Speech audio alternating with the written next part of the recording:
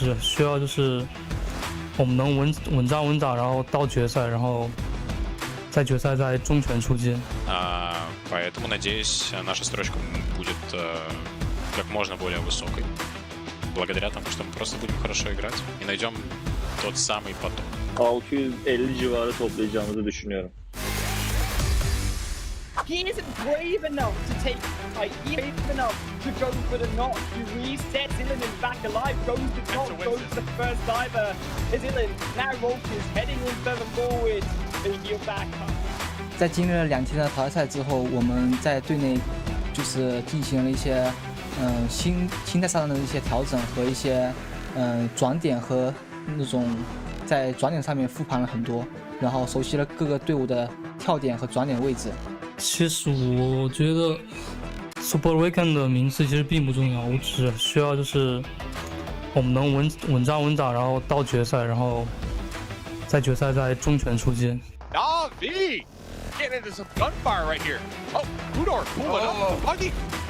Oh, next Ruda. Already down 2 men. That's not looking good. Behind as well falls down. Fedor in the clothesline, taking a lot of damage. He's not going to be able to withstand that one. He also falls down. Now next Ruda left with only one last man alive. And Frozen is all the way in the middle of nowhere. He's running. He's on a run. He doesn't want to fight against Navi. It's understandable. He wants to play things a little safe. That zone again, White moves up towards the north. This is nice game to lose when it comes to entering in his zone quickly. Quickly go for the punish to find Kitsune. That's the knocks that we were looking for in the edge of zone that they're going in for. But can they translate that into the kills? That's what I'm looking for. And so far it seems like they will be able to. Navi's already down and bleeding. Первые 2 дня были не совсем удачные, но мы понимали, что нужно будет адаптироваться прямо по ходу турнира, потому что есть команды из американского региона, с которыми мы вообще не играли ни разу. И это просто будет планомерная работа, в ходе которой мы научимся играть в таких ситуациях, в таких играх с такими командами и будем вновь показывать лучший результат. Наша главная цель к финалам — это просто найти свою игру, чтобы показать всю свою мощь, весь наш потенциал уже непосредственно в этапе, который действительно многое значит, который будет гарантировать проход на чемпионат мира, финал чемпионата мира. Поэтому, надеюсь, наша строчка будет как можно более высокой, благодаря тому, что мы просто будем хорошо играть и найдем тот самый поток. Analyst knows Golden probably looking for this pickup, probably looking for this revive. I don't think it's going to be possible. Golden needs to make sure to be locked and loaded, ready to take this engagement. Style's going to be pushing with the UMP. Go for that straight out of. Turnuva başlamadan önce 600 puanı bulur muyuz diye tartışıyorduk aramızda arkadaşlarla. 650 civarı toplayacağımızı düşünüyorum. Merhabalar, ben SPG'den Saylan. 10 maçın şu 2 gün üzerinde 10 maçın 7'sini falan win almayı düşündük ama sadece 4'ü nasip olabildi. Bazı maçlar zaten sattık. Bombayı falan filan olsun. Ya bunları çalıştık, tabii ki de bekliyorduk her şeyi. Yani hiç şaşırmadık. Normal hedeflerimize doğru ilerliyoruz.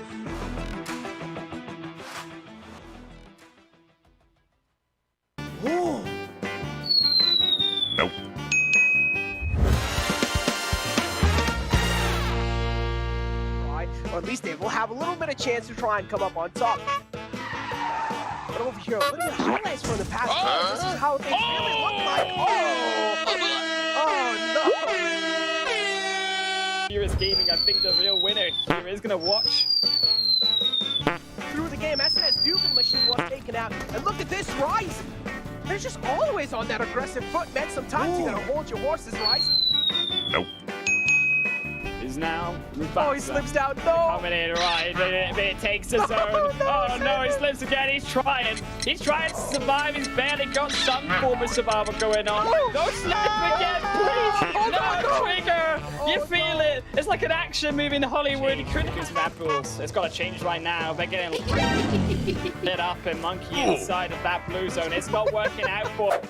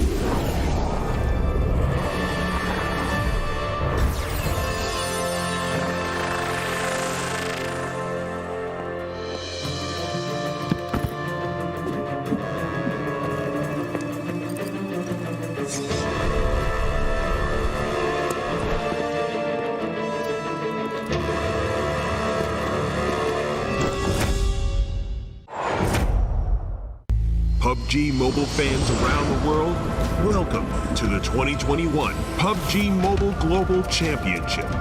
To the top teams across all regions, we have a message for you. The Middle East, you have proven your worth. Now, make your formidable debut on the PMGC stage. South Korea, forget the past. This year, show the world you've ascended. Remind the world of South Korea's raw talent. Japan, you came so close last year. But what doesn't kill you only makes you stronger. Bring it back better than ever. The Americas, you're the alpha dogs that dominated the West. Now, lead the pack on the world stage. Southeast Asia, you took down so many strong teams on your journey to the top. It's time for a comeback on the global stage. Europe, it's now or never. Push your limits and surprise us all. This is the moment to create your legacy. South Asia, you were the dark horse of 2020. Amaze those who would underestimate you again. China, you carry the crown of last year's PMGC. Now, with everyone's eyes on you once more, can you secure back-to-back victories? PMGC needs a champion. The world needs a champion. Who will stand victorious in the end? Who will be next to glory?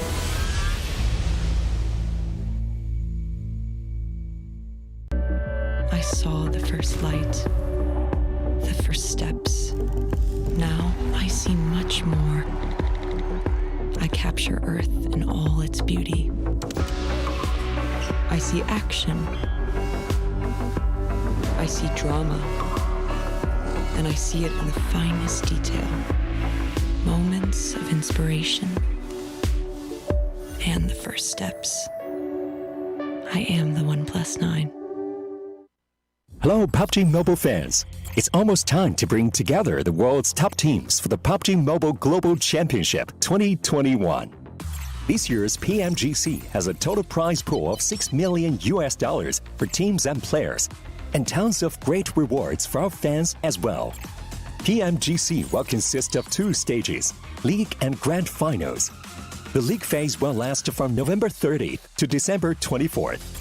During the League phase, teams from the Americas and Europe will compete in the West League, while teams from Asia and the Middle East will compete in the East League. Each league, 20 teams will compete on Tuesdays and Wednesdays for 16 slots to compete on Friday, Saturday, and Sunday in that week's Super Weekend. The total Super Weekend scores over the first 3 weeks will determine which 16 teams will compete in the PMGC League Finals during the final week. The top 9 teams from the East League Finals, the top 6 teams from the West League Finals, and a special invited team will advance to the PMGC Grand Finals. The PMGC Grand Finals, which will take place on January 21st, 22nd, and 23rd, will determine the PMGC 2021 Global Champions. Who will be the next to glory? Don't miss a single minute of exciting PMGC action.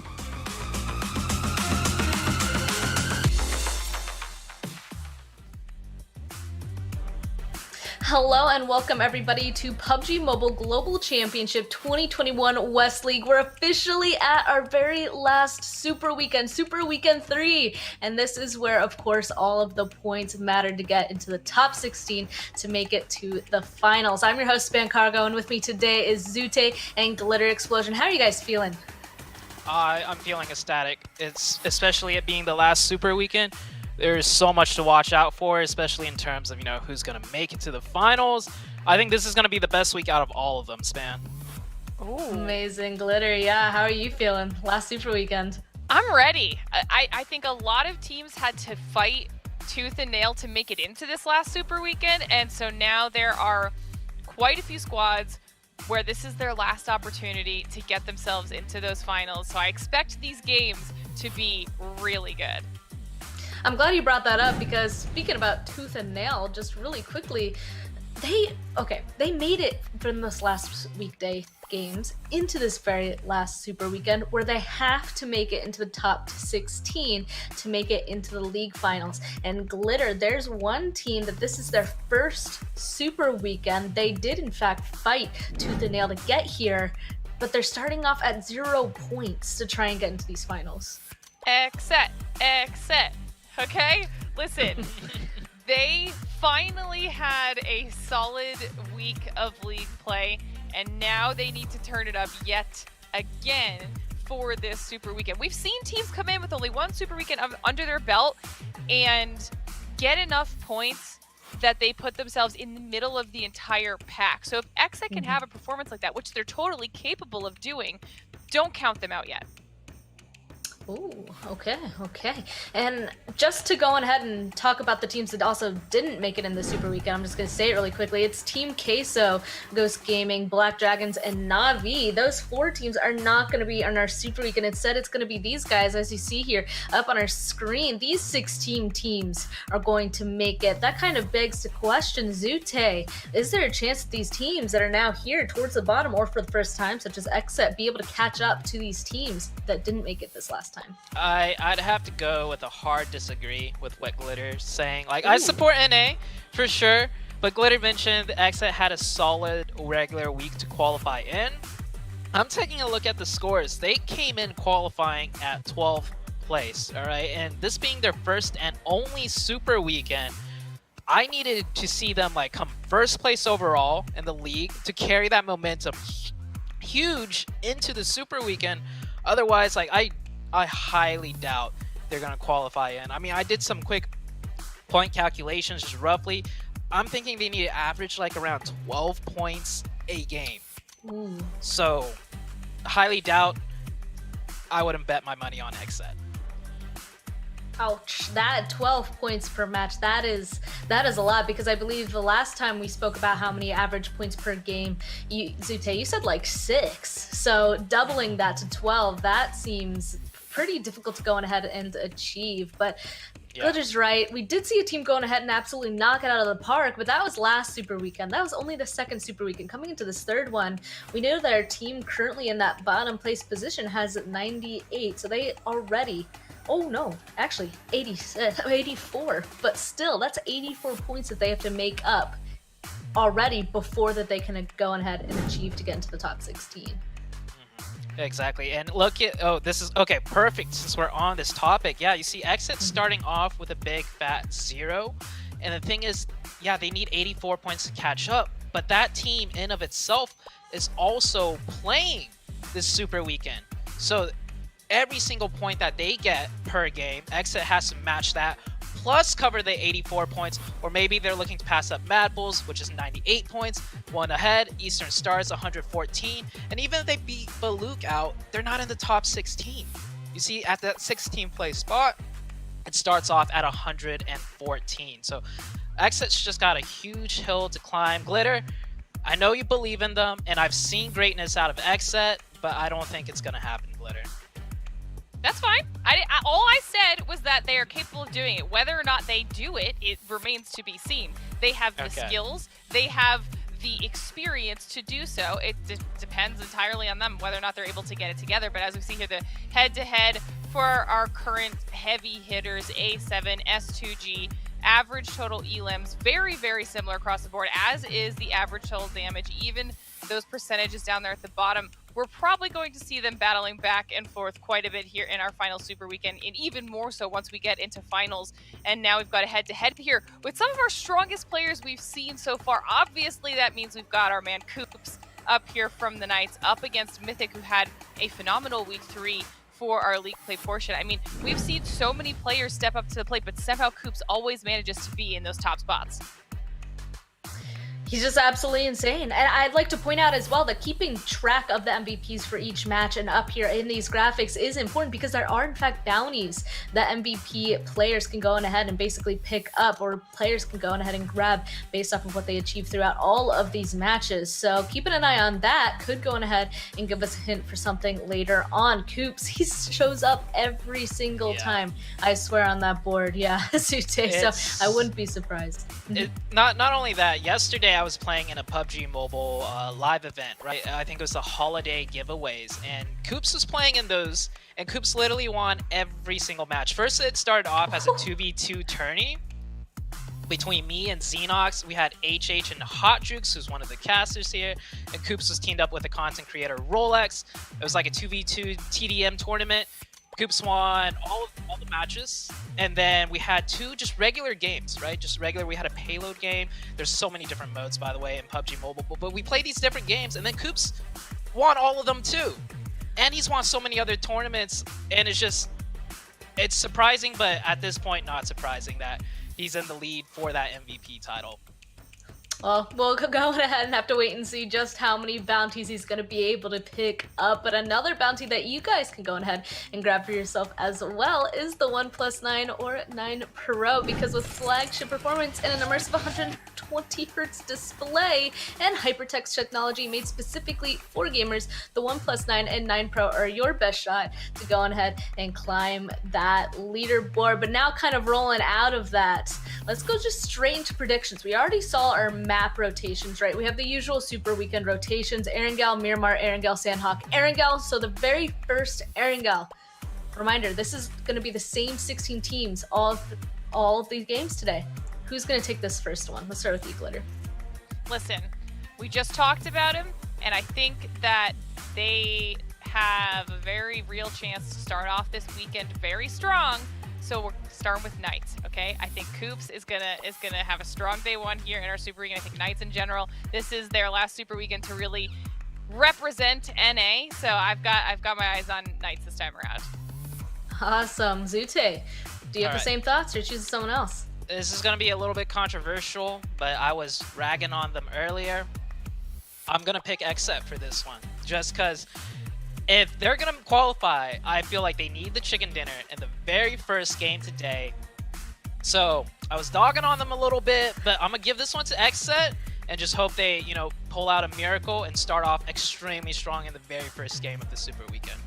Setting out positive vibes from the beginning. I mean, they'll definitely go ahead and need it. Now for me, I'm actually going to go ahead and go with S2G, because last week we ended up seeing them end up kind of trying different stuff. We did see them still going ahead and win at least a handful of games when they were able to, but we were kind of hypothesizing that they'd be kind of coming back right before finals. So this is the last Super Weekend. This is their time to come back. So I'm just going strong with S2G. So those are our picks. We're about to be going on to Erangel. Is there anything else specifically that we want to go ahead and discuss before jumping into the game?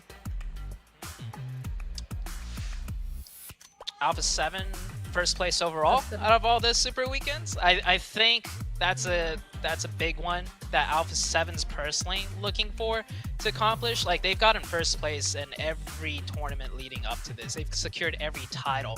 Now, there's no special prize, of course.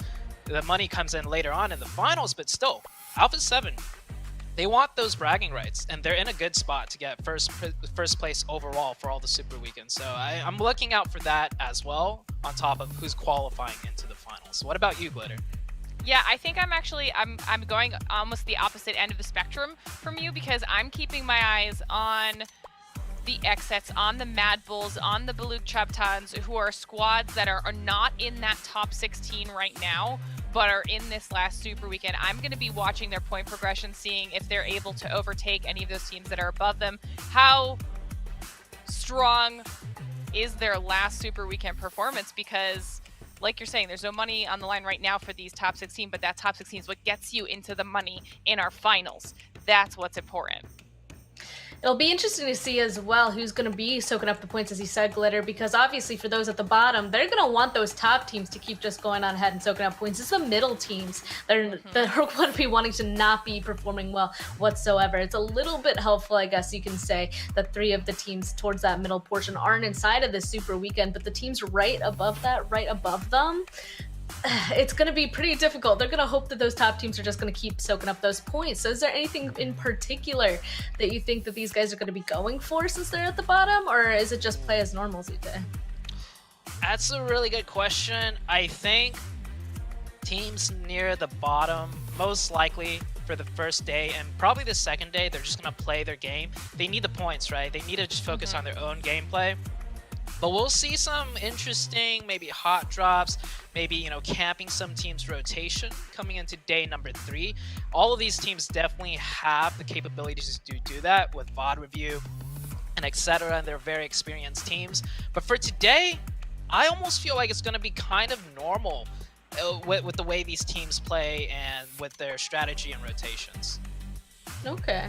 Yeah, I mean, I think that might be the exact way it plays out, because even just considering what we saw in league play, right? We had the teams that needed to get points. They were playing the way that they were comfortable all the way up until I think even like the halfway point really of the second day of league play.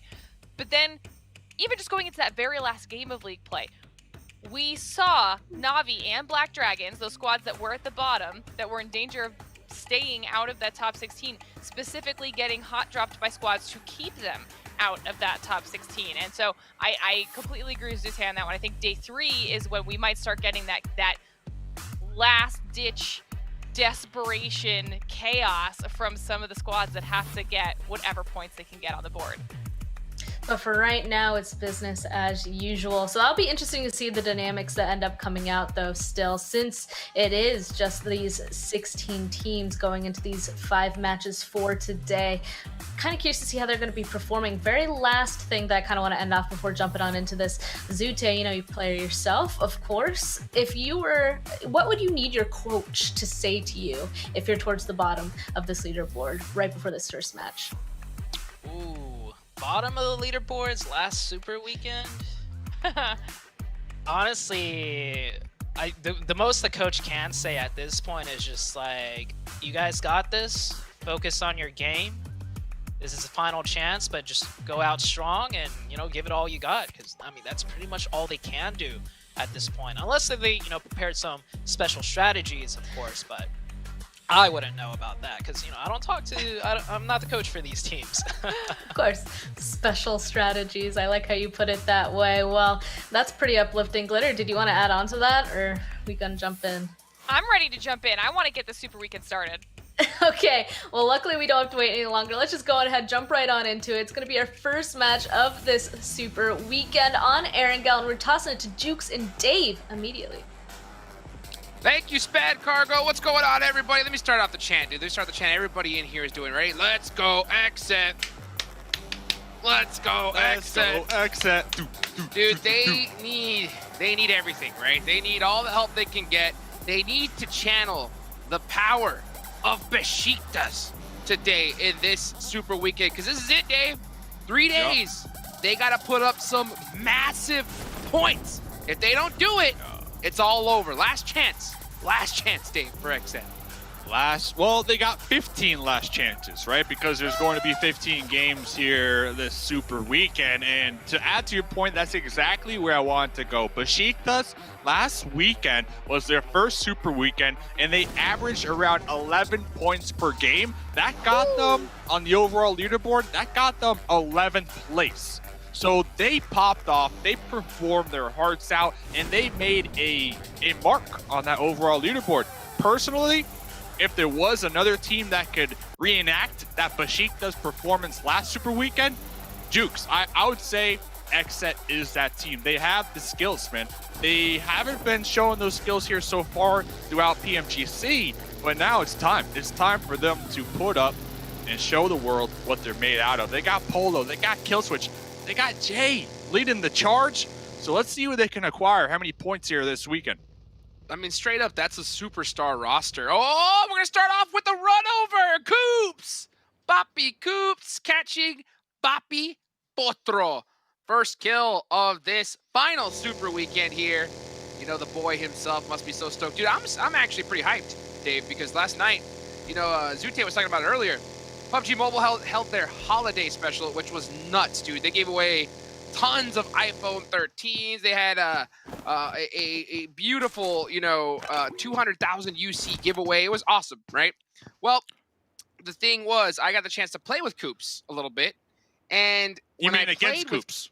Yeah, well, I played with him and against him. Okay, all right. Okay. When I played against him, dude, I decided I didn't want to make him look bad, you know, because he's a superstar, right?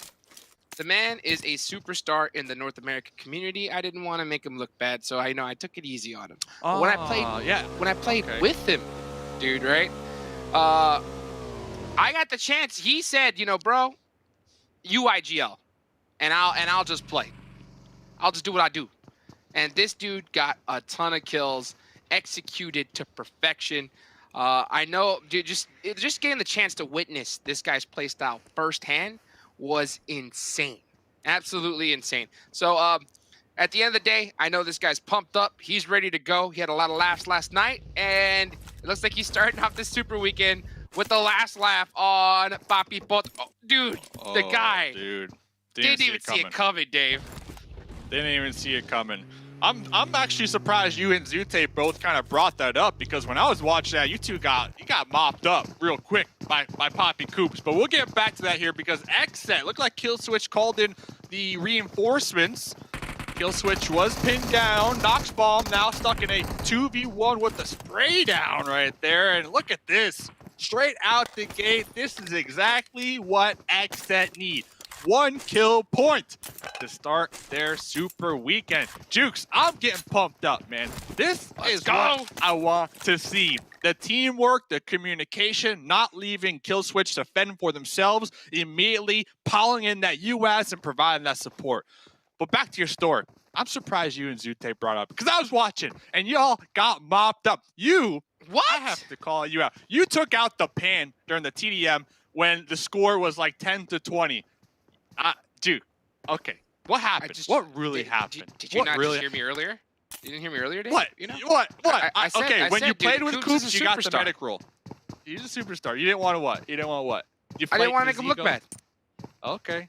Look at that. A limb milestone reached on the bottom? Scripted. Scripted. So this is important, because we are giving out Gunslinger Awards, Grenade Master, Eagle Eye, Survivor, and Medic. So pretty sure with that right there, the Gunslinger Award, highest average number of kills plus damage plus headshots. Now that's going to count everything here in PMGC West, but you have to assume Coops will be up there at the top. But as we have kind of a lull in the moment here, keep telling me about how you got mopped up in that TDM against Coops. I'll love to hear this. It was good.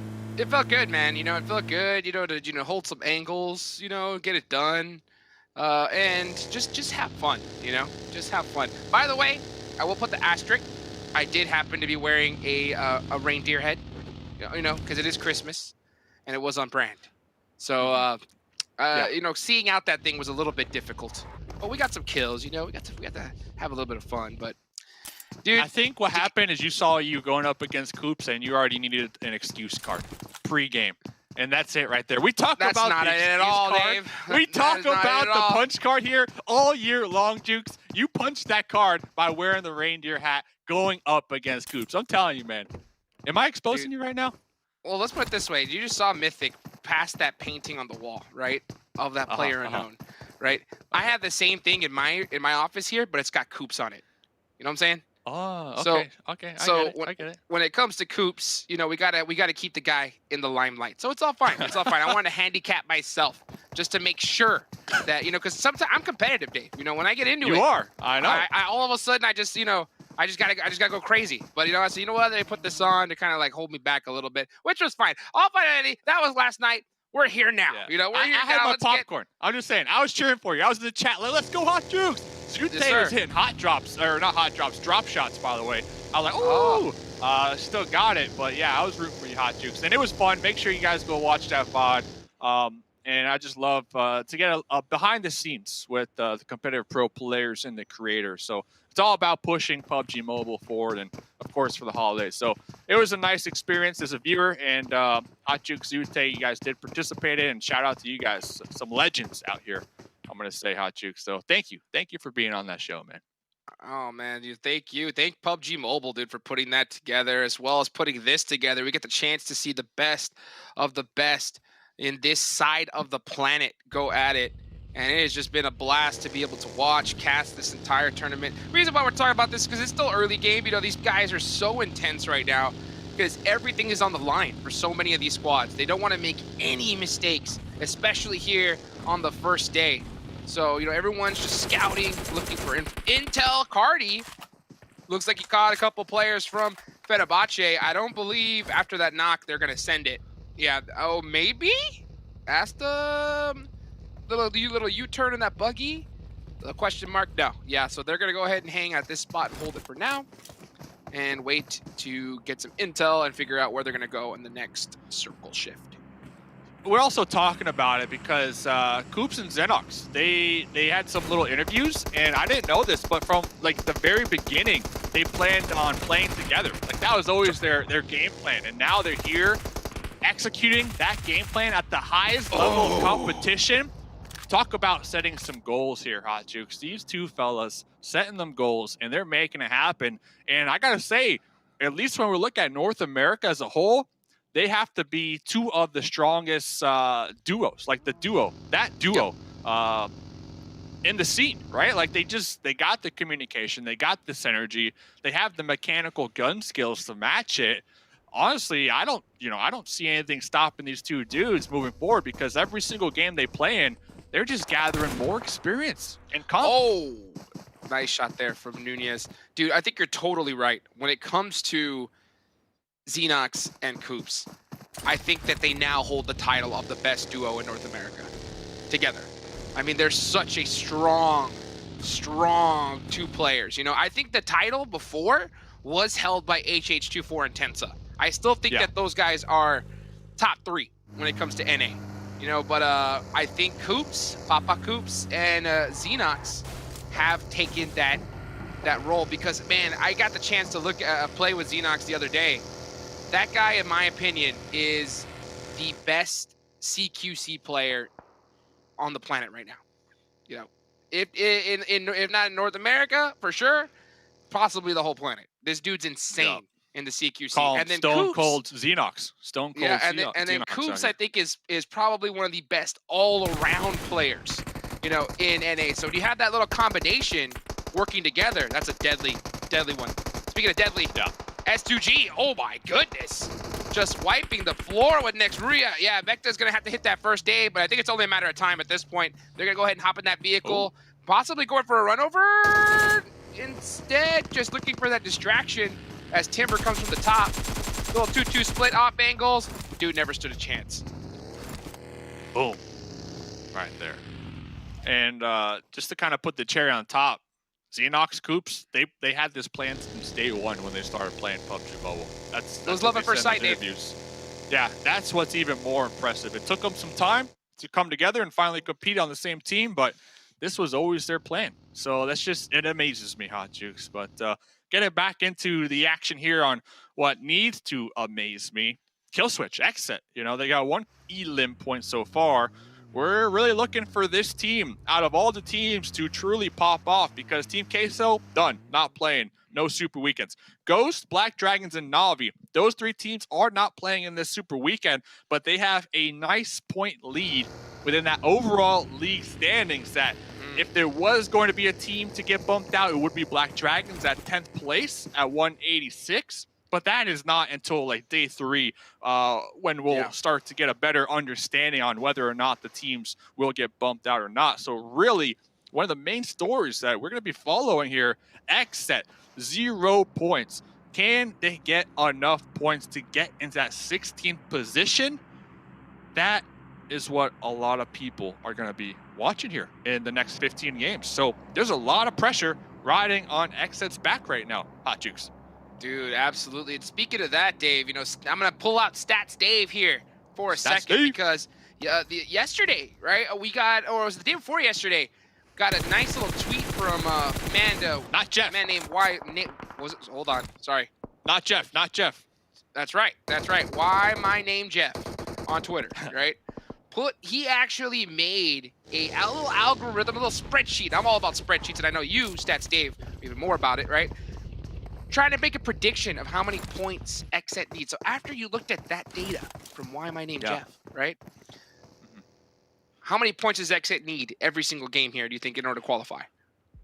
Well, I think Zute kind of nailed this on the head, also kind of referencing Not Jeff's stats. I said to Not Jeff, hey, if you're right, we're going to call you Jeff from now on, by the way, and he was cracking up. But Zute mentioned somewhere around 12 points per game. Now, that is average. right? So that means they can get, what, 2 chicken dinners in a row, get a 0-point game, and we take the average of that. So on average, out of all the next 15 games, we're looking to get around 12 points per game.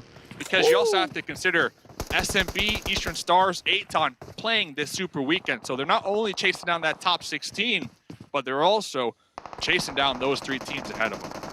Man, it's so crazy to even think, because you got to think about it. 12 points a game. If you have 1 goose egg average out of all these 15 games, like, could you? That's gonna just make it so difficult for you. So XSET literally need to pop off constantly. And the reason why we're on this storyline, you know, for all those people, the probably people in the chat yelling bias, you know, the reason why is because there's so many teams already gonna qualify. We know for a fact they're gonna, you know, and the prize pool's coming up next. So the story is definitely gonna be on those teams that are on the cusp of either making it or not. It's a big story. It has to be, yeah, one of the main ones. And, you know, the only reason I truly believe that they can do it, Hot Jukes, and I talked about it, I think, during the league play, is because of the simple fact that Besiktas did just that. They popped off, and they only played 1 super weekend. So we'll see as Asta, ooh, out here from Aton. Nice little grenade. I believe that grenade was able to get right through that little window of the shack, which is very difficult. And then above the shack to get a nice little amount of damage onto Octavian. Asta is just hitting these nades right now. This is a ridiculously difficult nade to hit, especially on top of this mountain, because it has to be cooked and thrown perfectly. Any further, and it's going down the mountain. Oh, he almost got knocked out from going down from fall damage. Beautiful support play from Bazi on that edge to be able to help out the Eastern Stars and buy a little bit more time. That's going to allow them to get a full reset and possibly turn the tides onto the Aton. Beautiful nade, getting that confirmed. And now, just like that, the shift. Now Aton are on their heels and running away. Eastern Stars with a beautiful defense here.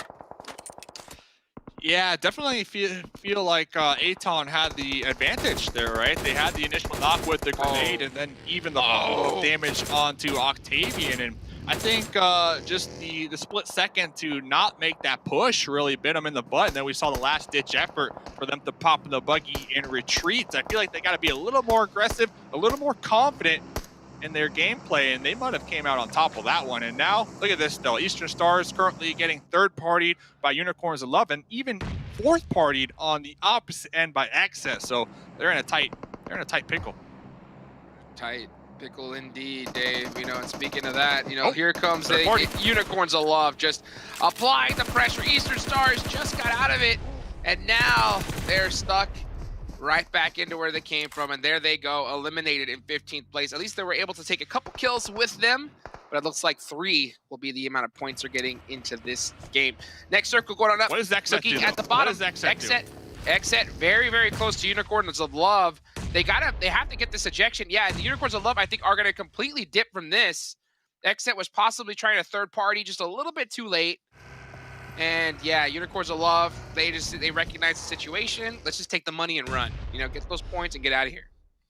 Smart play. Which is kind of a surprise because on the overall leaderboard, Unicorns of Love are way at the top, so they can definitely afford to play a little riskier here, especially early on the super weekend. So Unicorns of Love, they had a nice smoke wall that allowed them to get that loot for free. They knew there was a team on the opposite end from the previous fight. They recognized there was that third-party potential, but that smoke wall was beautiful and it allowed them to get in and get out.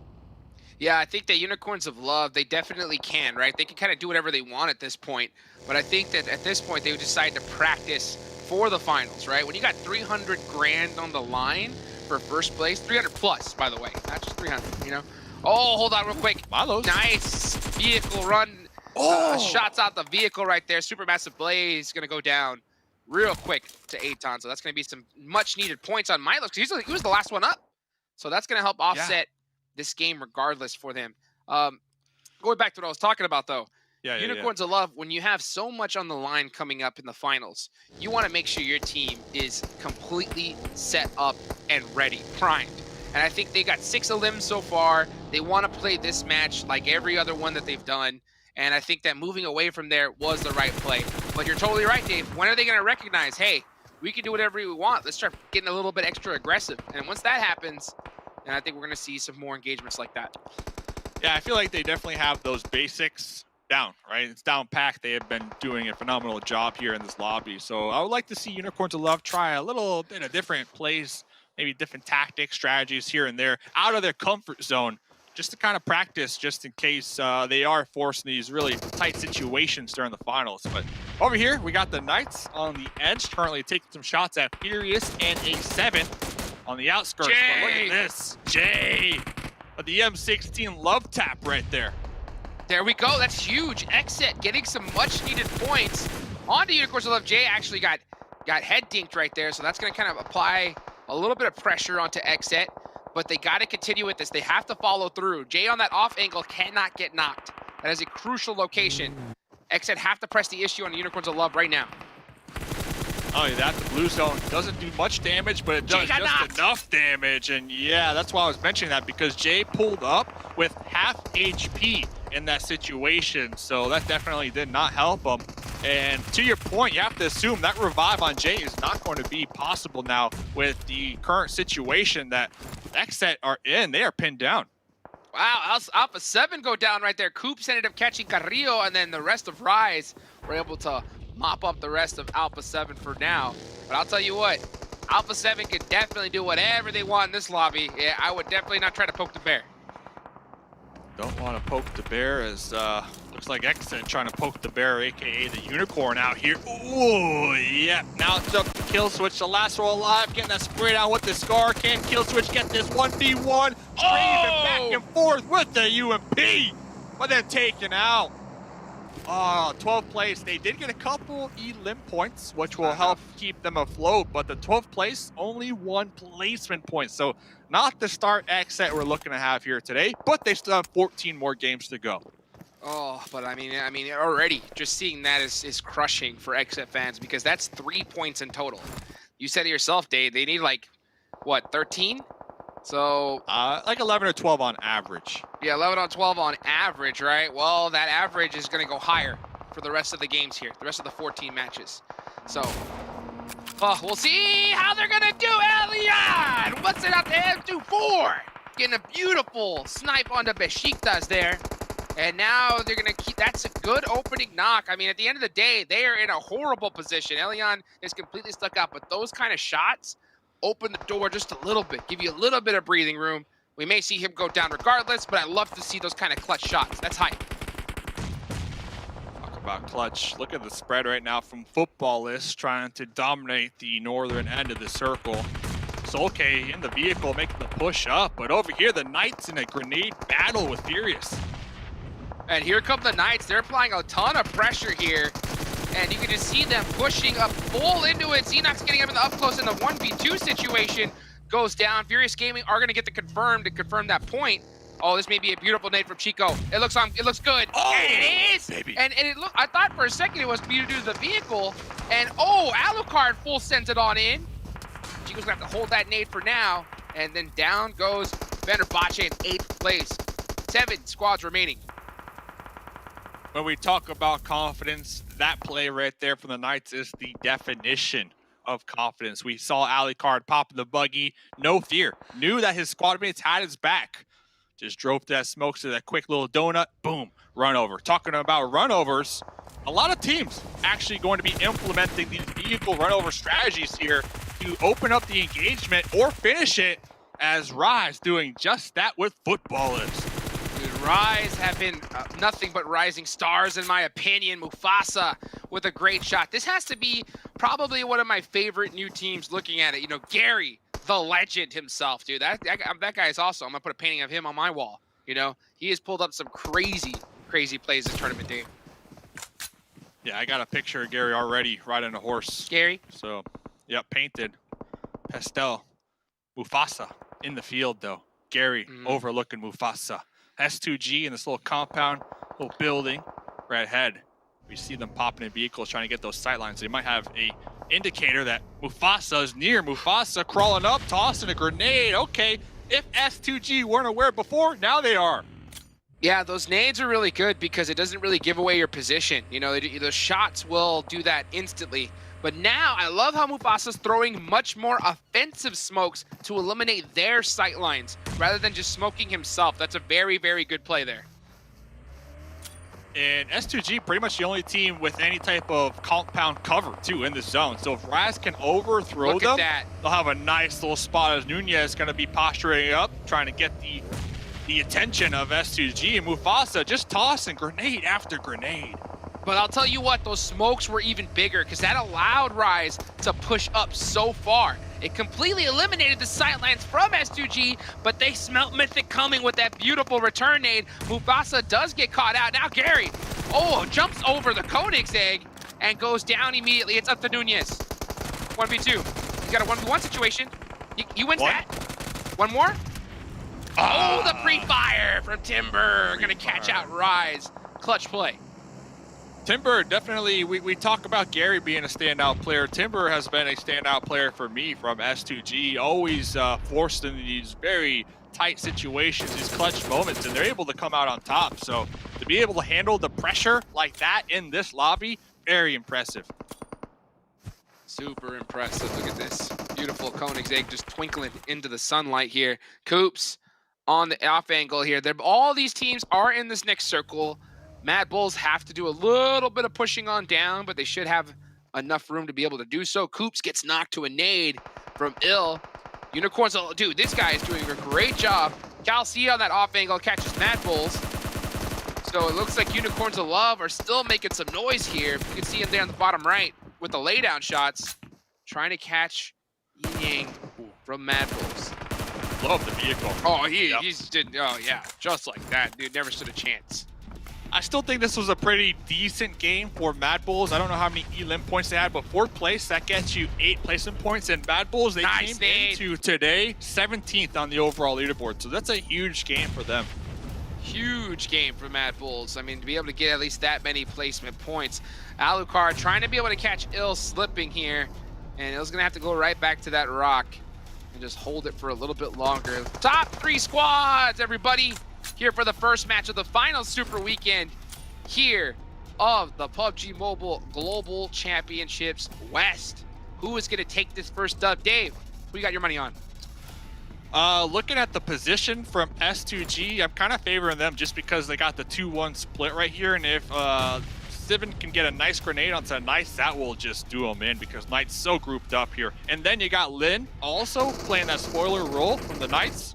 We'll see. I'm looking at S2G though. Timber on the rooftop as well, talking about sight lines. I'm talking about sight lines. Timber has got them sight lines. Let's see what Lin can do here. Oh, that nade is so close. Almost blew up that Bucky. And Lin's gonna survive a little bit longer, but Chico finally catches up. That's a huge, huge elimination for the Knights. Now they don't have to worry about them. Now it's a fair fight between S2G, but S2G, Dave, they got 3 players. And the fourth is Papa Blue. There's a nice grenade. There's a nice grenade right there. Let's see how S2G, will they collapse? Now that's a 3v2. Yeah, the Knights are just on their heels trying to survive at this point. Blue zone's gonna start coming in the next few seconds, and S2G is just applying that pressure, knowing the blue zone will be creeping in from that side. And here they go. Chico's gonna have to get up and make a play. Beautiful one there from Coops. Coops may catch the second. If he does, then it'll be a 1v1. He's got to win this. Gets a point. Pre-firing, trying to catch the snake in the grass. And he needs to take him out before Timber comes, otherwise it's a 1v2. Oh, but he gets caught out. S2G taking that chicken dinner right out away from the Pittsburgh Knights. A beautiful finish for this squad. They started off the strongest, and they just continue to dominate here, Dave. S2G looking mighty fine here in game number 1 of the final Super Weekend. Now the Knights, they were involved in the action throughout the entirety of the game as well, so hats off to them, as people in Texas like to say. Hats off to them. But we mentioned Mad Bulls top 4 situation. They did come into today's games 17th.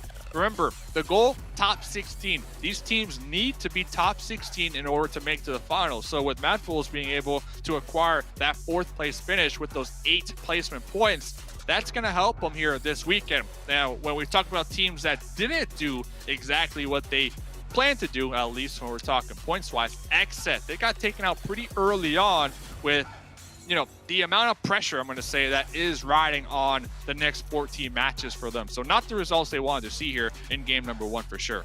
Yeah, they started off really strong. You know, it looked like they were going to be a force to be reckoned with, and then just Unicorns of Love shutting them down there in that last, that first engagement that they had. But let's take a look at some of the highlights here of this match, and yeah, I think that's going to be the big thing that we're looking at. Mad Bulls getting a good, decent performance. XSET just not able to get it done in this one. Killswitch, they had some beautiful knocks, great positions there, but I think they had to play a little bit more aggressive when they had that first knock on Unicorns of Love, instead opting to extend that play, and they just got punished for it. Yeah, and we already see in the highlights, Knights just non-stop action all game long. Alucard with the DP stand up 4 times right there. Then the final nail in the coffin onto Yin Yang, blowing up that vehicle out there. Lin, nice little grenade right there. If Lin wouldn't have hit that grenade, then I would have said, to kind of go to your point, that Knights had a really solid chance at possibly winning that game. But when we talk about the zone, they had their backs against the blue zone, and they were so grouped up that all it takes is a molly or a grenade, and that's exactly what happened to apply that additional pressure. And it just took them out. But ladies and gentlemen, that was only game number 1. We got a bunch more games to go. Let's hear what the desk had to say about that match. Only game number 1, and gotta say, I mean, other than Mad Bulls, it was the top couple of teams that ended up getting into the end there. Coops almost winning the first team, but of course, S2G taking that win. Zute. Dude, Coops, and he got that second knock because it happened so fast. I almost didn't catch it, but he grenaded one, instantly peeked out, got the other player in 1 HP. We had like a split camera going, 3 different POVs, and that one S2G member was 1 HP. If Coops got that down to that 1v1, he wins that like 100%. But oh, S2G, better positioning, better angles. The Knights really brought it to them though. But S2G, I think someone predicted S2G. Was it you, Span? You were talking about S2G. Yeah, congrats. So S2G getting that first win in. I got one finally. Yeah, S2G kind of showing themselves back. I mean, Glitter was really close as well. She's the one that chose the Knights. So they're going on ahead, grabbing that second place with the 24 total points. Unicorns of Love, gotta say, they're also at the very top of the leaderboard as well. The only one that's missing from this front page, Glitter, is actually Alpha 7. Yeah, and Alpha 7 ended up facing up against Rise, who's the 4th place team, and going down to them. So, I mean, if we're looking at the bottom of the leaderboard, though, while we're on these squads, Mad Bulls was one of those bottom teams, weren't even in the top 16 overall for Super Weekends coming into this first match, and they didn't get the level of aggression that I would have liked to see. Those elims, obviously Big Bad Zero, but they did get some decent placement points on the board, and that's a good start considering they are that 17th place team. They hadn't even broken triple digits until this game allowed them to push above that. So that's going to be good for them. But after that, Zoo, I mean, you see Atan up here with 3 points, XSET up here with 3 points. But a lot of those teams that are in 14th through 19th, with the exception of Mad Bulls, didn't do a whole lot. Yeah, so like the casters were talking about how XSET needed a huge game in order to catch up and surpass these teams. In a way, XSET is only really competing with the bottom teams, and like Glitter just pointed out, all the teams on the bottom, except for Mad Bulls, kind of dropped the ball as well. So everybody kind of collectively dropped the ball looking at that 16th place qualification spot. So XSET, in a way, kind of have another chance, so to say. It would have been huge, though, if XSET had a big game, and then all the teams that they're fighting against had a bad game. But that wasn't what happened. It's not over yet because these other teams didn't do too well, but XSET still has a huge mountain to climb. You can see on the second half of the leaderboards, 3 points, 2 points, 2 points, 2 points, 1 point. Yeah, so not many points gathered by the teams on the second half of the page. Not many points gathered by the teams 14th place and downwards. It's a little bit surprising as well, taking a look at this, because obviously we expected different from Alpha 7. Rise, though, of course, being the ones to challenge them is definitely something we always want to see, being the little and big brother. A Supermassive Blaze, though, they had a great match coming into the league play, and they're going out first, kind of surprising. What's not surprising though is to see Coops up here once again. I mean, we've talked about it. He's always up here. Yeah, Glitter just the 5 eliminations, the 1,000 damage once again. That just seems to be the usual for him. He is unstoppable, okay? I don't know what he eats for breakfast when he prepares for these games, but unmatched, even in games where obviously they had an incredibly strong second place finish, but they still didn't get the chicken dinner, and it's still Coops up here for the MVP. Even in games where they might even be top 6, you'll still see Coops up here. He just doesn't know how to slow down, but I think this is going to be key for Knights in this final Super Weekend, especially going into finals when everything is reset and they've got a clean slate with everybody else that makes their way through. If this is the type of performance, and we heard the casters talking about it too, it now feels like Coops and Xenox are this unstoppable duo. If they're going to continue that, then they are definitely going to be a squad to be keeping our eyes on as we see the overall rankings here. And you can see PK is not that far behind S2G now after that performance, and that's very fitting considering they were our first and second place teams here. And the ones that are grayed out are the ones that aren't playing, but Zoo, it was a pretty top-heavy match for this first one.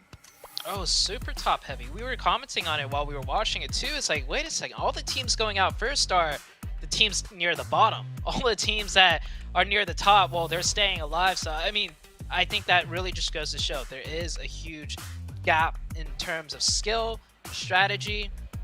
But for now, all you need is top 16. So there's a good chance for these teams at the bottom to still make it in there. That point gap isn't all too big, minus, you know, what XSET's looking at. But there's a chance. There is still a chance. And the Knights passed up Alpha 7 too, by the way, after that last game. So the top 1 position between Unicorns of Love, Alpha 7, PK, and S2G, I think it could go to either one of them. But Rise had a big game too, that one. Maybe even Rise might be looking to get that #1 spot. I know it's not the most important focus, but it's always nice to take a look at who's #1 out of all the Super Weekend games combined.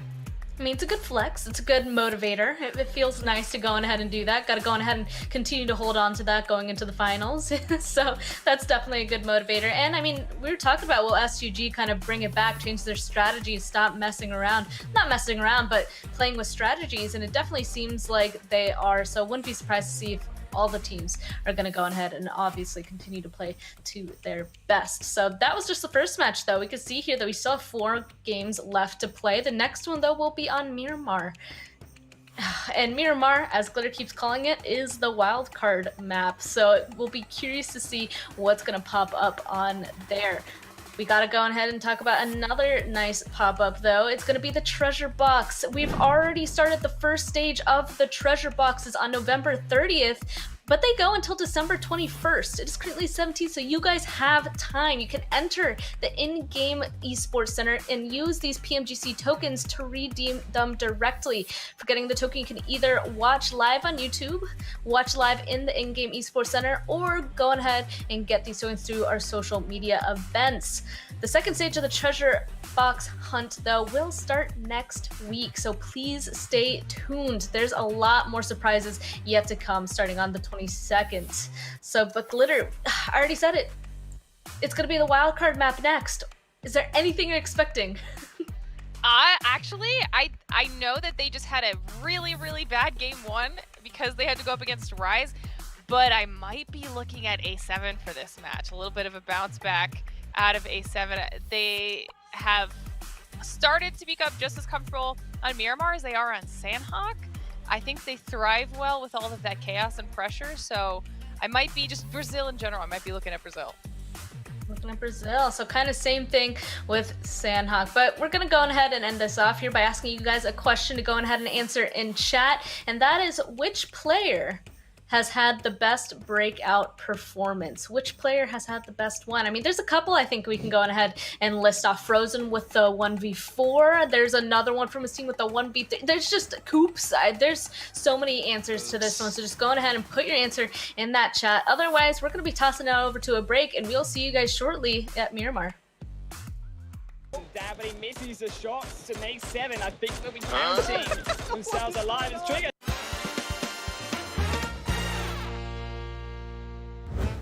Oh, that's it. He did. He got it.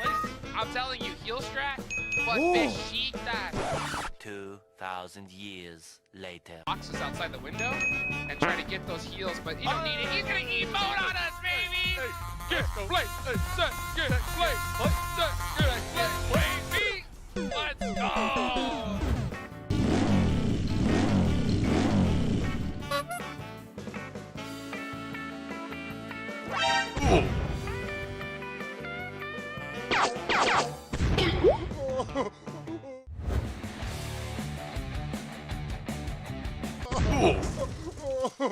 Clear right, what Navi, the rest. Oh no. Oh, it happened. Oh, my days. there he How goes. could you? Maintain that high result because the rest of his team is close behind him.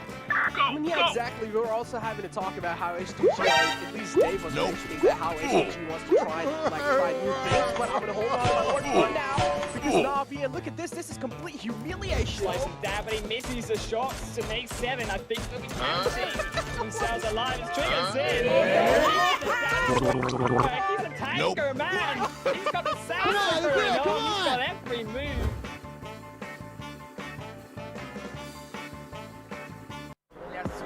But this will make it big for Sanhok if they can get the chicken dinner. Now we're seeing a lot more information here. Yes, speeding up. What? What? He got back in! He got back in! Damn, now we're chicken dinner! Welcome back to PMGC West. This is the very last Super Weekend, the first day of the last Super Weekend. We're about to be going into match 2 on Miramar. So we already had a great performance coming through from our very top teams. The Mad Bulls being able to shove themselves up there as well, but there's still a lot of points for these teams closer to the bottom to be able to go ahead and pick up. Glitter, I gotta say, you were kind of analyzing the overall leaderboard coming into this while we were watching that last match, and honestly, I liked it so much, I feel like I would just want you to say it again. I don't even know what I said. What did I say?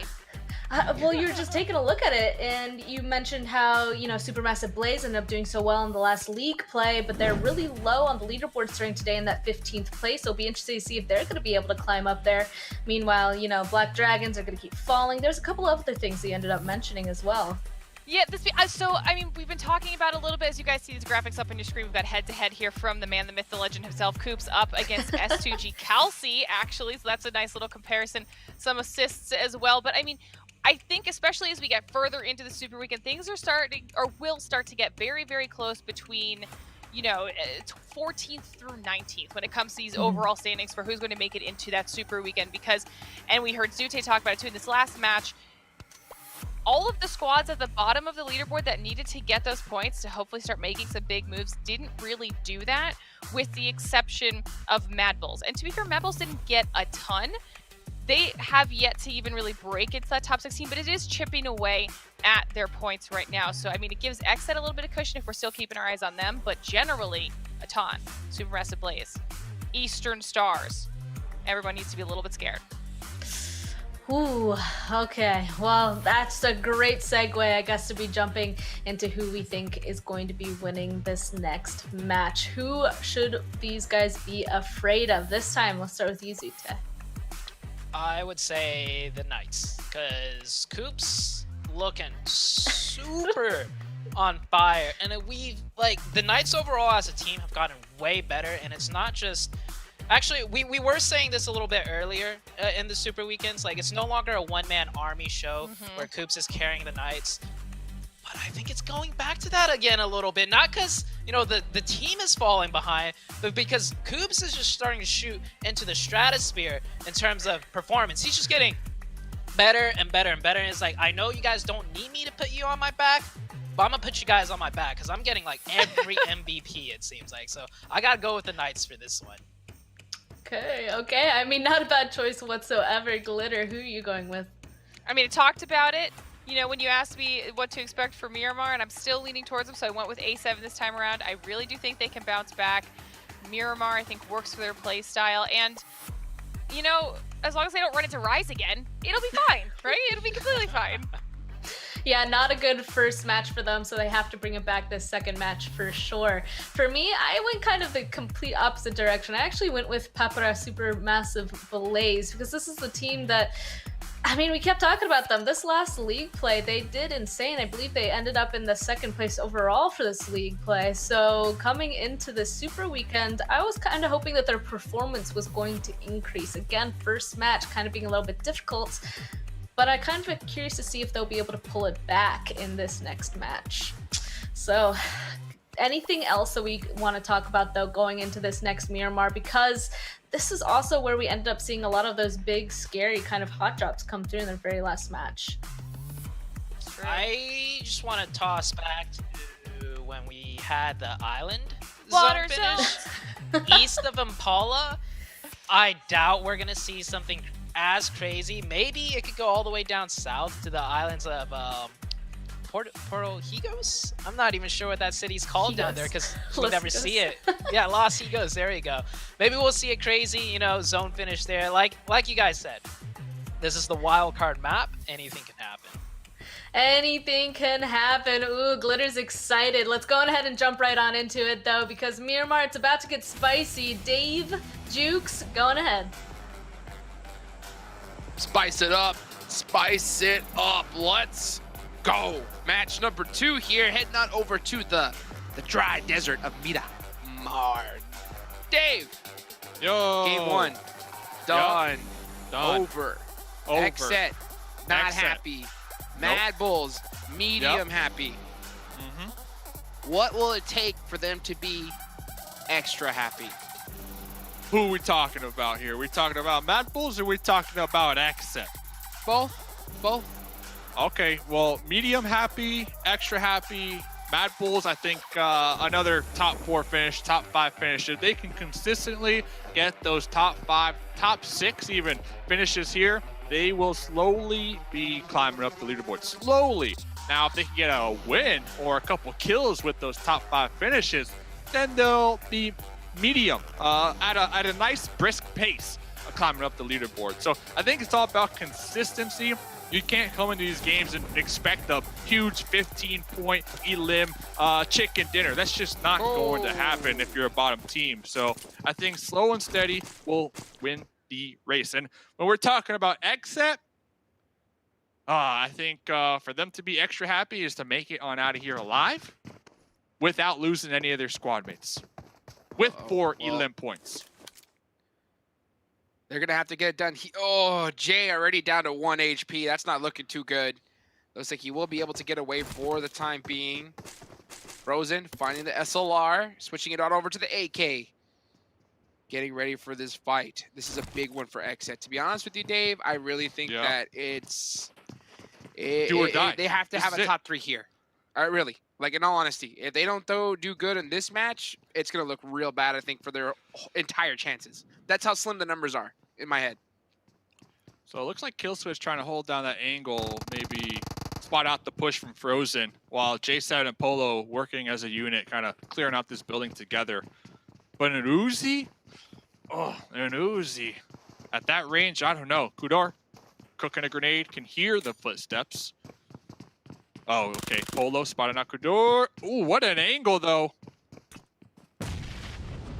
Okay, but look at this. So close. Yeah, next Rio, though, they are slowly grouping up. And you can see Kudor trying to throw a nade in that window. He's hearing footsteps like crazy, so he does know that they're right there. He might get this. He's just going footstep tracking right there. He's going to spot Killswitch. That may be a really good nade. Ooh, a little overcooked. Killswitch is going to throw one right in return. Kudor's in big trouble. Oh, instead throws it to the side there. Oh, yeah, he tried to do a little bounce off that broken wall. I don't think he realizes that he's in that shack. This is a sweaty fight, but if X-Set can get a nice little grenade right there, that will be it. A lot of Uzis out here. Killswitch with the pre-fire. Looks like both teams slowly getting ever so closer to one another. But I'm looking at Jay. I know Jay is kind of on the high ground, kind of playing that overarching position, but I think Jay should group up a little bit here. I'm not going to lie, Hot Jukes. Killswitch, I do think so as well. That off angle is going to be huge if he can spot the behind that broken wall. So I think that Jay's holding that angle, waiting for them to push up. That smoke may make it a little bit difficult for Jay to track shots if they do run into it. So it kind of an interesting smoke there from Killswitch. And in these kind of fights, everybody, one smoke can be the difference between living or dying. Like literally, one bad smoke, eliminating your sight lines, and you're done. So interesting, really, to look at these plays very, very carefully. Kill switch, and it's just looking to buy some time. And to be honest with you, Dave, this is bad. Yeah. This is already bad for XZ. This position here, whether they get all 4 kills or not, it's eliminating their loot time, their rotation time, especially with this first circle. This first zone went all the way to Puerto Pariaso, so it's going to be pretty tough for them to get into the zone, period, afterwards. They really need to get this fight done with quick. Yeah, and then not only that, you got A7 and El Pozo, who are going to be done looting here very shortly. That is just north of this current fight of this town. Next, Rhea. Possibly pulling off That's this the right one. decision. Kind of realizing, okay, we're spending a ton of time already 5 minutes into this. Bigger picture, we want to make it into the zone. Bigger picture, we want to get some solid placement points here. I like the call. I like it a lot. Yeah, I mean, it's so crazy because literally in my brain, the second I said that, I was like, this is taking way too much time with the zone. And it looks like next Rio would think of the same exact thing. I was literally just about to say it too. I was like, XZ need to make a decision right now. Like, because they have to think overall match. They can't just think one fight at a time. They have to think, hey, we need to be in top 3 pretty much every single game this week. So, you know, they have to decide, are we going to take this fight? Then we have to press the issue. We can't wait for an opening knock. It's just not, you're not in the same situations as before. That or turn around, get looting, find some other angles, and maybe try to catch them on the way out. But you got to make a decision now. Yeah, XZ are taking way too much time here. Yeah, this was kind of XZ's opportunity as well. They recognized, okay, that squad they're pulling off, but instead of pulling off themselves, they pushed up a little closer to try to catch them, possibly in the backside right there. So I feel like that was a prime opportunity for both teams to pull off. And Hot Jukes, I was talking about Alpha 7. They finished looting. They are in their vehicles, and they are going to be west of Monte Nuevo. So both of these teams, now they have to keep in the back of their mind that there's going to be a squad rotating near you. So if A7 hears some shots out there in the distance, A7, they are big chilling on the overall leaderboard.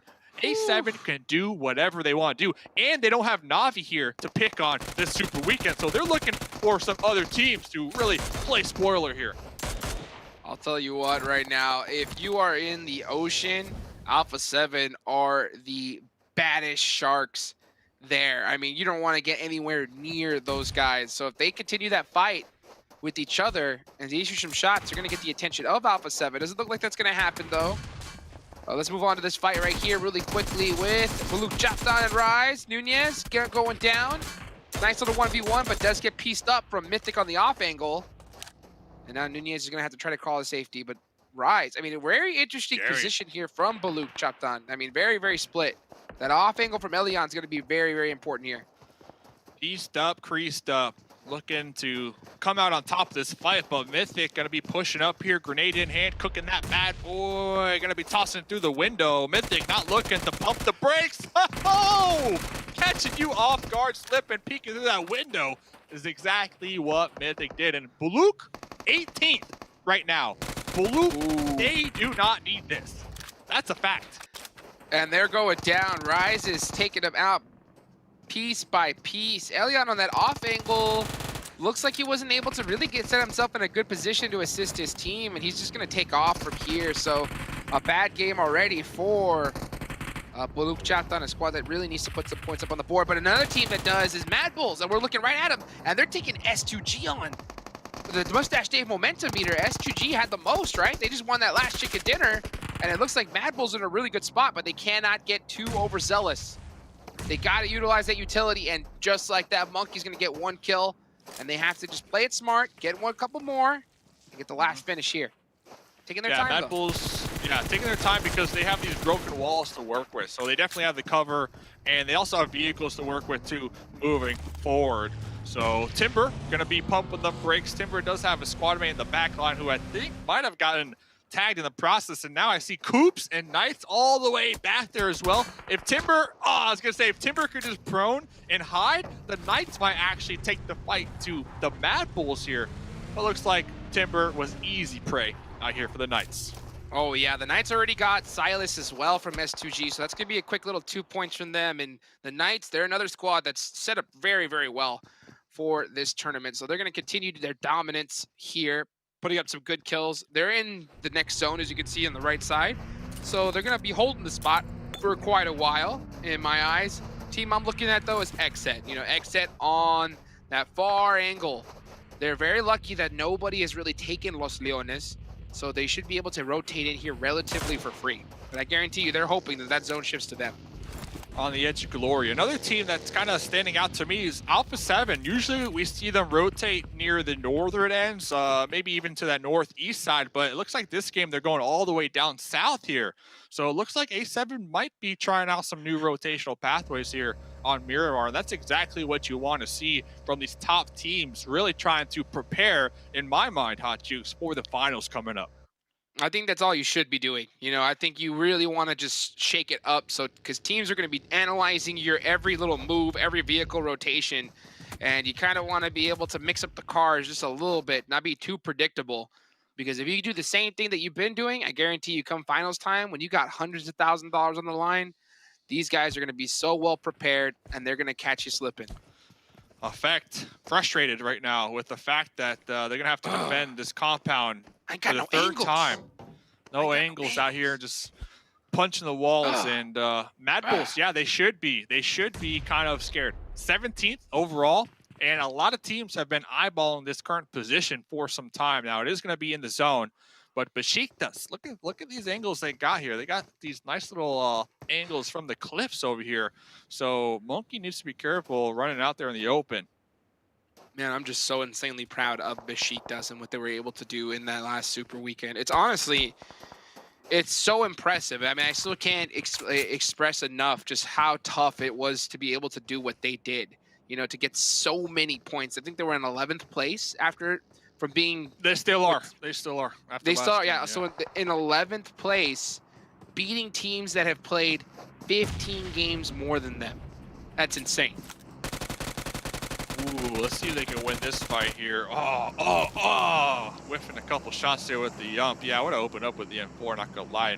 I think Besiktas is a nice threshold too when we're looking at Xset. I think that 11 points per game on average is a nice threshold because that gets them around 160, 165 points at the end of 15 games. And I think right now, if you're Xset, that's the team you're trying to catch up to is Besiktas because they only played one Super Weekend. So let's see, we'll get back to that. That's a day 2, day 3 topic.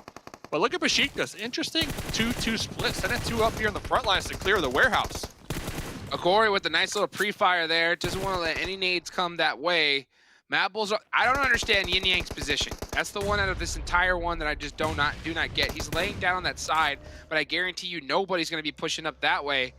And at what point will he decide to move? Okay, he's going to throw a nade off to that off angle. Maybe he's trying to stare through that doorway. Not too sure, but his teammates inside the building are getting pieced up. He's got to come up and help him. Yeah, I really did like that volley, though, to block at least one of the... Oh, was that a grenade? Okay, I was like, is that a gas can for a second? Yeah, that was a All right, here he comes. So here comes Yin Yang. That's what you were looking for. This player to really pop up here from their prone position. Going for that pre-fire. About 16 bullets left on the UMP. Jump shot. Got him. Spray down. You question Yin Yang. Yin Yang said, Hot Jukes, relax, bro. Watch this. Hey. Well, he said that, and I said, it's about time, bro. About time. Clutch play there. Monkey need to clutch up this 1v1, and he does! So, Besiktas go down to the Mad Bulls, a squad needing those points ever so desperately, and they are going to be able to do it with all 4 up.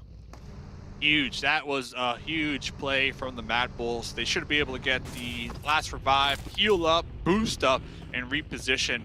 My only concern is where do they head next? The next circle, they got the Knights ahead of them, and then you're gonna have Eastern Stars piling in right behind you. So we'll keep tabs on the Mad Bulls. But looking over here at Xset, interesting 2-2 split out there on that west side here, Hot Jukes. Interesting. Very, very interesting. Jay maybe get caught out here by Choco.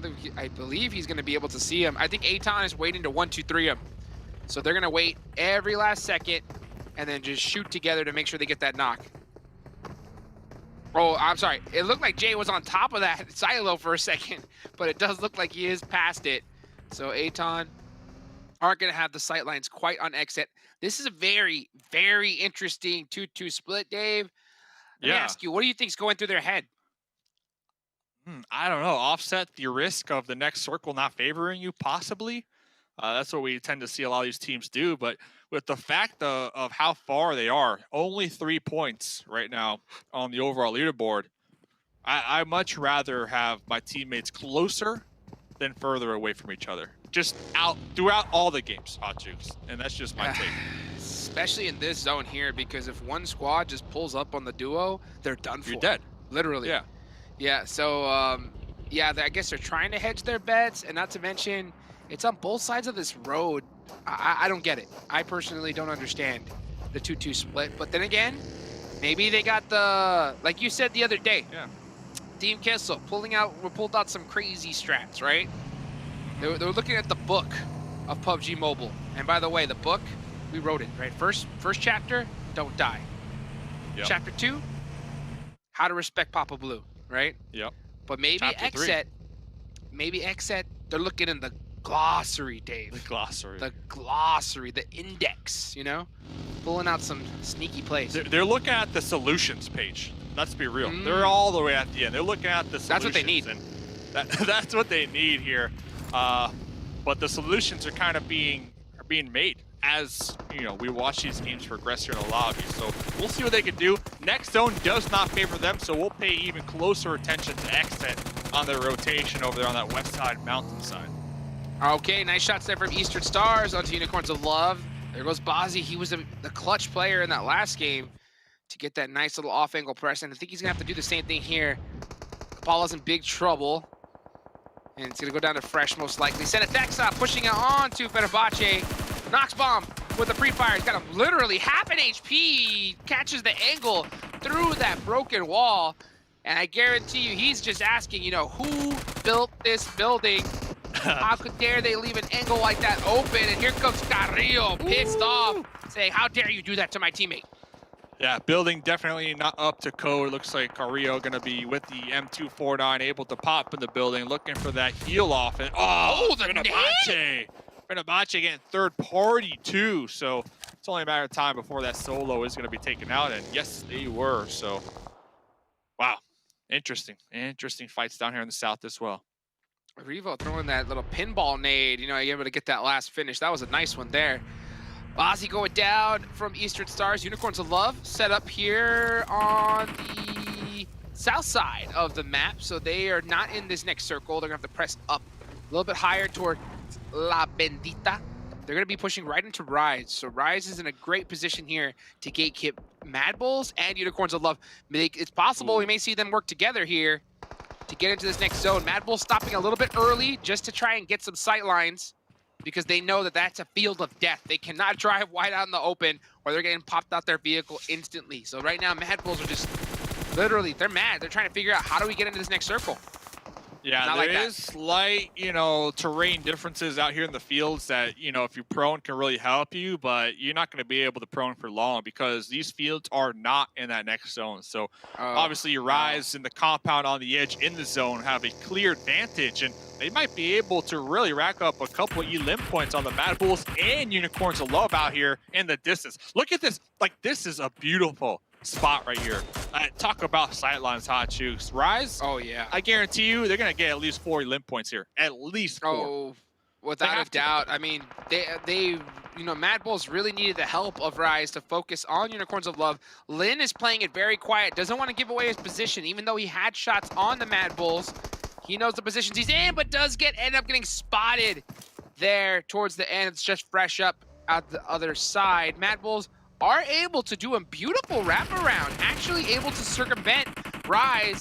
One last player, though, the last one, just a little too slow, and does I'm actually surprised. I feel like Rise was sleeping heavy on that one, dude. Like, to allow 3 of the Mad Bulls squad mates to kind of rotate in vehicles right past you, I don't know what Rise was looking at, man. But to me, I felt like that was an easy vehicle explosion. I don't know what they were looking at. Maybe, were they looking at Knights up here? Possibly. They were looking all around the place, not down there on the outskirts, though. Hey, I'll tell you what, with that kind of circle shift, I think you have making the one player sacrifice to be able to get so many up, that's huge. But the zone shifts even further north, so the Mad Bulls are just kicking themselves because they still have a lot of traveling left to do. Supermassive Blaze putting some work against Alpha 7, the kings of the lobby, and they're going to take them out there. So Alpha 7 go down early twice in the last 2 games. Then again, Alpha 7 can do whatever the heck they want with how many points they've made over this entire tournament. Knights looking to press up onto Footballists. I'm still keeping an eye on Xset. Xset are outside of the circle. Here comes the map right here. Dave, what do you see? Ooh. I see Rise. If they were scouting the Knights earlier on, I think this is a nice opportunity for Rise to pop their vehicles and try to pull up right behind the fight between Knights and Footballists. This is their window. This is their opportunity to at least get to this next zone. So let's see what they do. As the Knights, they are going to be content for the time being. We see some folks getting tossed out, and once again, Mad Bulls in the crosshairs, in the open fields, just trying to survive. Yeah, this is a horrible shift for them. They were hoping that zone would go further south, but instead completely in the opposite direction. So Mad Bulls are going to just try and survive. Knights, I think, are going to be very happy and content to just share this right now, at least until the next circle. But Rise may have something else coming as they're starting to creep behind and trying to find some sneaky little off angles onto the Knights. Mythic about to crest this hill. Will he spot one of the Knights here? That's the question. And yes, he does. He gets some shots on, but we shift on over to Aton. And it looks like Mythic was able to catch Xenox on that one. Aton able to take out Nexria. They go down in 10th place. And back to this fight here. Beautiful nade there from Lutz onto Chico. And now it's just 2 players up left for the Knights as Coops is trying to pick up his squad mate Xenox. Yeah, Coops trying to get that pickup, and I believe Alucard in Lavison's compound as well. Looks like Lavison going to be hearing those footsteps, pre-firing through the smokes, popping back onto that 2nd story floor, trying to buy some time for their squad mates in the opposite building to get those pickups, but it looks like the Knights are not going to allow much time to Lavison. Lavison did toss a molly, but here comes the push. Coops in the front line, UMP to the face, and the pre-fire to seal the deal. Let's see, though. Football is trying to get revenge on their fellow teammate. It's a beautiful little reset that we saw from the Knights. He gets so many back up. And oh my goodness, Lutz taking out both of them, making it almost a full squad wipe. But Alucard said, nah, not today. Here comes Soke. Able to get 1 confirmed point. He's going to go for the last one. He's going to catch the heel and does. So down go the Knights. Footballers. Soke clutching it up and Rise. Oh, Rise. Goodness. Here comes Rise. Looking to clean it all up. So, yeah, they did just that. They recognized that window that they had. They popped up, they got their vehicles, and they made sure to push at that exact time that fight was happening in order to gain themselves a nice solid spot in the compound. But not only did they have 3 kind of keeping tabs on the Knights Footballist fight, they got Mufasa on that off angle, making sure SMB don't third party them. So I really like the heads up play right now from Rise. 8 elim points to this game, by the way. I can't wait to see what Rise does in the finals, to be honest. I think Rise has just really grown this entire tournament. I think we just see them get better and better. Their timing seems to be a little bit more on point. Like right there, they couldn't have done it any better themselves. So well executed from Rise. The team, though, that we're looking at really hard, Xset. Xset need a huge game here. Oh, come on. Zin, do it. Mythic he sees is him. risking it here. Risking it big time on the roof. I know there's some sightlines up there. Give it to me.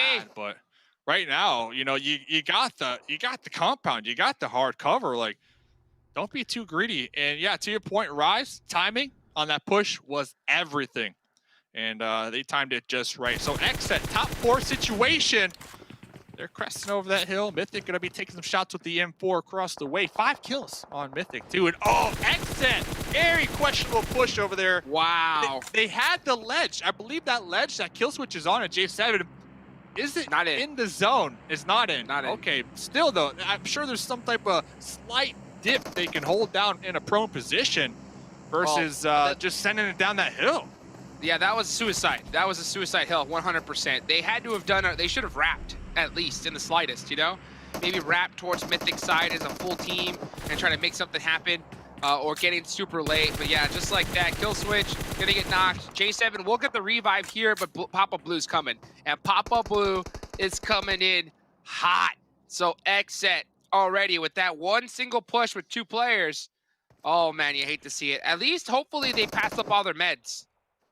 And we may see a heal strat out here.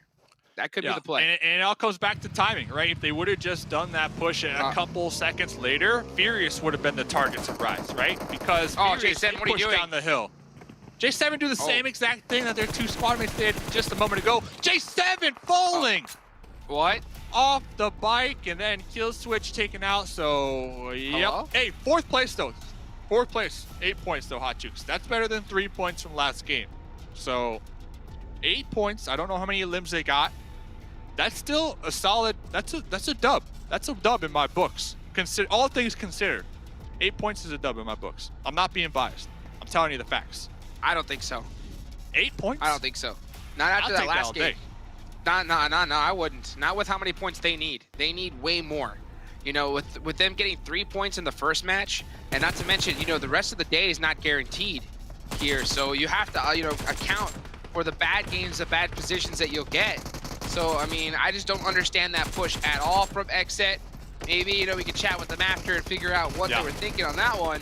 But we're gonna still got this match going on here. Rise, Gary, full sending it into Supermassive Blaze, but Rise just with this position, just so dominant. SMB out here looking to make some moves. Furious versus Rise. Rise have been having a pretty solid game. Now they got 2 of their squad mates knocked out in this trench right above them. Big Milo, they recognize the potential for a nice little grenade. Might be able to pull up a little closer in that trench and toss a grenade or a molly over that ridge. And well, that would pretty much be it for Rise. So we'll see what Big Milo will do on that off angle. I'll tell you what, this is just too competitive right here. You know, that push that we saw from Xset. You may be able to get away with that. You'll get away with that in PMCO, you know? You may get away with that in PMPL, but you're not getting away with it here at the PMGC. I mean, if you get caught driving up like that, you're gonna get popped out immediately. Mythic trying to catch an off angle, over peaks for just half a second and goes down. Furious Gaming are gonna have the dominant position here, but can rise up and make something happen. We're about to find out. Hashtag go Rise in the chat. Hashtag Mufasa. Hashtag Gary right here. Looking to get a lot of the attention, but Poppy Patro on the off angle, keeping Nunez pinned down. Oh, here comes the push over the hill from Nunez Furious. has to help him out. Nunez has to. Right now. No choice. Gary. There it is. The bait. By himself. Nunez doing some great shots there with a laydown. Applying that pressure. At least gets 1 point. That's huge. Every point here matters. Gary! In the front lines with the UMP. Nunez goes down though, so now it's just Gary in a 1v2 situation. He's got the hill though. Gary, he's got a rock. Is the rock big enough? Is it big enough? Gun switch. Gets 1 knock. Can he do it? Gary, the legend. Gets it done. Gary! All day long. Legend! They don't call him Gary for no reason, Hot Juke. You don't get the name Gary if you can't win a 1v3. Not only is his name Gary, it's Gary X. So you know what the X stands for? Clutch. Gary Clutch out here. Wow. I really did like the position from Nunez, though. I know we were kind of like, Nunez, do something. But Nunez had such a nice sightline that once when they pushed over that hill, it was nothing but sightlines for Nunez. And we saw exactly how that was able to play a very important factor, in my opinion, for them to come out on top here this game. But shout out to Gary. we talk about this player all the time. We were talking about Gary last game. Gary. You love to see it, man. You love to see it. Dude, I got so hyped. I jumped up, jumped back, dude. I pushed my, you know, the studio even further back up in here. Dude. That was so insane. You love to see it there. Clutch, dude. Clutch plays. And honestly, that's one of those situations where you should lose that. Like, you should lose that all day long. But those little micro plays, this is what makes you a superstar player. To do what shouldn't be done, you know, and Gary able to clutch that out. Just, the man has ice water in his veins, Dave. Nothing. So, I mean, literally, his sash, clutch badges all clutch over badge. Boom, boom, boom, boom. So we had the Frozen 1v4. What was it, Matic? Like 1v6? I think Gary up there too. Up there too. I mean, Gary, it was I for think BQ, one of the two. But I know those have to be like the top 3 plays so far of the tournament. Whew, Gary had that 1v4 in Sanhok, and then just again clutches it up, but this time for the chicken dinner. What a animal here. I mean, that's all I think I can start thinking about. Moving on over back to the highlights here. You know, we're seeing some great plays from everybody, but they ain't no Gary plays. They ain't no Gary plays, Dave. Ain't nothing like a Gary play right there. Gary Clutch out here. Gary Clutch. So SMB, right here. Another team that, I'm not gonna lie, solid game, because SMB were in 16th coming into this match, and they were tied with Eastern Stars for 117. So SMB getting some solid placement points along with some elim points with Xset. I know you want to see more from Xset, but 8 points, Hot Juice. I think I'll take that. You know what I wouldn't take though? Why send 2 in the buggy though? Send I don't get one. it. Send 1 to test the waters, but it looks like they just got in the buggy and dove right into that deep end, and well, they found out the hard way. And then they sent another though across the hill. I think it comes down to the pressure. It has to be the pressure. But here it is. No pressure. Gary. No pressure. No pressure for Gary. Just no dive pressure it. all day long. Just dive it. What are you looking at? Reload. The lobby. Got the reload.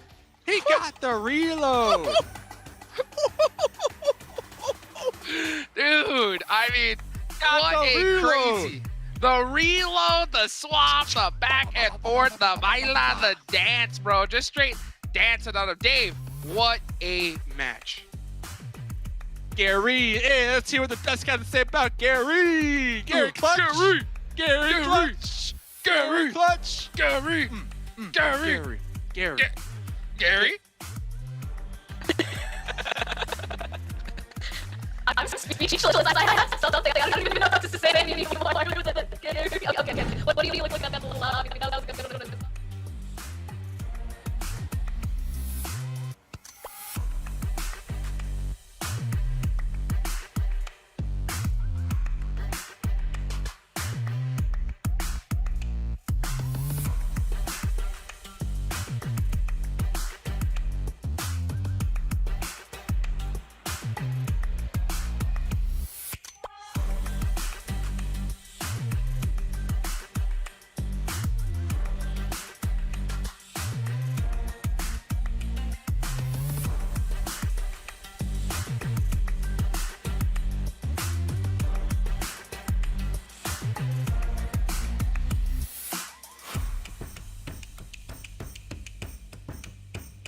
There we go. Sorry, we were speechless. That's how speechless we were. I saw that at the very beginning, but we were so speechless that we just need to give that moment of silence for Gary. Gary, a couple other teams being able to pull it through. We're getting a ton of points at the beginning here that they really needed to go ahead and grab. But this time, instead of Coops, it looks like we're taking a look at Rise Mythic grabbing this MVP again. Almost actually 2,000. Yeah, it glittered 2,000 damage almost. That's insane that he was able to do over 1,700 damage for himself alone. Huge performance coming out of Rise. They've really been kind of picking up a lot of steam, I feel like, in the tail end of this entire season so far.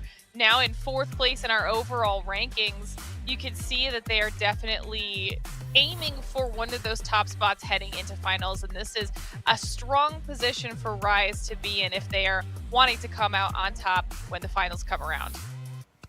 I just can't believe how much they've actually risen up this leaderboard from the very beginning. Them going against Alpha 7, now seriously only 2 points behind them. I mean, that is definitely something to be proud of, especially since we keep comparing them and their play style as well. But the next thing, it's a big thing that we kind of have to talk about as well here, Zute. I mean, Xset, they got in the 4th place position there. We're saying that was a good game, but still, is that still enough 15 points? It's going in the upwards trajectory, at least. I was saying earlier, they started today 114 points away from 16th place. Now they are 104 points away from that 16th place. So they're making their way towards that 16th place spot. It's definitely, you know, we want that chicken dinner though. That's when we'll see that huge jump up that they really need. But the longer it takes for them to get a chicken dinner, the higher chance of, you know, that team they're trying to catch up to gets a chicken dinner, and then they're just falling way back down in that point gap. So every game matters. We're going to be keeping a really close eye on that, you know, every match all throughout the 3 days. And starting strong from the very beginning is definitely something that they need to just go ahead and do as well. But you talked about jumping up. These guys, though, can go ahead and start jumping up and get involved with our treasure boxes. It's the first stage of the treasure boxes hunts going on. Already started. It goes to December 21st. You guys can go ahead and enter in the in-game center and use the PMGC tokens to redeem directly. You can go ahead and get these tokens by watching live on YouTube, watching live in the in-game esports center, or through social media events. The second stage of the treasure box hunt will start next week, so please stay tuned because there's a lot more surprises yet to come. I mean, just look at those insane skins up there for grabs, y'all. The pan. I like the outfits. I would pick outfits for both stage 1 and stage 2. I think those outfits look really nice. The outfits in the pan. Well, is there anything else that we want to go on ahead and talk about? Because we're actually moving on now to our second Erangel match. So we've had an Erangel, we've had a Miramar. It's finally the halfway point of our first day of this super weekend. Anything else we're expecting? First, though, we gotta ask you guys the question, which is which team will get the most kills today? You guys can go ahead and put that in chat. It can kind of be going ahead and actually correspond with the question I just asked our analysts here. What are we expecting this next one? Who's gonna go ahead and get the most? Ooh, the most kills today. It could go. I'm gonna just lean towards the Knights. They're looking good still. They made it to that end game. You know, on that last one, Football has had a little bit of a tussle with them and came out on top. But I think overall, the Knights will have the most kills today. Seems like Glitter agrees with that as Or well. Rise. That's true. That is true. But we'll have to wait and see because we're about to be jumping into our third match of today. But of course, first is a break. So we'll see you guys shortly. Dismantle like that, Navi. Oh, that nade was quite close, but Matic still able to get there. Oh my god. Some type of consistent points. Tron! 16, but Tron, talk about a team looking for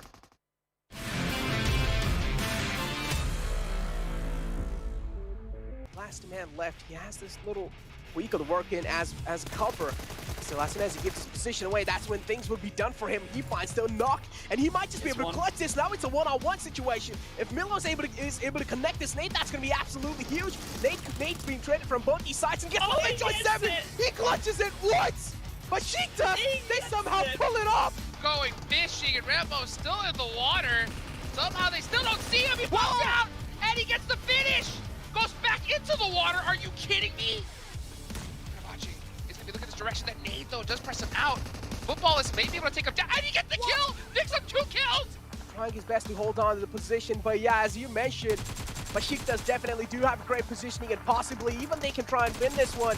But Football is now, oh, this is not good. Rambo easily able to take care of 2. Still waiting as Nice desperately hold on in 5th position. A solo also for A7. Revo, he'll find another knock.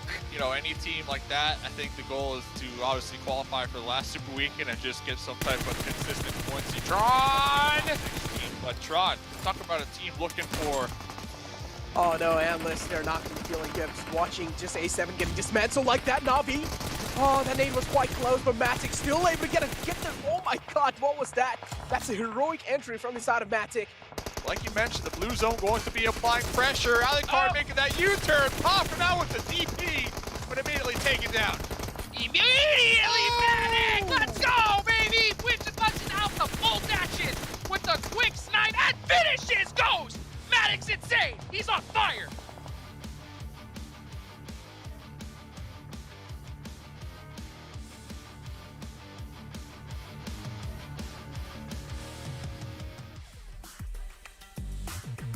Welcome back, PMGC West League, about to be going into our third match once again on Erangel. The first Erangel, pretty spicy. Got to see our top teams kind of duke it out. This next one are the teams that actually needed these points. So going into this third match, just straight off the bat, what are we expecting? Are we going to kind of get the same thing from the first or the second, or a nice mixture, Zute? I think it's going to be kind of a balance of both. The first game, like you said, all the top teams as well, all the teams that were towards the bottom just really choked that. And then with the Miramar mixed in right afterwards, we saw a little bit of more of a mix So I think everyone coming into this Erangel game, some of the teams on the bottom will do well, some of the teams near the top might, mess up a little bit. It should balance out a little bit more evening now that we're like halfway throughout the day.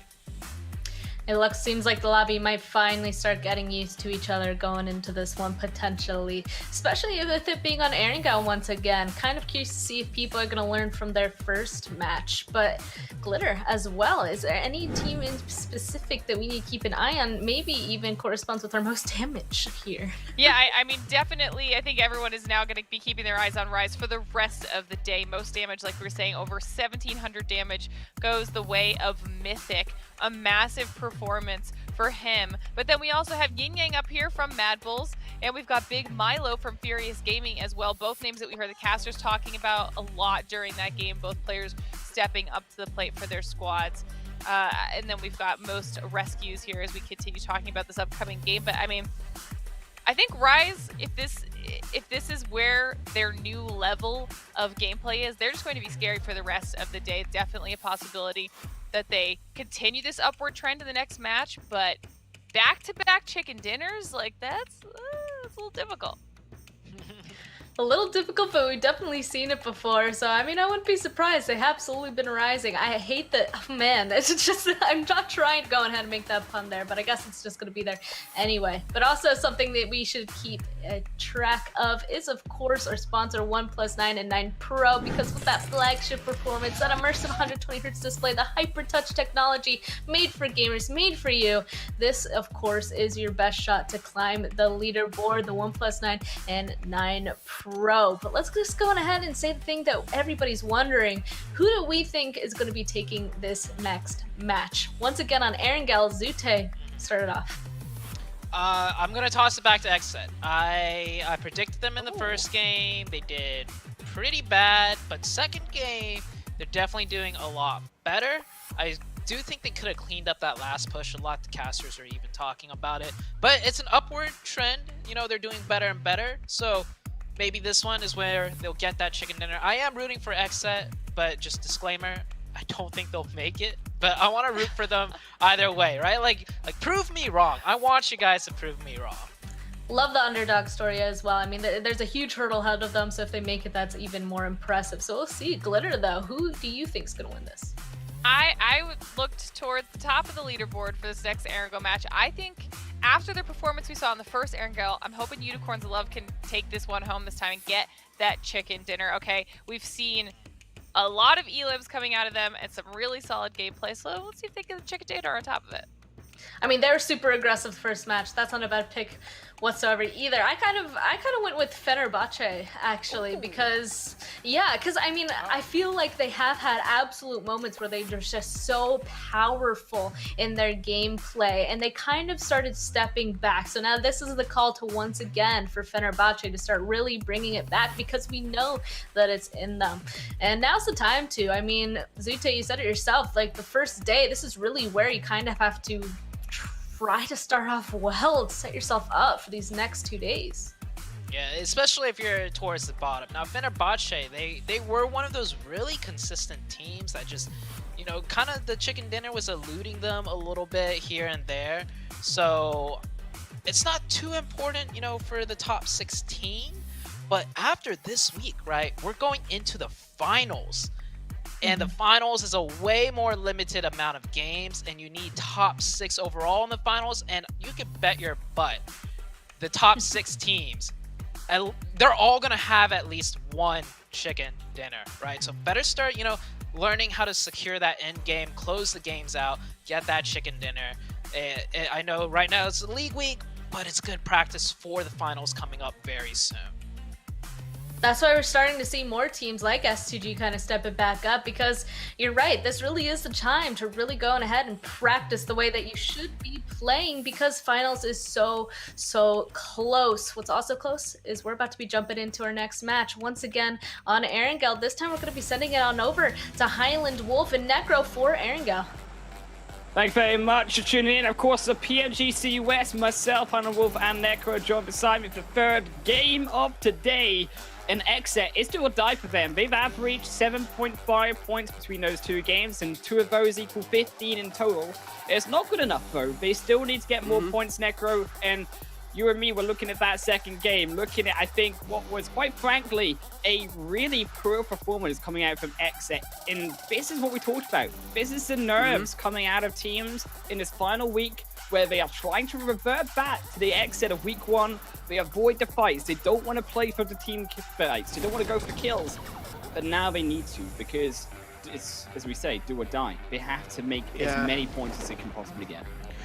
I mean, if you talk about Xset, you can clearly see, right? They're just cracking under that pressure. I mean, yeah, even in the end, they did make quite close in the Miramar game, but still, some silly mistakes. And all I want to say for that is yikes. Anything else you want to say, Highland Wolf? I think it's honestly shameful. I think that we are expecting Xset to be, quite frankly, at a higher level, right? This is a PMGC West. This is a super weekend. The final super weekend at that, you have to be able to step up under pressure. And I think it's right to mention that as the mental side of things, they are under the most pressure. They have to perform, I think, in terms of points, as good as S2G in week 1 or even better. They have to be essentially the best team this super weekend. But from what we're seeing so far, they are getting upwards. They are getting towards that top 4, top 3 position. If they can show me now in these next 3 games that they can maintain that momentum, there's hope. But they've already lost their opportunities, right? They had a bad game 1. They missed out on a couple points game 2. And these matter when it comes to the overall standings. And it could matter in terms of teams like Xset going through or teams like Eastern Stars clinching their way into that top 16, which are also under some pressure.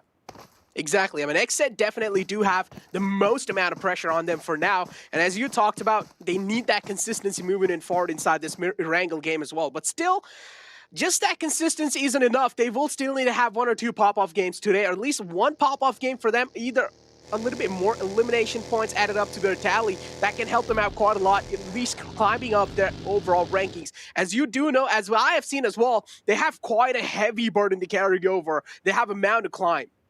Yeah, they do have at least for something here in this third game, a comfortable zone here, a zone that we've seen before many a time, a very central-based one. It centers, of course, around Potato Hill, around Pachinki, so this should be comfortable for Xset. They should have these plans ready to navigate into this zone. We've seen teams generally in this type of first phase zone head in from that eastern side and make their way towards Potato Hill, and that has been the most contested spot now for a team like Xset in around Mills side. You're looking potentially also at making a different flank, making a different route in, and keep in mind that South Island here, it's still open on both bridges. You could see an Xset that take down over to Novo and then hit it up across that northern front side of the South Island and past those beaches onto the western bridge and then come up towards the Unicorns of Love where they are now on that very pier side. I think that's the safest route for Xset because going in on front, as we said, to all of those eastern teams that we know, love, and will go up in that next few minutes, 5-6 minutes into the game, across towards that Potato Hill, it's going to be pretty disastrous to be able to hold that against so many players.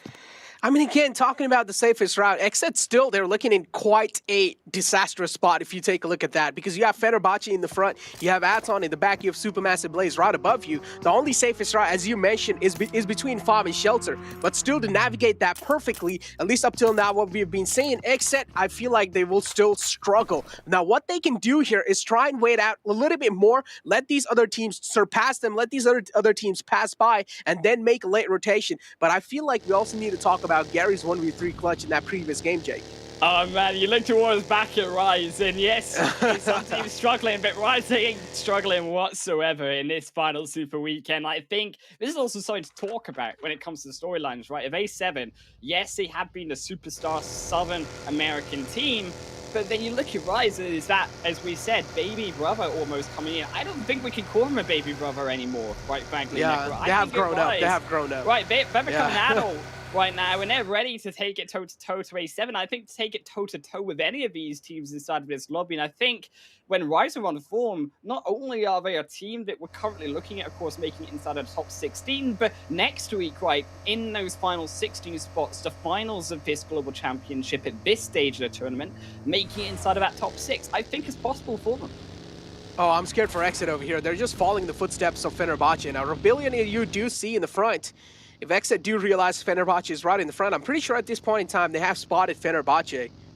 So they can try and go for a little bit of different route. But if Fenerbahce takes a stop and also take a little bit of dig onto Exit, if they even find one player from Exit, that's going to be putting them under a lot of pressure. And they're going to be cracking under it for sure.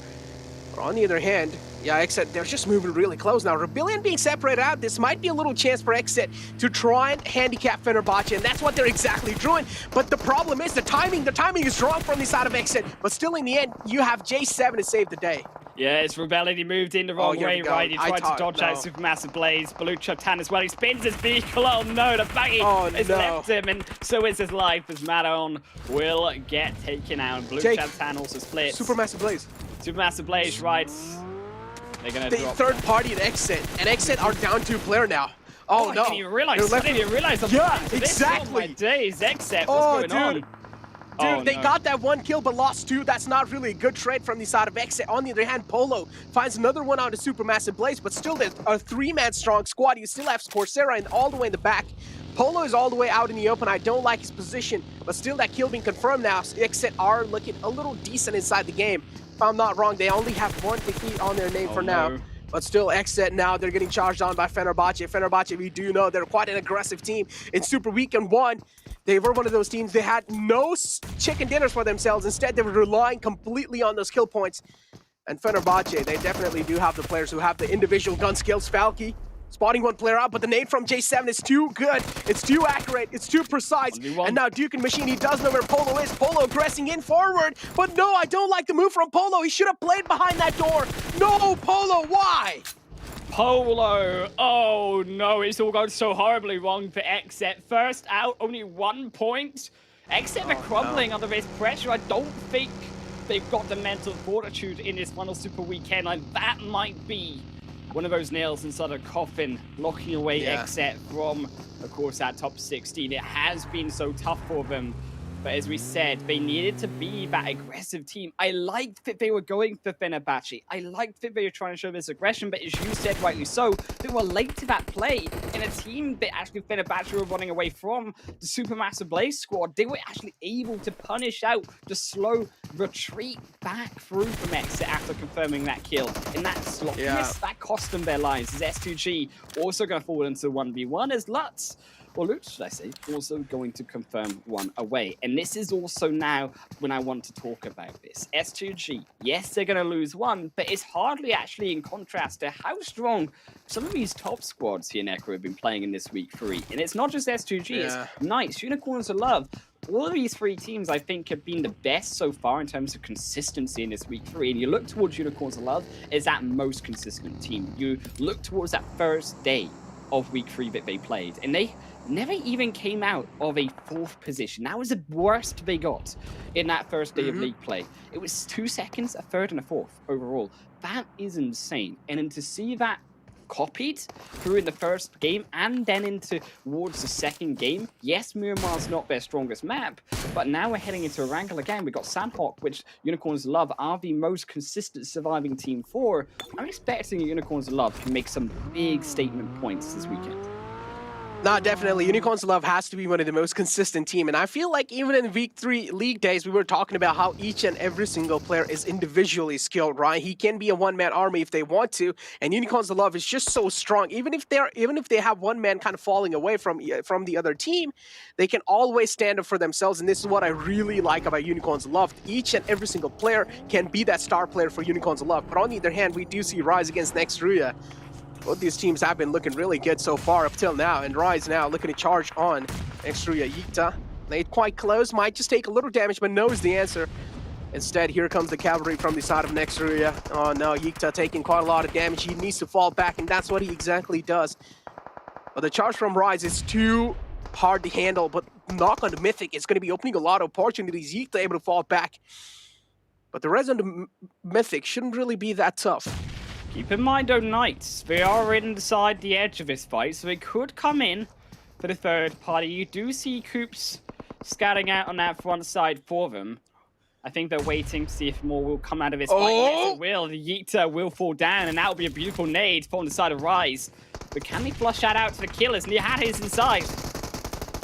Oh man, that was a spectacular nade indeed. And Bolly, if you talk about spectacular plays, Gary is well known in doing so. Rise, Gary finding another one now next to Ruya. They're hurt, they're down quite low. Alucard, he needs to realize Kador is right in the back, and he might be caught. Kador might just have a star play inside this one. But still, he does not want to challenge any fights. Only man left from the side of next to Ruya. He has a lot of burden on his shoulder. Instead, he's going to be going for those placement points, and that's what is probably the most understandable play at this point in time. Mufasa being taken down in the front. Getting the res back up onto Mufasa should be a tough task, but still, Rise, they never crack under these kind of pressures. They are always a team that are going to face fear head on, and that's what I really love about Rise. But immense pressure, of course, Knights. They are surrounding them. Aton even is that fourth party. They will drive over. I don't think they'll join on this fight. The Choco is potentially going to stop in that compound far away from it. They could join in the event of a slower engagement, but Mythic, he's making that sped up just a little bit more. The nade onto Coops, it does take him slightly lower, but they do need to be careful. Alucard as well on the flank side, and it's those two in the back members. It's those two backside Knights squad. That's what I'm nervous about. And Gary getting knocked by Chico. That's the engagement they were looking for as Nunes falls as well. No. Oh no, the defense is crumbling from the side of Rise. Mufasa goes down as well. Now it's just that one last man alive. Mythic, the final pillar of the team. And as we talk about that, the pillar falls down and Rise out the game now in 15th place. That's not really a good start. If you talk about disastrous start, has to be Rise and Exit right next to each other. And Knights now getting that compound for themselves, cracking that defense open of Rise. On the other hand, Eastern Stars as well, another team that I have my eyes locked on inside this game. But if you talk about teams having my eyes locked on, Na'Vi is another one of those teams that didn't really make it in the top 16, Jake, in week 3.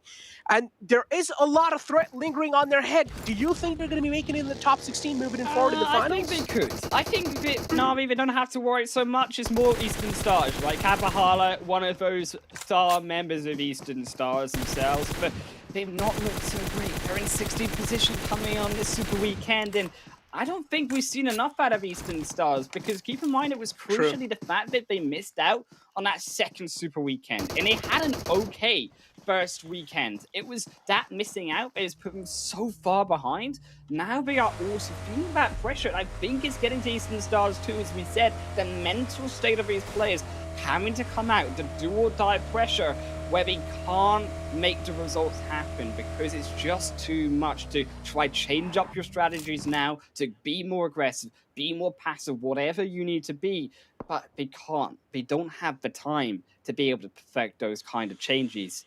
There is going to be a third phase up over towards Pachinki and in towards Gatka Fields. Now, a tricky third phase, though. It is split in between the Ruin side, and I think that teams like Balut Chaptan, likes of footballers coming down from Everest side, it could be more favorable towards them because they have the most options. Central control inside these compounds, much more greater actually than that of Pachinki. I think that those down, like Aton, in towards Pachinki side, going to be much harder for them to be able to rotate because we are only in third phase, of course, and that could shift up anywhere else for Pachinki. Pachinki is not the center of play.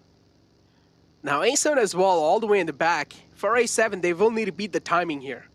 If they're able to make it inside the zone in perfect timing, then maybe A7 will have a huge chance of making their mark inside the zone flawlessly. But on the other hand, Solke spotting this player out, and well, he's not going to be missing opportunities like those. Solke gets one kill, instantly confirms that A7 now handicapped. 3-man squad looking to inflict pain on Footballist. Footballist, on the other hand, looking pretty confident in this one. They have those two of the players on the Big Boy Mountain, but still, let's just find out how Revo is able to take care of them. He doesn't really have the exact info of where Lutz is, but still, I do like the presence of mind from the side of A7. Yeah, Revo could also be that Overwatch on to, of course, Solke as well, but instead he will go back. He realizes, of course, it is a little bit too tricky, and helping out Cinetexa is going to be the wiser decision. Trying to make that 2v1 situation versus Solke, but it's always going to be difficult. They always now have, of course, that one less member versus, of course, Footballers. But Solke's going in regardless.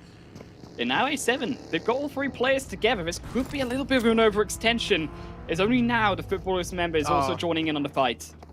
Oh, now Solke from the side of Footballers has got some heavy lifting to do. But instead, no, A7, they're just taking an exit from this one. They're like, all right, guys, peace. We are not really interested in fighting you anymore. They're going to be booking it inside the zone, which is the main priority. And of course, I respect that decision from the side of A7. But on the other hand, if you talk about heavy lifting, next Ruya, definitely that one last man alive. He's got a lot of heavy lifting to do, and the circle is shifting right on S2G. Whew, this might be another chicken dinner, baby. Oh, it's looking very much like it. An airdrop there to boot. And S2G, they've got a compound. That's a crucial part. And they've got a roadside. That road splitting in the middle of that zone is going to make it so difficult for a lot of those northern side teams to make it out of that northern, more flat, open field side of the zone and into more of that hillside towards the south. So those actually in Pachinki slightly saved. They have more freedom, you could say, to come onto this difficult zone, but for those coming out of Ruins, it only gets more dire for them to actually find that position. It's about who makes it into that first initial position into that northern side. And Eastern Stars are going for it. It's very aggressive. You can see the vehicles being lit up. The Bazzi, Octavia, no problem for them. They will get inside of that northern zone safe for now. But are they just walking into the fire? Still, as we said, so open, and there's nowhere for them to really go. Oh my god, Dr. Octavian's still alive in the game. I don't know how. He's on a sliver of health, and while they stop in the open, I don't know if that's a good decision, Eastern Stars. And this is exactly what I was saying. Just gifting over the kills to H2G. Easy clap for them. They shouldn't really have any struggle to show over here. But on the other hand, struggle definitely being shown from the side of Supermassive Blaze for the survival game inside this one. Keth, the only man alive, has quite a risky rotation to make, and he's going for it. He's sending it. He doesn't care. He does realize it's a do-or-die situation at this point. You might as well go and take your chances. Keth taking a lot of shots. Oh no, the car flips in the open. Keth is not left with any other option rather than to stop out in the open, and that's what exactly he does. Keth, though, still inside the zone, so he should be looking decent for now, but Eastern Stars are the ones being pinned and focused by a lot of teams. I can see why Eastern Stars dropped there. Now, they can't go back up that hill because they know there are teams, and they know they can't cross that road because S2G are there too, but they needed to go a little bit further back in that tree line. I like they were trying to use the trees for cover, deploy out the smokes. They didn't manage that initial survival, but S2G, they have their number. Because no one can pressure S2G, they can keep up that pressure. They won't go anywhere. As Knights also, they have their own pressure though. Furious Gaming on the backside will strike away Alucard on the buggy, and that's going to be a crucial stop as the middleman falls. And now Furious Gaming putting in dual pressure with the help of Besiktas onto Xenox too. Oh no, Alucard falls down. That's a huge knock, as you mentioned. In rotation, got caught off guard. Knights, now Xenox still there. As long as Xenox and Coops are alive from Knights, this duo can make a lot of things happen. Tommy gun from the side of Poppy Potro, trying to catch a little bit of bullets on the enemy, but no, it's going to be the answer instead, trying to spray away. Still no connections being found from his side. Spots Coops. Oh, he's out in the open, but still he wins that duel. Oh, that's quite a questionable way to go down there, Poppy Potro. He should not have lost that. Coops didn't really have a lot of movement, but he still somehow wins that involved just a little bit of sprinkle. Oh, that's what you call that Salt Bay move. Oh, that's like the Salt Shaker in onto the wounds. Oh, no. As he just drives them over. A7, though. They've got Salt in the hand. They're looking to take it onto Baluch Town, drown him inside of it. Zelian Kid. He's looking into the window. Where you shoot him, man? You got to be able to turn around because A7, finally they find him, but it's a double big nade onto them. Is they just dropped one by one, easily handed over by Fernan. It's disrespect, rightfully so. A7, they got clapped. Oh no, A7, as you mentioned, absolutely clapped. Slapped out the floor, and now Aton. Seems like the same thing's about to happen on them, and Xenox, as I mentioned, gets one. There's no second players arrive to get the rest, but still the second player falls down tonight. They don't really need to worry about anything for now. Milos is the man in the warehouse, but still, Milos should try and play things a little safe. He should not go for the res. Cardi trying to find a knock on the Knights. That can open a lot of things, and they can also go for the res under the fallen players, but instead, no, Knights. They have confirmed those kills, so now the hopes and dreams are looking like they're shattering of Aton. The only two left players alive, it's going to be Milos and Cardi inside that warehouse, and they're just being pinned. They need to leave the warehouse as soon as possible. But Knights is a team that is making their pathway much more tougher. Nade on the Coops from Kudur, if I'm not wrong, and that's a huge nade. Knights for being pinned. They can't go anywhere. Oh, and no, neither can Next Warrior. Is there going to be fourth partied in by the extra members of Furious Gaming? The pink assault is Aton, still holding the compound over. Look to stop Xenox for the reload, just enough to allow Xenox time to bypass through into the zone. He's the only one left, and it's all the hopes down onto Xenox. Is also Furious Gaming. Big return back through reversal waves. Besiktas inside of smoke, and I don't think Scream, he wanted that. He's screaming like a little girl right now as he goes back in onto the blue, but Besiktas, they'll slice him down anyways. They'll cut him against that blue side and take him out of the match. I like how he just U-turned over there. He's like, psych, you thought I'm gonna go straight? No, he instantly just U-turned back to safety, but still didn't really save him anyways. So he falls down, and now Furious Gaming as well, not looking good inside the game. They have 2 points, but only left with one last man alive, so heavy lifting definitely right there. On the other hand, Anton Cardi still in the game. That's quite impressive, gotta say that for sure. Fenerbahce Falki as well in the clotheslines, and he will get taken care of. Anton is the man who's putting in a lot of pressure. Cardi is gonna be the one to take care of that man. Football is just inflicting pain, raining down death and destruction on the Besiktas. Besiktas on the move. They have the smoke wall to cover themselves, but still the bullets are not gonna be stopped with those smokes. They're penetrating straight through it, and Anton getting shot out from the compound. That's going to be Matt Bulls putting the final nail in the coffin, and now Besiktas on a charge against Footballist. Rom in the close. Lu's trying his best to provide the cover fire, and guess what? He's going to be doing so successfully. They're left with only one last man alive, and Rom turns around and slaps him. It all went wrong for Besiktas. They tried to come down the hill, but it's the overpeak from Lovison. They found the double knock to help Aram, and it got obliterated the moment they tried to stop their vehicles in under the fight. Lin as well going to drop another member to the hands of Rip7 and S2G. What a position, but finally the zone, it is shifted away from that strength and up towards the north of the hills, and we're heading into the hay bales. The final couple phases here is down to our final 4 teams, and I think that it's all down to Footballists. Mad Bulls as Unicorns of Love. They'll lose out in the final member and will be reduced to our final 3.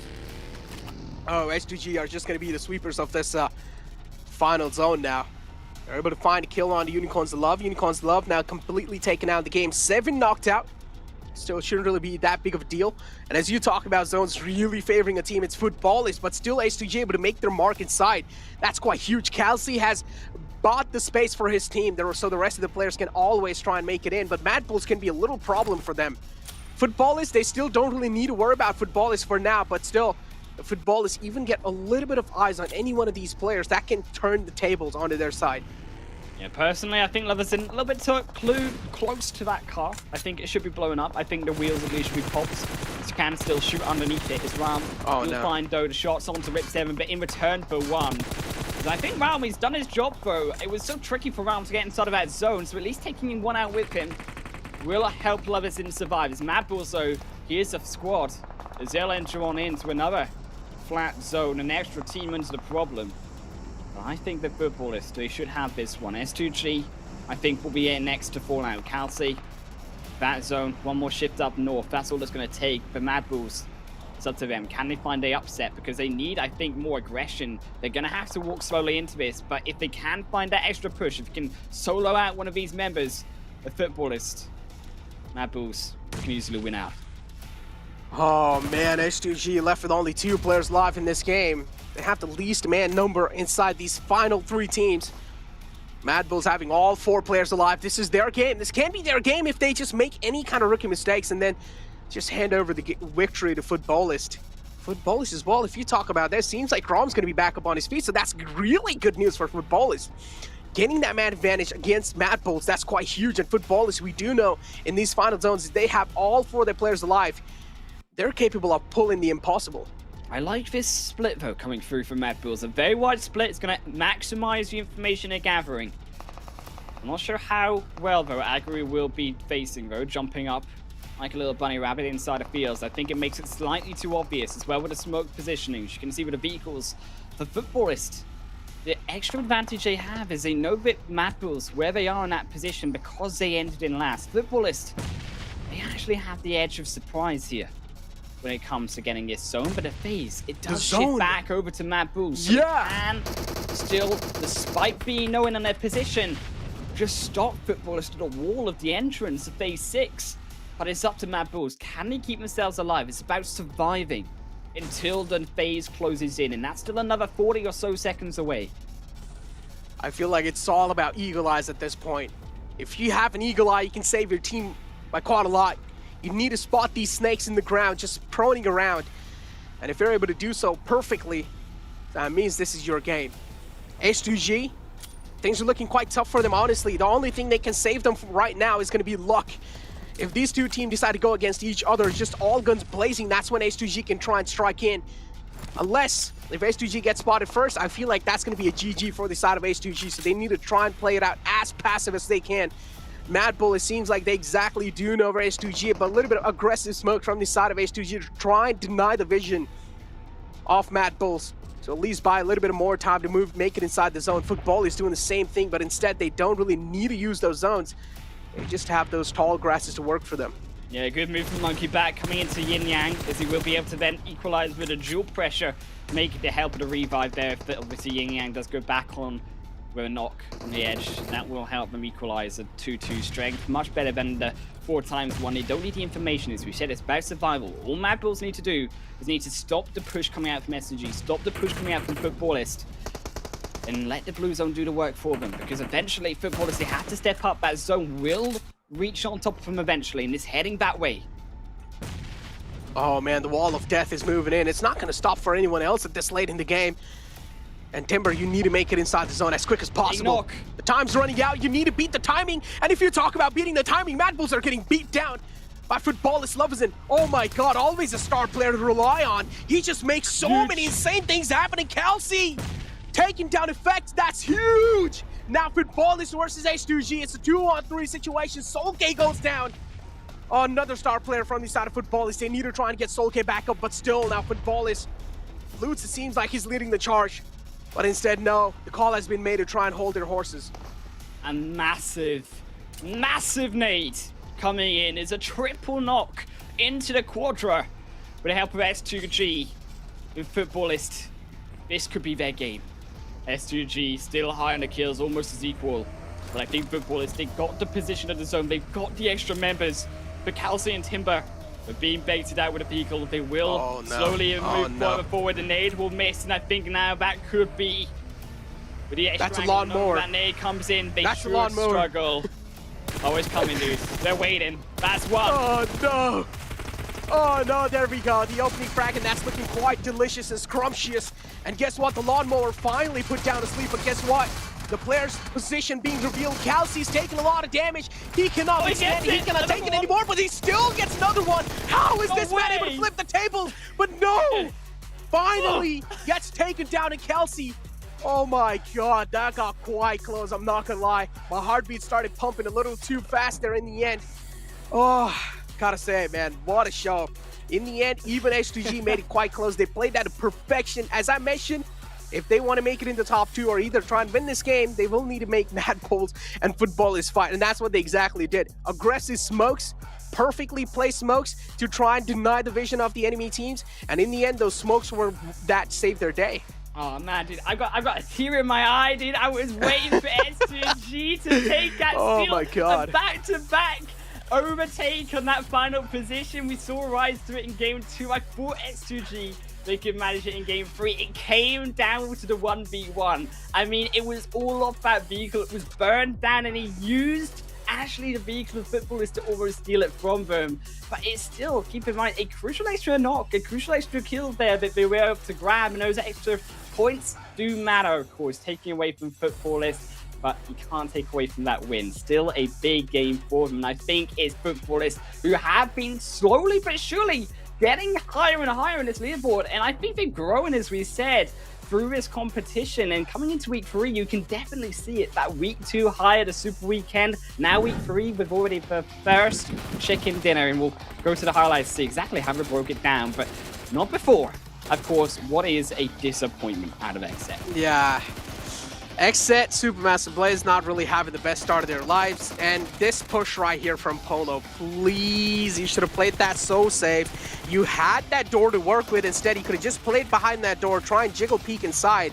and deal as much as little damage as possible. Just try and go for that chip damage, but instead, he just fully committed to that, which was quite a questionable move. And Xset, they are making a lot of rookie mistakes, and they need to stop doing so. Yeah, I think as well, this third party was beautiful coming in through from Nice. They played it slow, they waited for next Warrior, they waited for the kills and the kill feed to appear through, and then they went for the assassination, they found it. And Knights as well, keep in mind, they had a big kill game coming through from them. Yes, they didn't make it in onto those final phases, but they were getting those kill points, which do matter overall, and that was crucial to also their success in this game. Teams like A7, though, I think coming from the very top position of that leaderboard from the second Super Weekend, have struggled in these first 3 games, and you saw it as well. And it's about some of these teams just really cracking under that pressure, and Mad Bulls, of course, in that final 3, definitely one of them. A beautiful series of nades coming through from the 2 squads of them. Oh man, I do understand Xset, you know, chasing that initial kill in the start. I do understand it was quite mouth-watering for them. It was like 1 free point from this side of Fenerbahce, but in the end, the revenge was taken. Yeah, it was unfortunately their revenge, but talking about all more of that game is going to be our analyst desk. We're going to hit you back with them. Oh man, once again, another game with a very close ending. Honestly, there I wasn't quite sure who it was going to go to, but based off of that zone, Zute, I really thought that it was going to be Mad Bulls that had that in the bag. Yeah, the zone favored Mad Bulls, but it just forced both teams that were left alive to go towards Mad Bulls to try and take that spot away from them. And you saw what happened to them. They just got hit from both fronts. Still a really good game for Mad Bulls, an even better one for Footballists. 27 points, SUG with 22 points. Knights looking super consistent. Was that 11 elims and 1 rank point out of the Knights? Well, we did guess that they would have the most amount of elims by the end of today. It's looking like they're going that way, Glitter. Yeah, and as we're looking at the second page here, I mean, Xset struggling in this game. Eastern Star is also way down at the bottom, which if Xset can get it together, might be able to be something they can capitalize on. But our MVP for this round was Kelsey, and I mean, I feel like some of that had to come from all of those nades we saw coming out at the end there in those final moments. 3 elims, 787 damage for Kelsey. This is the SOG that we knew they could be. This is what we were hoping they would return to after they had like their experimental week, because this is the dominance we saw in that first week, and that's what we're hoping for, at least going into finals. We wanted to see that again. And it looks like it's working out for them. They're now in that first place position once again. Knights right below them. Alpha 7, on the other hand, they really haven't been gaining that many points so far. Seems like, unfortunately, they just can't get too many points. Kind of curious how many points they started off with. I think it was 302. So yeah, 309. Unfortunately, they're finding themselves in a little bit of a stuck position. Still, of course, good being third overall. Definitely. And take a look at Mad Bulls now in 16th place. With 131 Eastern Stars. They've only managed 5 points so far in 3 games. Definitely not looking good. Xset with 16. If Xset made the previous Super Weekends, this wouldn't be too bad, but they didn't, and you can see they have a huge mountain to climb. And I think it shows, like we were talking on, like while we were watching these games, we feel like Xset, that pressure, they're just letting it bear a little bit too much on them, and they're either being overly aggressive or overly passive, just because, you know, that's what pressure does. It doesn't let you, you know, really figure out that nice middle ground. It kind of makes you, you know, panic a little bit one way or the other. And the performances so far are kind of showing that. It's kind of hard to come back once you start feeling that pressure on yourselves, but hopefully these guys figure it out shortly, of course. And now, again, reminder, you guys can be going on ahead and getting yourself some nice treasure, because it's the first stage of the treasure box right now, all the way until December 21st. I mean, look at those 3 items there. The pan. Glitter, all she talks about is the pan. That's all we want to take a look at. You can go on ahead and get it in the in-game center. Go and watch live on YouTube. Watch live in the in-game esports center or through our social media events and get those tokens. The second stage of the treasure box hunt will start next week, so stay tuned. It's starting on the 22nd, and a lot more surprises are of course yet to come. And there's another pan, more pans for everybody to go on ahead and grab for yourselves. But also, I have a question for you guys. Once again, pop the answer back there in the chat, because who has been the best snake of the tournament so far? Again, put your answers in that chat. Very good question for you guys to kind of ponder. I can see Zute's mind kind of running, but we're going to be tossing it on over to a break because we've officially completed 3 out of the 5 matches today. We have 2 more, and up next is, I think, all of our favorites. Up next is Sanhok, so we'll be right back shortly.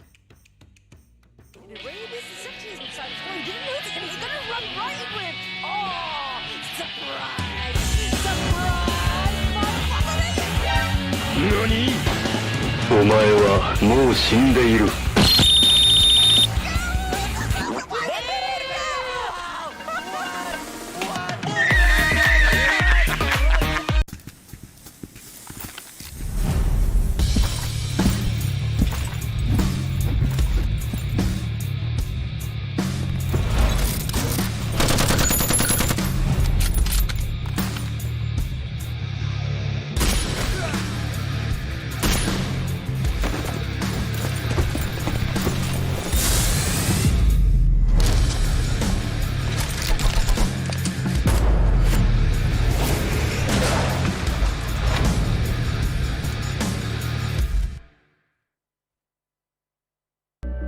I saw the first light, the first steps. Now I see much more. I capture Earth in all its beauty. I see action. I see drama. And I see it in the finest detail. Moments of inspiration. And the first steps. I am the 1+9. Welcome back to PMGC West League Super Weekend 3. We're about to be going on to Sanhok, y'all. This is, I think, our favorite map. We've talked about it multiple times before, just based off of what we know. Sanhok usually has the best chance to be pretty insane. Not necessarily the wild card, but a couple of teams usually step it up and are really aggressive and are able to get a lot of kills. Yeah, so if you take a look at all the performance of the teams on Sanhok, one region, definitely comes out on top. You've heard it, numerous times. It's the Brazilian region. That aggressive playstyle that region's so known for really gets to shine through on Sanhok. And then, of course, on the opposite end, there's some teams that go for that super passive med strat strategy. Both work out pretty well. One gets you more placement points, the other gets you more elim points, and the placement point if you can come out on top.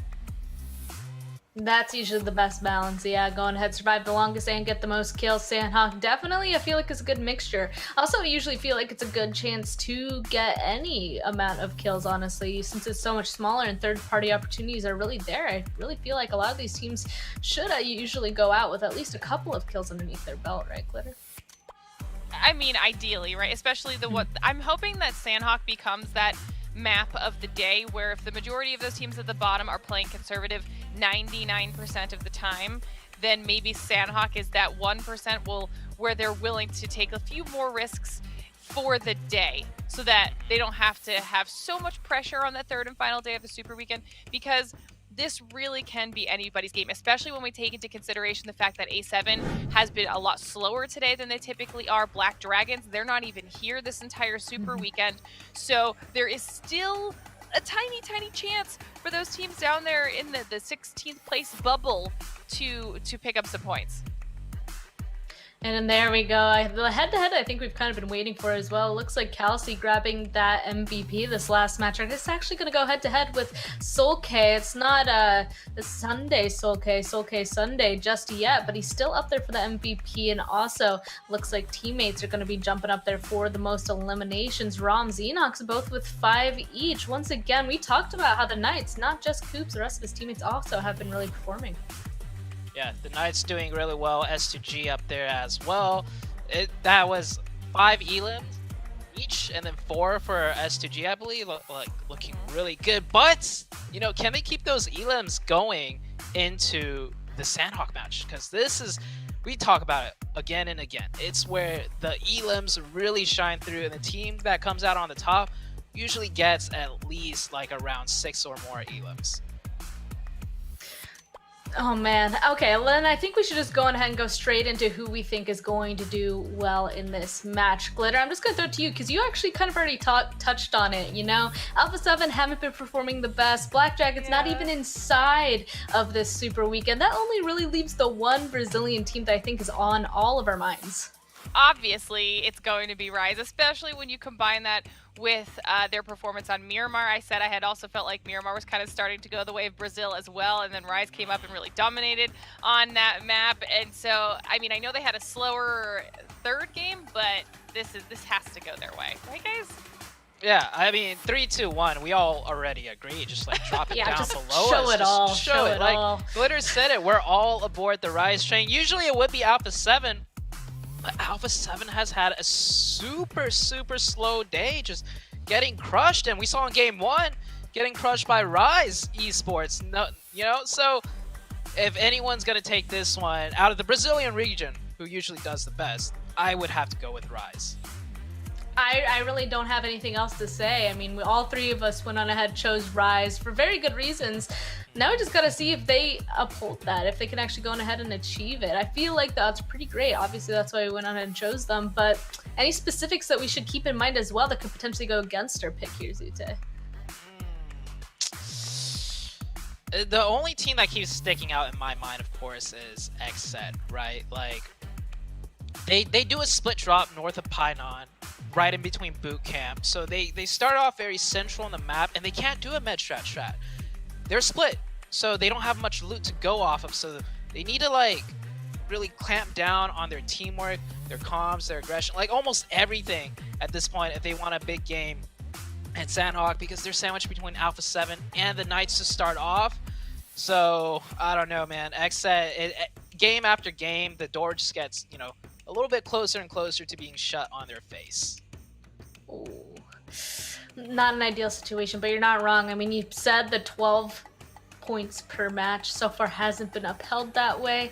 It's still day one. They still could go on ahead and potentially turn around, have a big day. It's hard to be positive, but I mean, there's still odds, still chances for them to do something in these matches, even if it's going on ahead and, of course, interacting with the other teams inside of these matches as well. But oh man, okay, we're about to be going on to Sanhok. We already said it's our favorite. Is there anything else that we need to touch upon before we're jumping on in? I mean, Glitter, these hot drops I feel like aren't as prevalent inside of Sanhok. Is there anything in terms of that we need to be watching out for? Maybe even in terms of rotations as well, any patterns? The only thing that I was thinking of that I know that we've talked about a lot in the past, it was that early game hot drop situation with S2G that we no longer have to worry about. Black Dragons isn't here to come in on that third party, and I believe it was Ghost that was dropping with them in the same spot. Both those teams aren't here playing, which gives S2G a very open, very uncontested early game. And they've had a really strong day so far, so that could spell disaster for some of these other teams if they're able to just take their time, really get looted up, and have a rotation that is that no one bothers them on. They could potentially be in the running for being a really strong team on this map as well then.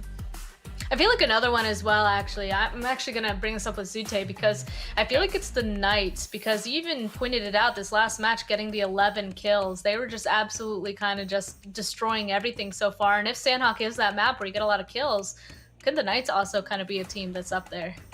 Ooh, the Knights are just looking so good today. Like I got a taste. We already talked about this, but I had a taste of it yesterday, where Coops just literally won all the games in the PUBG Mobile, you know, holiday event, and they're bringing it just as strong.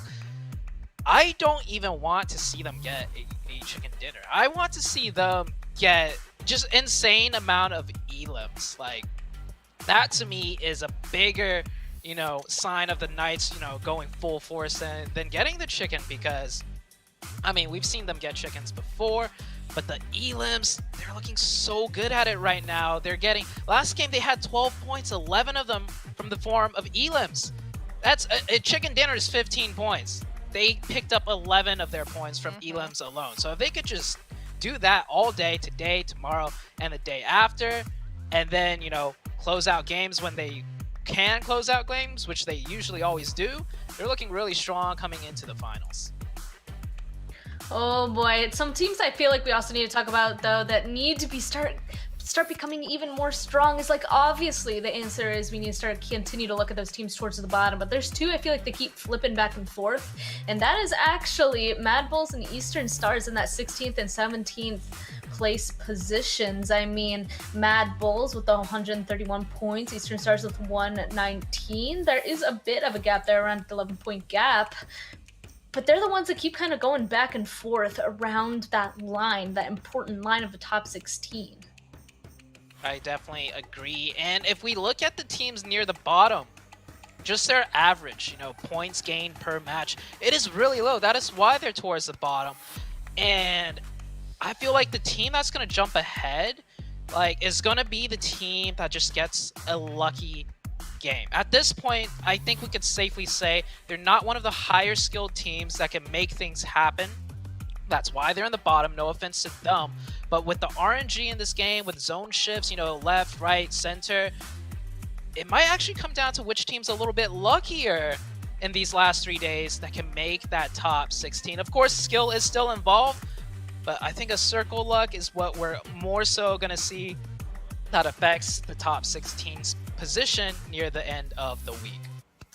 You're right, skill does still play into that. Have to, of course, defend the positions if the circle goes their direction. But you're right, I kind of agree with you, Tay. We'll just have to wait and see what becomes of it. And we're about to be seeing what's going to happen on Sanhok right now. So let's jump on into it.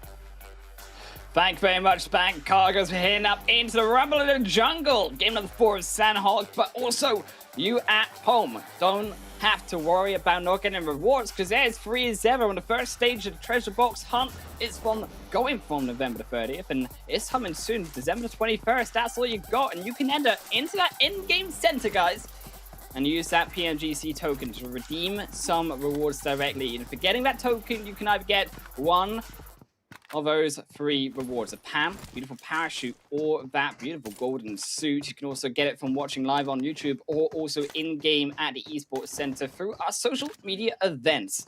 Of course, don't forget, because the second stage of the tournament next week, Necro, next week, it's just 1 week away. There's going to be a box hunt where we will be able to have even more surprises yet to come for you guys. But surprises, that's what has been the name of the game in this third super weekend. And quite frankly, I think except talked about them being that surprise team not coming up short. Yeah. But I think, we talked about it on the analyst desk. Rise, they also surprised us being the better, for now, Southern American team. But, I think that we need to show them some love here, Necro. I think that A7, we need to vote for them. We need to say that A7 could win the game, because I think that A7... they're showing some good stuff when it comes onto this jungle. Yeah, they're definitely showing some incredible stuff when it comes to down at this Sanhok map. And well, just to go against the analyst desk, each and every single person from the analyst desk is going towards Rise. So us, caster desk, is going to be going A7. Same variant pretty much from the same country, but just a different team. So we're going to be going with A7 against Rise, against the analyst desk, and let's just find out who is going to be the one to come out on top in this one. If both of us get this wrong, this is going to be a little embarrassing, dude. Yeah, I mean, it's battle of the analysts versus casters, right? It's total warfare right now in this fourth game. It's if we can be better at predicting in the analyst. I mean, we're probably going to lose because they're pretty good at it. I mean, they've also got Plano Domish, right? So that's kind of like that's kind of like hacking in a way, But we're just normal casters at the end of the day. We don't have that kind of effect. It's like Conquerors versus Bronze players. Exactly. And that is exactly it's what it's and it's like, well, still the Bronze players are just taking a shot onto it, just hoping that maybe their luck would favor them. Yeah. But we can keep that thing aside for now. We did see Besiktas kind of spotting a couple of players out in the front. They tap away though. No connections being found. Another stalemate situation. Fenerbahce and Mad. Mad, of course. He's just sitting up inside the rock. Fenerbahce going to be chilling. Going to be lounging his way outside the ocean. We'll be slightly further away from this zone. Of course, establishing his first phase zone 2. It has gone over towards all 3 islands, as obviously predicted most times on Sanhok. And we camp in the middle. A7 going to be standing there strong. We got good hopes. I'm just saying A7 are inside the center of zone, okay? We're in boot camp for now, but also when you come towards that zone, right, it's going to be more tricky. It's going to come down to that luck, as Zute said, about which way is that going to go. Is it going to go to which island? Main side of Sanhok? Is it going to go to that north, south, smaller island as Xset? They do look in some trouble, though. Knights looking, as I said, to put down another nail in the coffin of Xset and just put them into the dirt even more. Is a broken. There's only two. They need to get Polo. They need to get Jay downstairs into the fight, but they're just too slow. Oh man, Knights now quite close to Xset. Still, we do know the pressure's on Xset. J7, no! What's going on? Killswitch's Molotov sets J7 on fire, and now Killswitch as well. He finds the trade, but still, this is a complete throw, Jake. It is a complete throw coming through here. What am I watching, Jake? What am I watching? I think A7 is a little bit too much to get a little bit too hasty coming through into the fire, as there also goes through Killswitch. A7 getting around that one away as they get third parties from the backside of the South American representative we called. With J7, he's going to burn away. Killswitch will be the next. And nice, they're going to claim both of these kills. And Jay, Polo, they're going to have to sit as that duo. It happened in that second game, but I don't think it's a duo. They've really got that many options, as we said. That zone is very unkind. But speaking of unkind, is this Analyst desk versus Caster prediction? We might have our answer settled in the first 5 minutes. Yeah, that's true. This is the Analyst desk versus the Casters. Let's find out who is right in this one. I mean, for now, it seems like Casters are definitely in danger because Senatex is separated from the squad. Just roaming around, just lapping around, gathering some info, and definitely with that nade, info has been revealed. So Senatex is going to report quite a lot of things to the rest of the players. Revo's position is quite nice. I do like his position, separated out from the pack. He can definitely bring a surprising factor inside this fight. But no, Knights again. They're going against A7. Revo being found now. That's a huge knockout on the A7, and they're going to be sweating inside this one. But guess what? The counterpart strike in, and Mythic again now inflicting pain on the Knights. We're going to take 3 fights at once as they're even fighting Xset on the top of the hill. I think that Knights... What is going on? That might be a little bit extra. Too much for Rise, because you can see that they lost Mufasa down as well, and I think they're getting too eager in their position. Yes, Rise's position is great when it comes to fighting, but they do have to be careful. A7, of course, doing the exact same, trying to stop these third parties from coming across that roadside. That is a blockade that they had to keep in front to stop that engage and that force push through coming through from Knights. Is both of them will make the revive and we reset the fight once again, but it's going to be a slow, drawn-out fight. They, as we said, coming in now as phase 1 does close away. It all comes down to that phase 2 if we speed that up or not. At this point in time, I'm pretty sure Rise has to know that A7 is probably the one camping that hill next to the boot camp, so maybe challenging a fight against A7 wouldn't really be that good of an option for Rise. And we did see them kind of trying to disengage in that one. A warning nade was being thrown. If you try and overstep over here, you will be taken care of. So A7 as well, not really overstepping themselves. We did see one man falling down from the side of A7. But is he back up? And yes, he is back up. So the fallen man is back up on his feet. Knights is the only team that has 2 points up till now in their pockets without any damage being dealt upon them. So they're looking pretty good up till now. But they're on to Xset both. So I mean, Xset, they've only got 2 players remaining. I feel... Look, Jake, look, I have given up. I have given up. I haven't given up. I've not given up hope. I'm still, there's a world. It's a very small world out there, but it's somewhere in the universe of PUBG Mobile that Xset can make it into the top 16. I don't think it's going to happen in this Earth, though. This footballist, speaking of this Earth, is going to fall down into it. Lutz will make the revive potentially happen, but instead might just trade his life for it. It's been baited in between 2 squads. This is Massive Blaze. Nice. They both eye him up, but who's going to grab that kill? Because he is looking tasty. He does heal back up. A little bit less delicious, but Kess still wants it anyways. He still wants that dessert for this evening's meal. Oh, Lutz is definitely looking crispy, man. And Supermassive Blaze just want to bite onto Lutz. Are they going to get that scrumptious bite? That's the question. On the other hand, Rise now against S2G. These are 2 big teams going against each other. Kelsey now the only man in the close. S2G left with only 2 players alive still, and that's not really a good sign. But Timber's still in the game. We do know Timber and Kelsey are those 2-star players that can make a lot of things happen. Overall, S2G is just like a pack that is a really good team in general. Each and every single player can perform up to the mark. And I just like the brilliance that S2G shows. SCG does show some brilliance, but it's going to have to be a miracle here for Kelsey to get out of this one. Right, so I think it's very bold. Them to take, of course, Mufasa on that hillside, still going so split. I think it's a dominance showing again from Rice, as we said, stepping up to be able to have that aggression at that high risk potential too of getting caught out as phase 2 will shift down towards the south side. So we're heading in to still a decision 50-50 between the ruined side southwest or still boot camp on the main island and around that quarry side. Still, when you're looking at this, so it's all of those bridges. Painan, that north bridge just above Painan, the bridge over Camp Charlie. These 3 choke points, these are the points actually that you're looking at about where teams are going to start to gather on. As Unicorns Aloft, also another one of these strong teams finding that extra kill. Number 2 in total is Blue Chaptan, struggling still in this third super weekend to get out of that elimination space. They too, keep in mind, need to get those points. Oh, that would be a that's brilliant a good nail one. onto one. That will secure the points that they're looking for. But can they confirm out Unicorns of Love even further? They've still got Fresh. They've still got a revive happening onto a third just outside of the fight. Is GK first. Lin stepping back in onto the fray. Oh, Rolk is being shut down with that well-placed nade.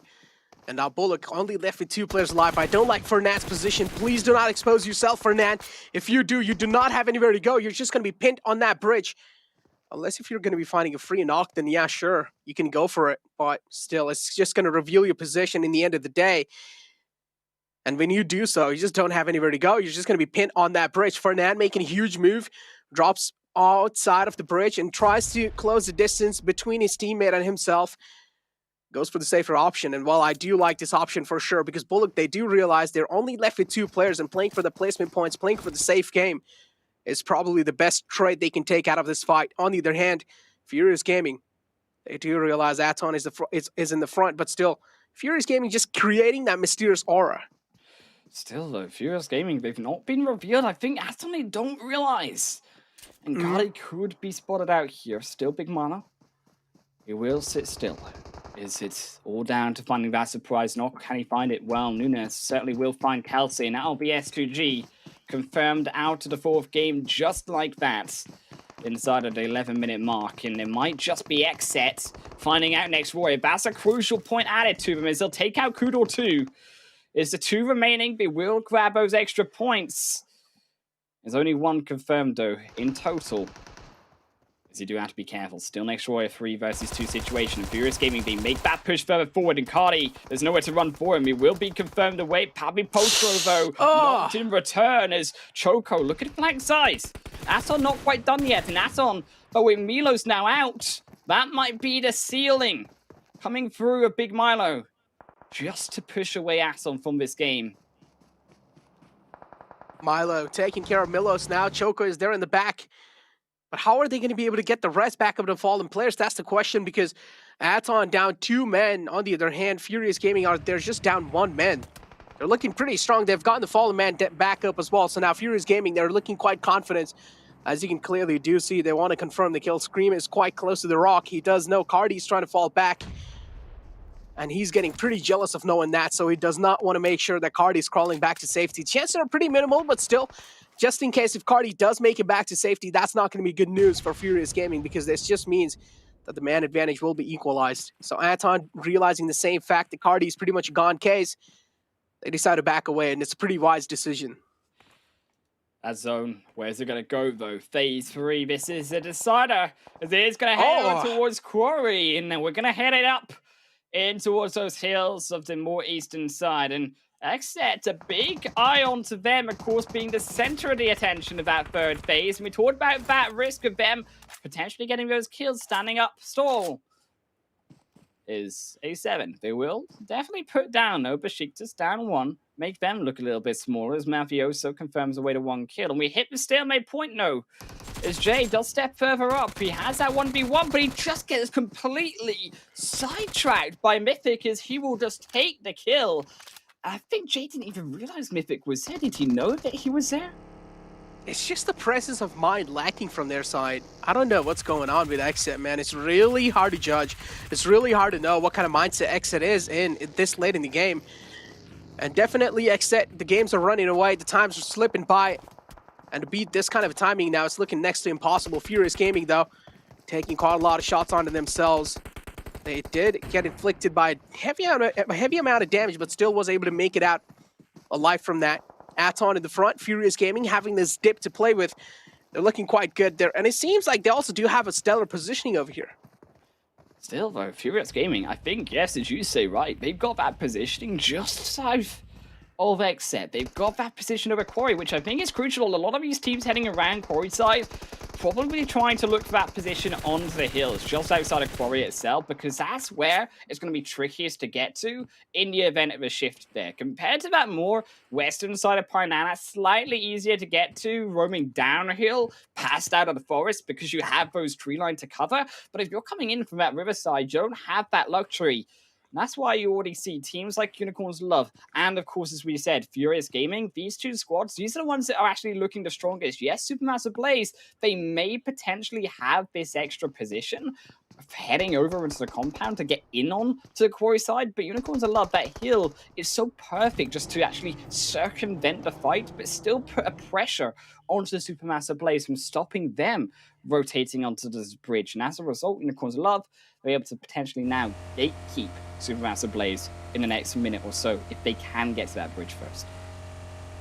Oh man, talking about gatekeep, that's definitely going to be quite tough though. But again, yeah, as you mentioned, they can try and gatekeep Unicorns Love, but Unicorns Love just have a lot of free space to move around with. And that's what they're going to be doing. They're taking those safe chances, they're taking those safe routes. Realizing Supermassive Blaze in the front, they did create quite a lot of sound. So Supermassive Blaze's position being revealed, and I don't really like Supermassive Blaze's position yet, because the circle shifting away from them, the chances are looking quite high. So Supermassive Blaze, they will have to move eventually. Yeah, I'm getting the sense that a lot of these teams, they're not quite sure where they want to go. A number of these squads have just taken up camp for now on the outer edge of this third phase, because we're still kind of deciding here in Echo where the zone is going to continue to shift. And in phase 4, that's when we're going to hit it through with a fight. So you can see, goes back over to Quarry. We said that these hills around Quarry side are going to be so important to be able to control.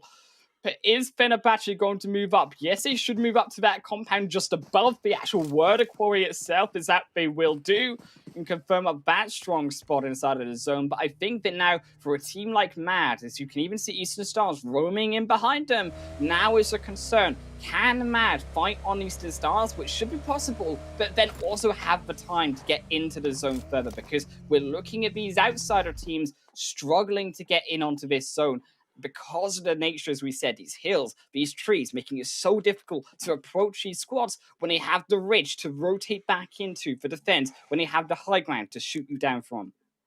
Now, the problem here is that circle shifted away from A7 as well, so they've only to make it inside the zone, and Rise can be a huge problem. Their counterparts, their Brazilian counterparts, can be a huge problem for A7, and how are they going to be navigating inside the zone?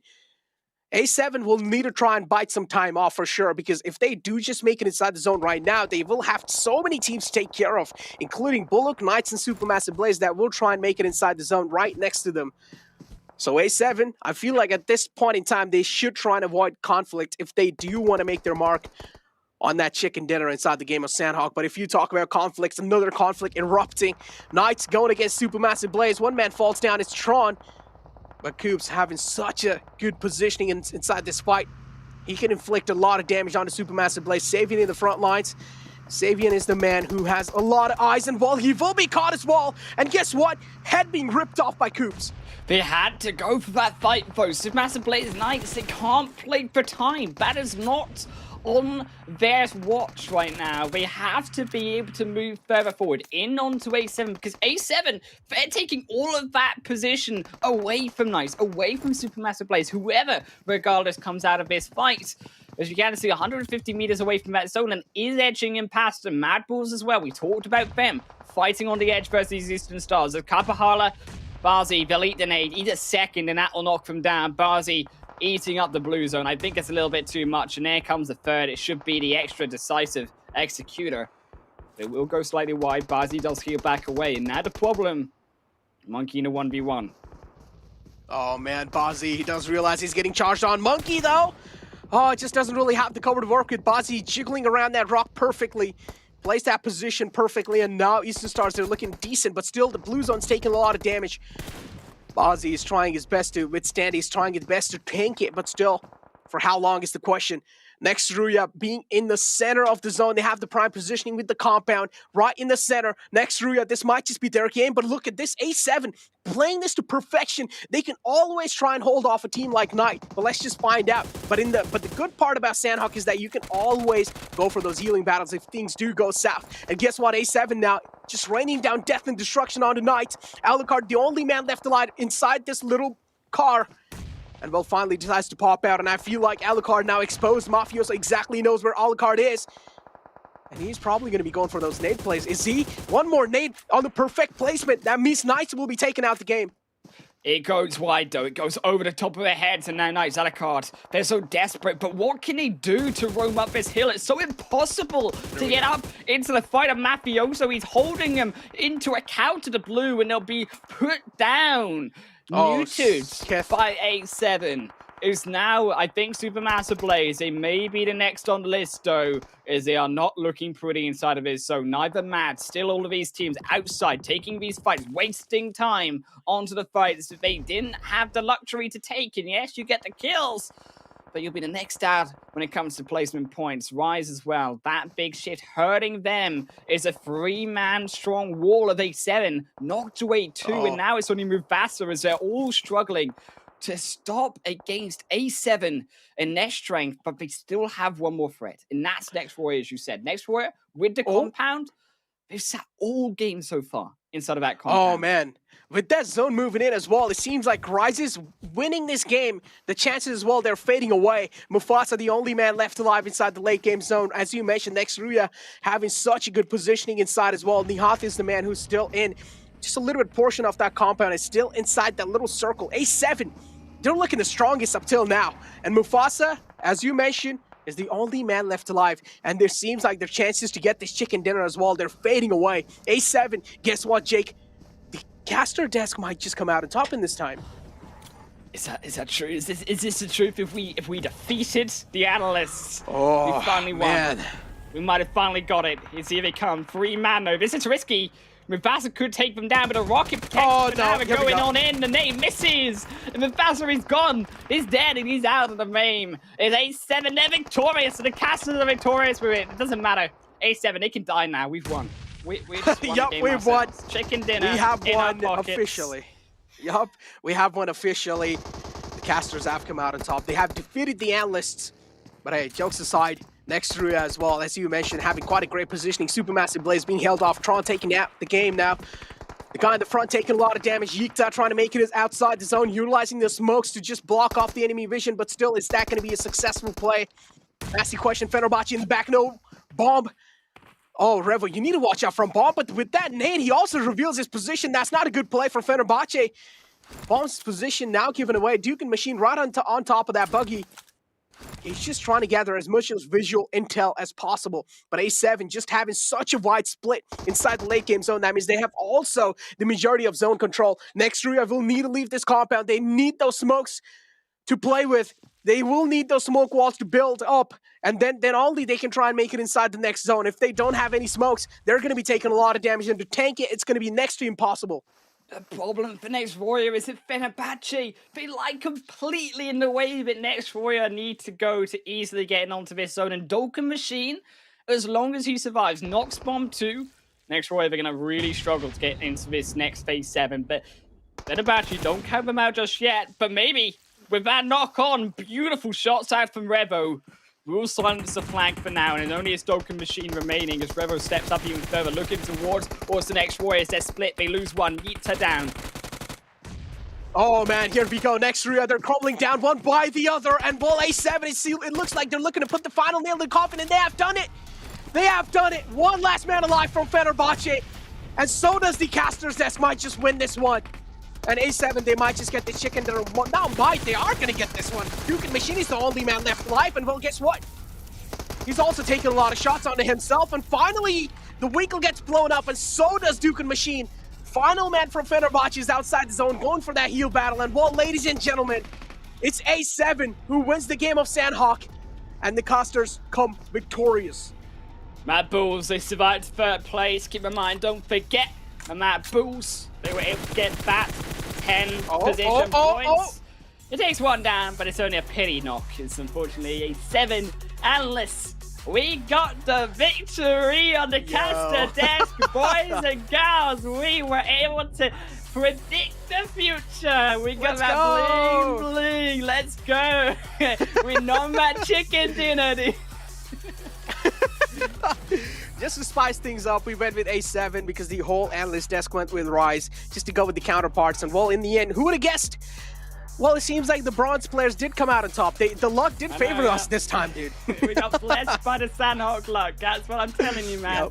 We just struck lucky, but you only need to strike lucky once against the Analyst desk. And now we are the conquerors. We are the conqueror rank, you Negro. Oh, man, we have taken over the ranks as well. We're just climbing up pretty quickly, man. I gotta say, I wish I could do that in the actual video game. But yeah, we can keep that aside. We can keep that aside. And I'm pretty sure, man, that game from A7, that's going to be boosting themselves up quite a lot. And as we do know, A7 is just always that, as soon as they're done looting boot camp, as quick as possible, they just try and go for that hill in front of that boot camp. And that play always helps them so much because that also gives them a lot of high ground. And if any other team tries to come over there, then that means they're just going to be racking up those free kills. Oh man, I think if it really were A7, their position, the thing that won them that game was actually leaving the fight versus Nice, leaving the fight versus Massive Blade, going for that position point.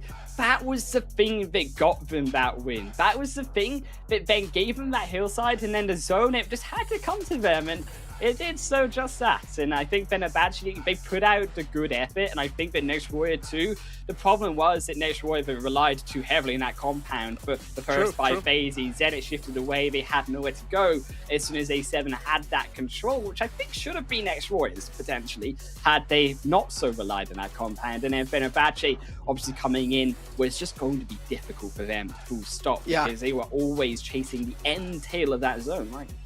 I mean, as I also said, Nextria was just burning through their utility so quickly, and they needed those smokes. Those smokes are really crucial. If they had those smokes going inside the late zone as well, they could have tried and build a smoke wall, make it inside the zone as safe as possible, and then maybe try and take down a team like A7. But still, A7, the way they played that was so perfect, right? They had the kind of most amount of zone covered. They had a wide split amongst themselves. And A7 in the end, they just left no chances for any other team, and they did realize that they have the most amount of men alive inside those final zones. And as soon as they did, we saw the charge coming through against Rise. And as soon as they got the charge successfully done, A7, I feel like the confidence was boosted right then and there. Oh man, my ego is boosted, that's what I'm telling you. I have 100% fat ego right now.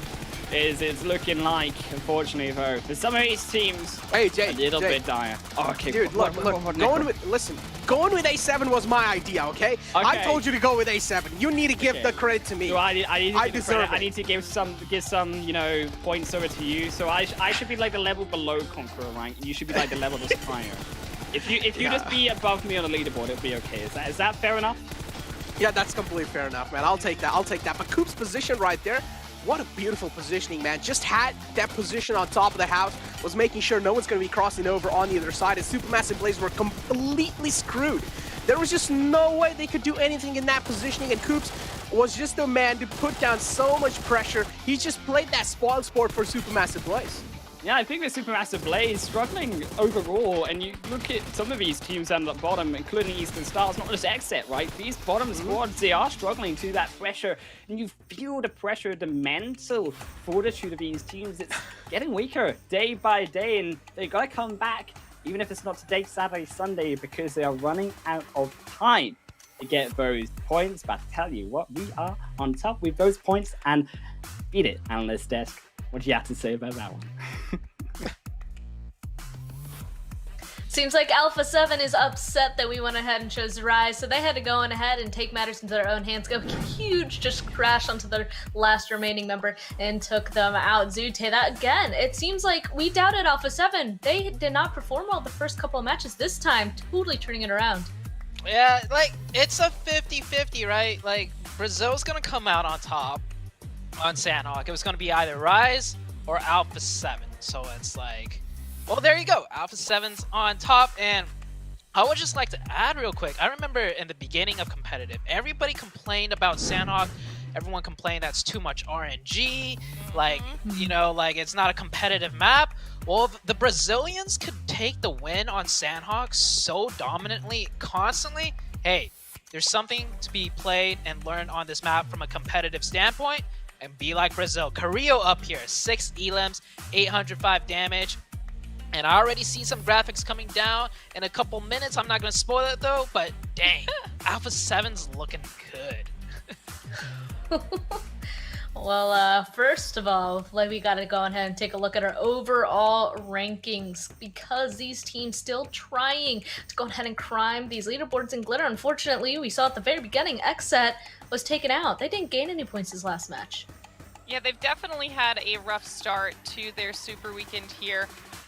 I mean, they've got one more match to at least have a strong finish to the day and then see if they can reset it all tomorrow, but I guess maybe not surprisingly, I mean, the squads that they do have to beat out above them aren't putting them at too big of a disadvantage, but that's only taking into consideration if they can actually have a good performance. They've seriously put themselves on a back foot now, being almost an entire day down and not having the type of performance that we're looking for. But, you know, I going back to like the Brazil thing, we did say that it was going to be a Brazil team that came out on top on Sanhok. That's kind of now the pattern for Sanhok and for Miramar. But I remember when I got my first prediction right too. I was equally as enthusiastic. So shout out to the casters for finally nailing one down. Nice, nice. I'd also like to point out really quickly, based on the overall, only 2 teams actually ended up moving at all. Everybody else otherwise just stayed. Mad Bulls climbed up another spot. They're now in 15th place. They actually overtook Pepper at Supermassive Blaze. So Mad Bulls slowly but surely climbing the leaderboard.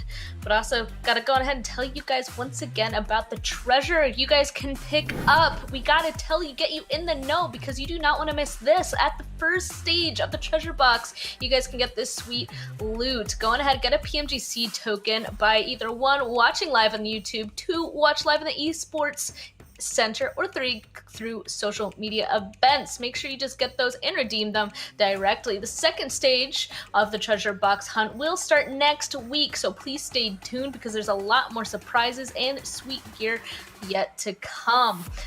Okay, whew. Well, another match down, another question to go ahead and ask you guys once again. So put your answer in the chat, but how many hot drops will we see in the next match? This is the very last match of the first day of this last super weekend, so we gotta wait and see. It's on Erangel, and we'll be seeing it shortly. First, we're gonna jump into a break, then we'll be right back with the very last match of today. For this flame path, going from Primals all the way up to just between hang on a minute. I don't think carpooling is a thing in PMGC. To the side, get to the tree. That's your cover. Get over here! And get your teammate involved. I don't know. I feel like this is a painful situation if you're Satar. Let's see if he has any tricks up his sleeve. This guy's got the moves. He's got the moves. Got the PMGC outfit. He looks clean. He's right up at the top of the car. I'm gonna need backup. Who's gonna go in now? Magic Man himself, Satar. But in comes another player to try and what for. And this time, oh, he's got a gun. Okay, yeah, there's not a lot you can do. I mean, dodging cars is one thing. I saw the first light, the first steps. Now I see much more. I capture Earth in all its beauty. I see action. I see drama. And I see it in the finest detail. Moments of inspiration.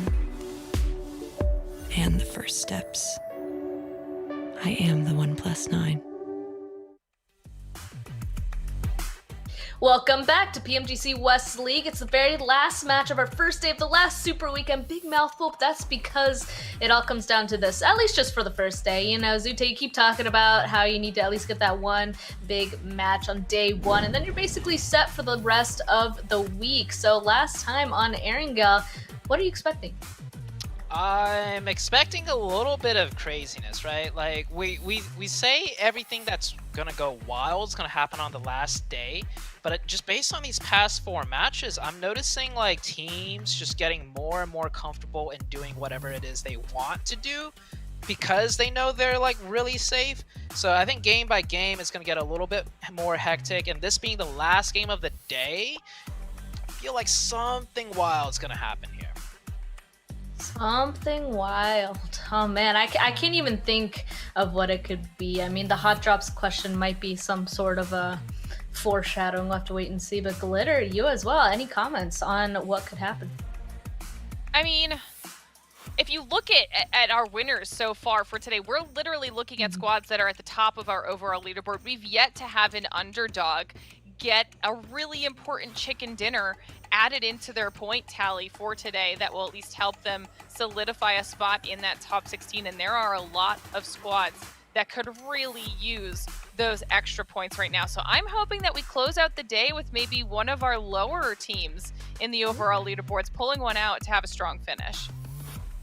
You know, that is a good pattern to go ahead and point out. It really does seem all these teams now at this point want to play at their top performance. Okay.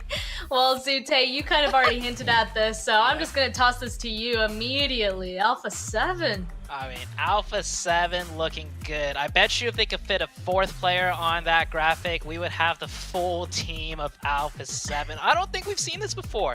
3 players all from the same team in the most elims of a single match. Absolutely beautiful to see. Furthest traveled though, coming out of that last Sanhok. Wow, 10,000 in just one match on Sanhok? Dang. He must have traveled like the entirety of the map because Sanhok is a very small map and 10,000 meters traveled. Wow, okay, you go. Eastern Stars were on a mission. Yeah, zoom in. They were on a mission trying to climb up into that 16th spot. They're just below that threshold, so we'll have to wait and see. Maybe they have to go ahead and recharge their 1+9 or 9 Pro, because with that flagship performance, that immersive 120Hz display and hypertouch technology, it's made specifically for gamers and is the best shot to climb those leaderboards. Again, that's a 1+9 and 9 Pro. But whew, okay.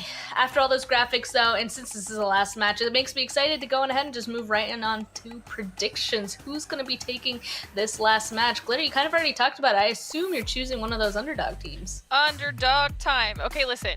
They've had a 3rd and a 4th. No. Yes, a 3rd to 4th place finish so far in Erangel. I thought I was wrong. No, that's correct. I'm going with Mad Bulls. They have been consistent all day. They haven't been super crazy, nothing flashy, but they've been getting those elim points. They've been trying to be consistent with their placements, and they are one of those squads that desperately needs all the points they can get, so I'm hoping they close out today with chicken dinner. Okay, Zute, are you also going with that as well, or are you choosing someone else? I like that prediction a lot, I'm not going to lie, but I am actually going to go with a completely different team. I'm going over with Fenerbahce. Simply because I took a second look at the, just that overall, they still have zero chickens. At this point, they've already played in 2 Super Weekends, so that's 30 games. We still got like quite a few more, so I'm really hoping they get at least 1 chicken before heading into the finals, because I mentioned it. Top 6 in the finals go into the PMGC, world stage. So that top 6 will most likely have at least 1 chicken, so this is time for Fenerbahce to see if they could get one or not before heading into the finals. Gotta figure out the formula, gotta figure it out. I'm actually gonna go ahead and go with Knights, because we said that the winners so far of today are all those teams at the top. The Knights is missing from that number. So if we're gonna continue with the trend that's happening so far, I do think that it's gonna be the Knights that are gonna take it away. But oh man, it's so hard to not root for the underdogs as well. So we'll just have to wait and see what exactly happens on this Erangel match. I do think this last Erangel match, though, there was a little bit more interesting stuff that happened based off of our first one. We ended up seeing a little bit more interesting drops and rotations when it came to some of these teams. One of the most interesting things that I saw was, Xset. They started off each Erangel pretty aggressive, and they managed to pick up 1 elim. The second Erangel, though, I would almost have to say it was a little bit more of the bad luck, right? They picked up another isolated player, chased them down, but Supermassive Blaze was just in the right position at the right time, took down 2 of Xset, and that just completely made that Xset, aggression just fumble and just not worth it. Polo ended up getting a knock onto Supermassive plays, and then it got stolen by Fenerbahce. So coming into this very last Erangel game, Xset, like their confidence, I feel like was already a little bit shaken just based on, you know, today's results so far and the amount of pressure. I'm curious to see how they end off the day, right? Are they going to just change their strategy completely, not play aggressive anymore, and just play more passive, which, you know, could not be a good thing, could be a good thing. But however they play this last match will be a good, you know, kind of indicator to see how they play the last 2 days. And to top it all off, since I'm on top of Xset, I feel like they need a chicken dinner this game, or you could safely just count them out of the running, even though there's 10 more games to be played after this last one today. I mean, 19 points so far. You had said that they needed 12 points per game. If my math up here is correct right now, that they definitely have not been hitting that. So, I mean, I assume that everybody would agree with you there, Zute. They have to go on ahead and get a chicken dinner if they're even hoping to kind of pull it off at this point. But what still are the odds there, Glitter? I mean, that's still insane of a difference to make up. I know. I do agree with Zute. If they don't do it now, it's going to be almost impossible for them to do it in the next 2 days. I mean, I feel like we can see them getting in their own heads because we've been talking about it as we watch the matches where there's just this much indecision, and that is what's throwing them off. You know, we've seen them in the past be very comfortable with their aggression, and I feel like they're scared to do that because they don't want to go out early and miss out on those points, but then not following what they're comfortable with has really kind of put them on the back foot. And then you combine that with a little bit of bad luck here and there, like you're saying, Zute, and right now it is just not the day that they needed to start with. The fact that they've got, you know, multiple double-digit placements with no elims to even cushion the lack of placement points is not cutting it. Oh man, definitely the most prevalent example is what happened on Miramar. I don't disagree again with you, Glitter. We'll see. We're about to be jumping into our last match. We'll see if it's Xset that pulls it out or if it's going to be any of the other teams we mentioned. But jumping into the last match, once again, Highland Wolf and Necro. PMGC West Side's the best side, Necro. We're heading into the final game of Erangel for the first Super Weekend day of Week 3. And I'm saying it right away, I believe I can fly and that unicorns love can fly too. Because if you ever seen pink fluffy unicorns with their wings spread wide and they just fly on into Erangel with a parachute, it is a beautiful sight to see. Hey man, I'm just gonna play mind games. I'm going to Rise in this one. Ooh. I'm going to the Rise in this one. Last time I went with A7, this time I'm going to the Rise. Fingers crossed, hopefully they're gonna win this game. But yeah, as you mentioned, and as the analyst desk also was mentioning, Xset is the team to watch out for. Now, this is their last chance pretty much. If they're not gonna be able to deliver in this game, that means the hopes and dreams are pretty much shattered to make it in the finals. Yeah, Xset, it is. We said do or die at the start of our casting today in Game 3. Now it's really do or die. If it can't come out on this game with a chicken dinner, a bountiful amount of kills, they're pretty much out. I mean, Xset, they need to really, really, really step up when it comes into this day today, and it has not been the case. Now they have one last chance to redeem themselves, I believe, because there is a world, right, where we saw Xset that first day. If we talked about teams being consistent in this third week, stepping up, it was actually Xset in that second place. They were just behind Unicorns of Love when they played their 5 games in that first day of the week. And I think that if Xset, they can run back towards that success, if they can be that aggressive team, not be scared at this point, because they've got nothing to lose anyways. They're either going to win and get loads of points, or they're going to go out and either way not make it. Or they can just sit back and relax. And in that case, well, yes, don't make it into the top 16. But of course, that's not where we're going. Exactly. Even I mentioned this, right? They're just cracking under a lot of pressure, and they need to realize this is a do or die moment. You either go home or you either do as the best as you can. And I feel like you should try and go for your similar standard gameplay as you like to play. And as you mentioned, they like to play really aggressive. They like to go for those early on engagements. And if they do this time as well, I feel like a little bit of more comfort level can be increased from the side of Exit. That can help them quite a lot to at least boost their confidence up.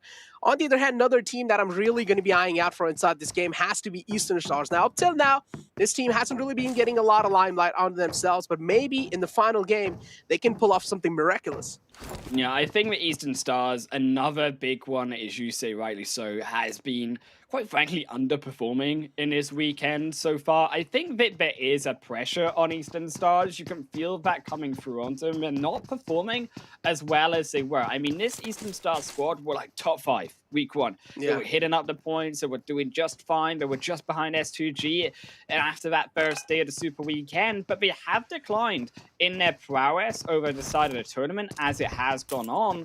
And I think that's just because, obviously, teams have adapted. Teams have got used to each other. In Eastern Stars, I'm worried about that adaptation, right? Can they also change the way that they're playing now so late into a tournament? Because they haven't done that. And especially considering that they're maybe not as warmed up to each other. Considering they have, of course, missed out on that second Super Weekend. They've not got the luxury, as some of these squads have, of just hitting up all 3 and doing well, or doing average at that in all 3 and not having to do so well in one Super Weekend specifically.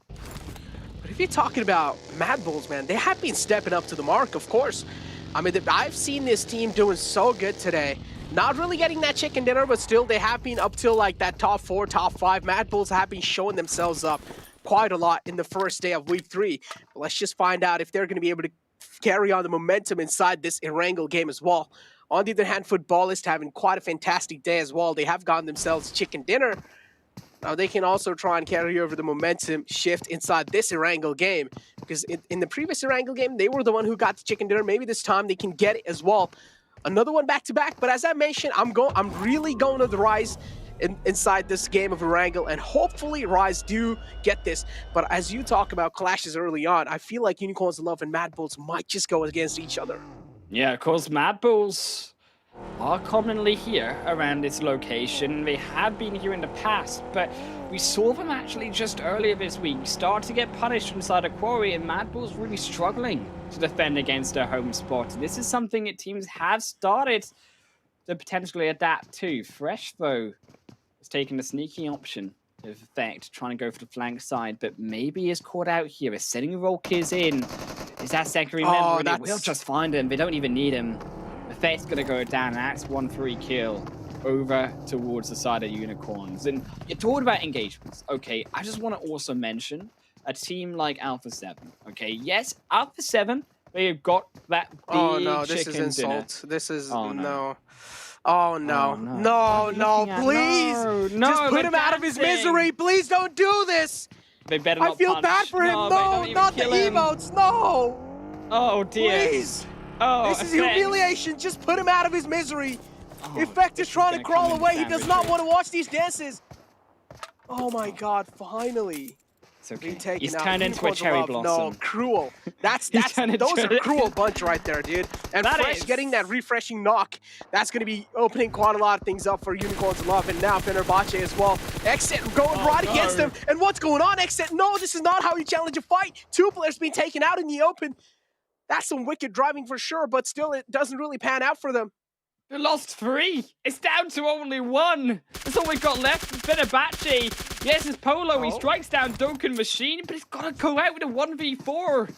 He's got kill switch. He's got J7 bleeding out. But how does he get up top? Polo, can he get another? Oh. Yes, he does. Noxbomb's the only one surviving. Can he grab a third? Yes, oh he my can. God! Polo, he's saving his team. He's saving the hopes of North America and their dreams of Xset right now, as Falky is on the opposite end of the fight. He's going straight over the kill switch for the revive. Oh my God, Polo, the one-man army, saving the day for his team. He's like the hero. Oh my God, I'm pretty sure at this point in time, his team is just screaming, my hero, Polo. Thank you so much. Polo saving the day for Xset. This game is really important, barely hanging on their edge. And Xset still are alive inside this game. fresh down low over here inside this engagement, but still shouldn't really be a problem. The man has been taken care of, and Unicorn's Lover looking pretty good up till now. Mad Bulls down to a two-man squad. Same thing goes with Fenerbahce and Exet now. They're on the prowl. Killswitch trying to take the final man down, or not really the final, the second last man, Falky. But he finds himself behind this little ridge. That's going to be, he's going to be calling himself a little safe cover for now. But still, Falky's vehicle is almost about to blow up, so this is not really a safe cover. Falky, you need to move aside. Yeah, he's going to put a smoke stand. He's going to grab out the buggy as well. He's going to put a little bit of protection now. Of course, that vehicle, as you said, is prone to blowing into his face. As Killswitch is going to go for the flank side, and they're hunting down this kill. As we said, they need to go for as many points as possible, and they need to go for risky plays like this. It isn't the safest of plays, yes. They could play it cleaner and let Fenerbahce live. But of course, they have to get every single point they can garner. Falky is going to roam straight into Killswitch's eye of line. It will not be enough, though. Killswitch might go down now instead as he's going into the blue. And I think that Exet, they might have got a little bit over-aggressive. He needs to heal. Yes, it's only going to be phase 1. He should have the time.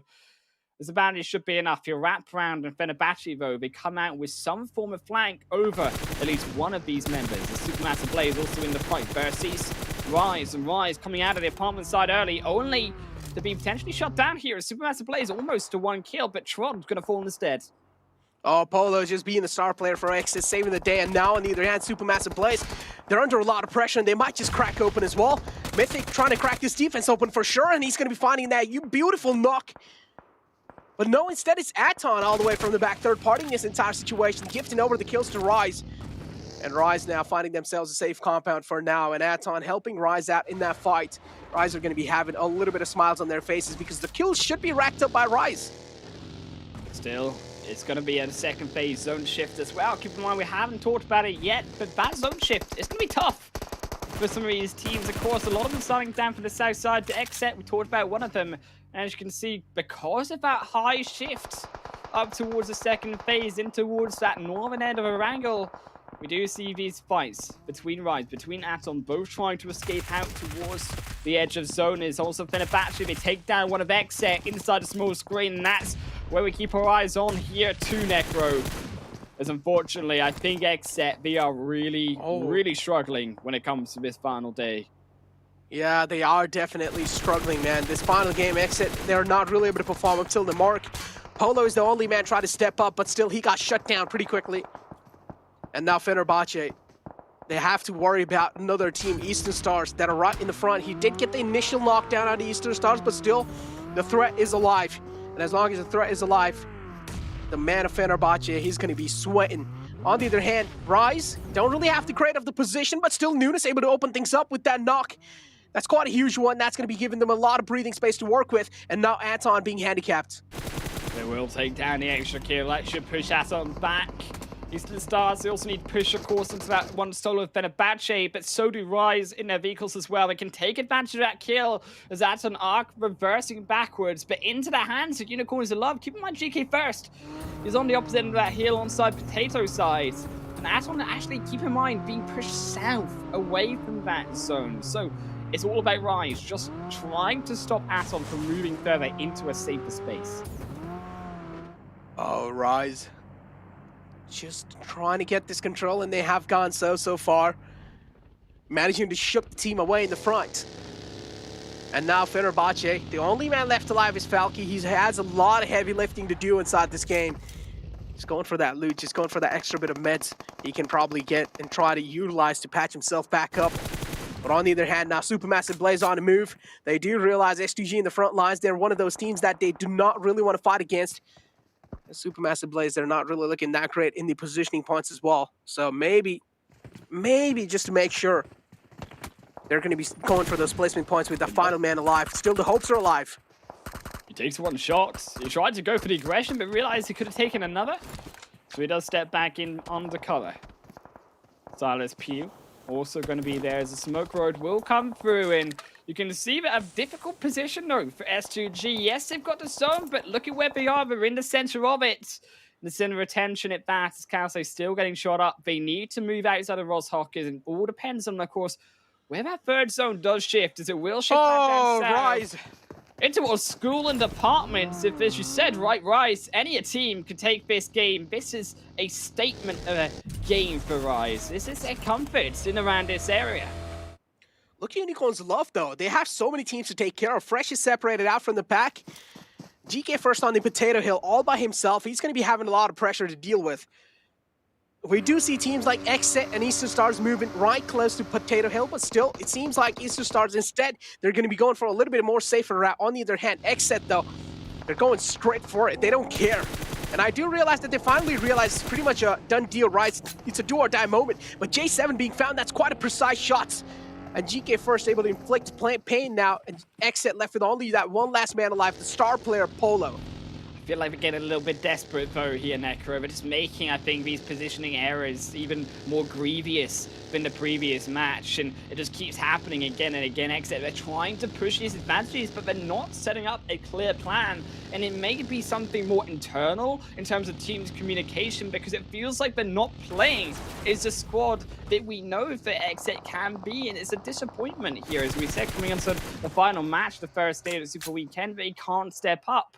They should find a revive, yes, but it's going to slow them down. And time is something that they're going to find really difficult to bypass as an issue. Is Raiz also doesn't have to worry about that, though, because he'll just be putting himself out of the game. As Polo will be the second, and Exet eliminated in the 15th position. Hearts broken, I think, for Exet today. Yeah, definitely. Hearts broken for sure. Eliminated on 15th position. We're only able to rack up 3 points. Not looking good.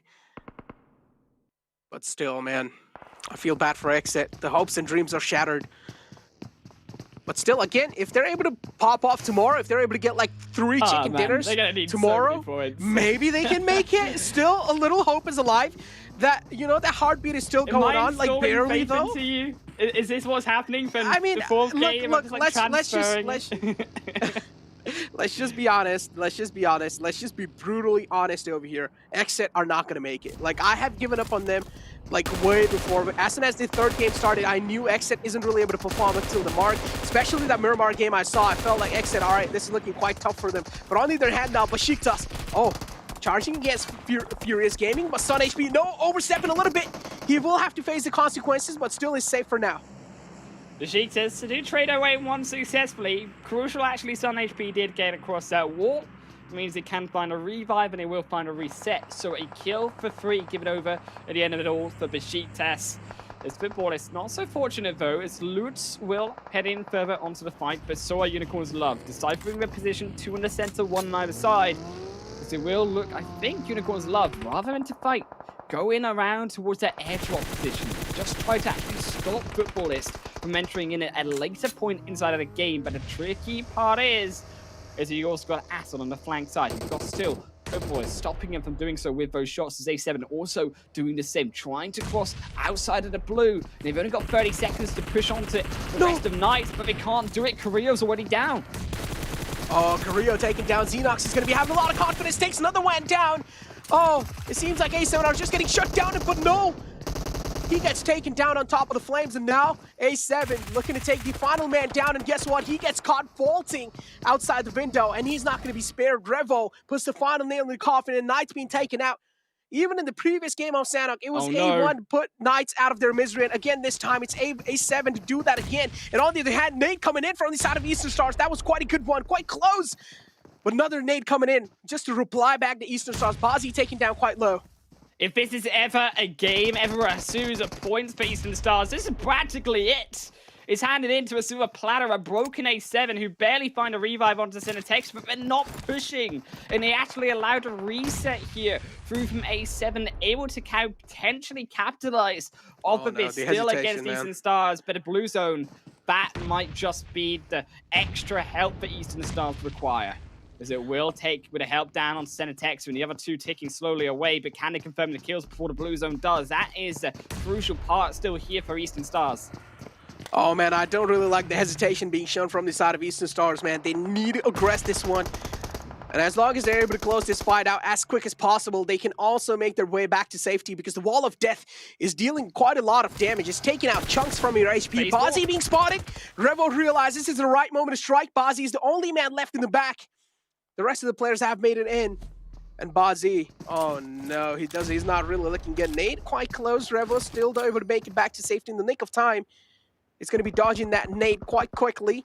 He's able to beat the timing on that, but on the other hand, Unicorns Love realizing there is a team in the front. It's going to be a Rise. He's going to die. Yup. Oh, he's going to die. He's down in the zone. A free kill gifted over to A7.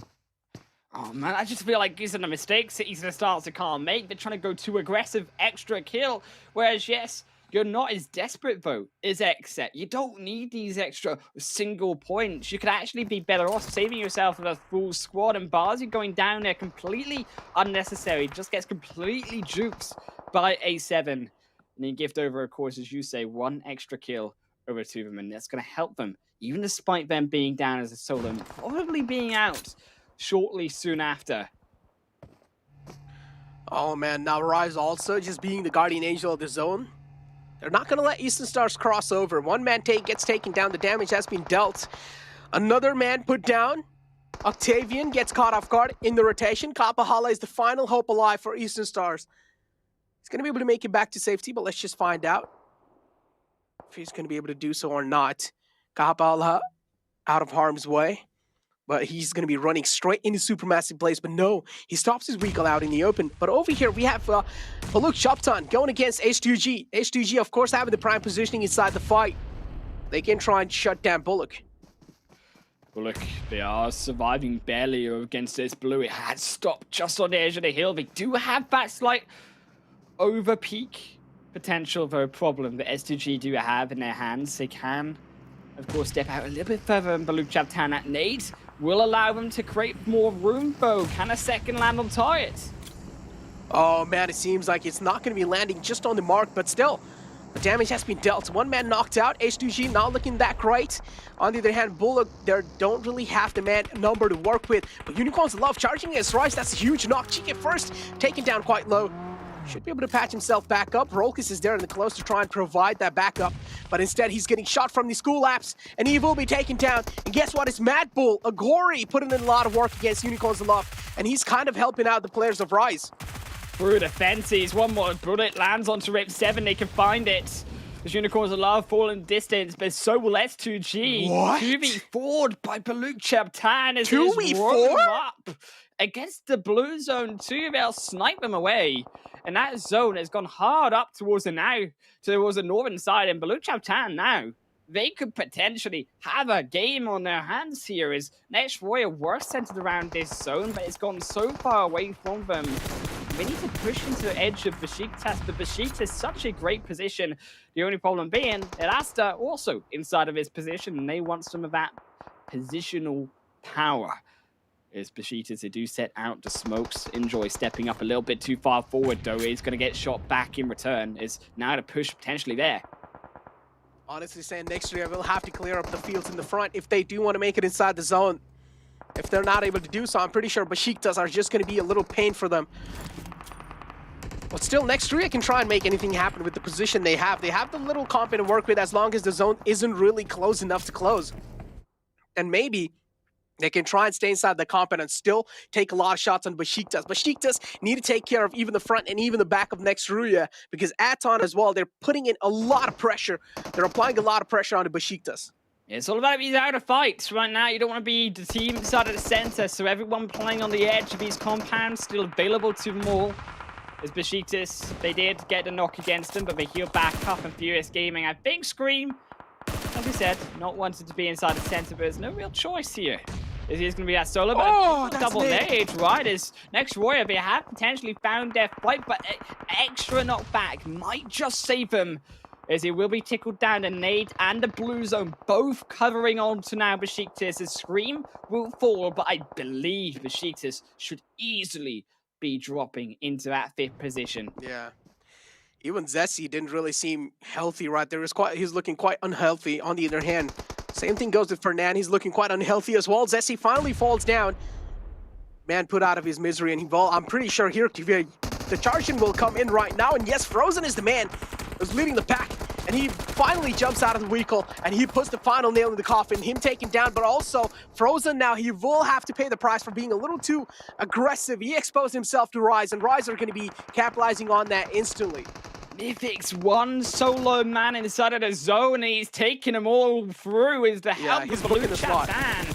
Cardi will be knocked, and it's, as we say, all these third parties on the outer edge of the compounds at phase 5, now forcing their way into phase 6. Zaton goes too fast, being the first in, being punished as that first one on. And Baluk Chaptan, they are roaming in for the next series of kills.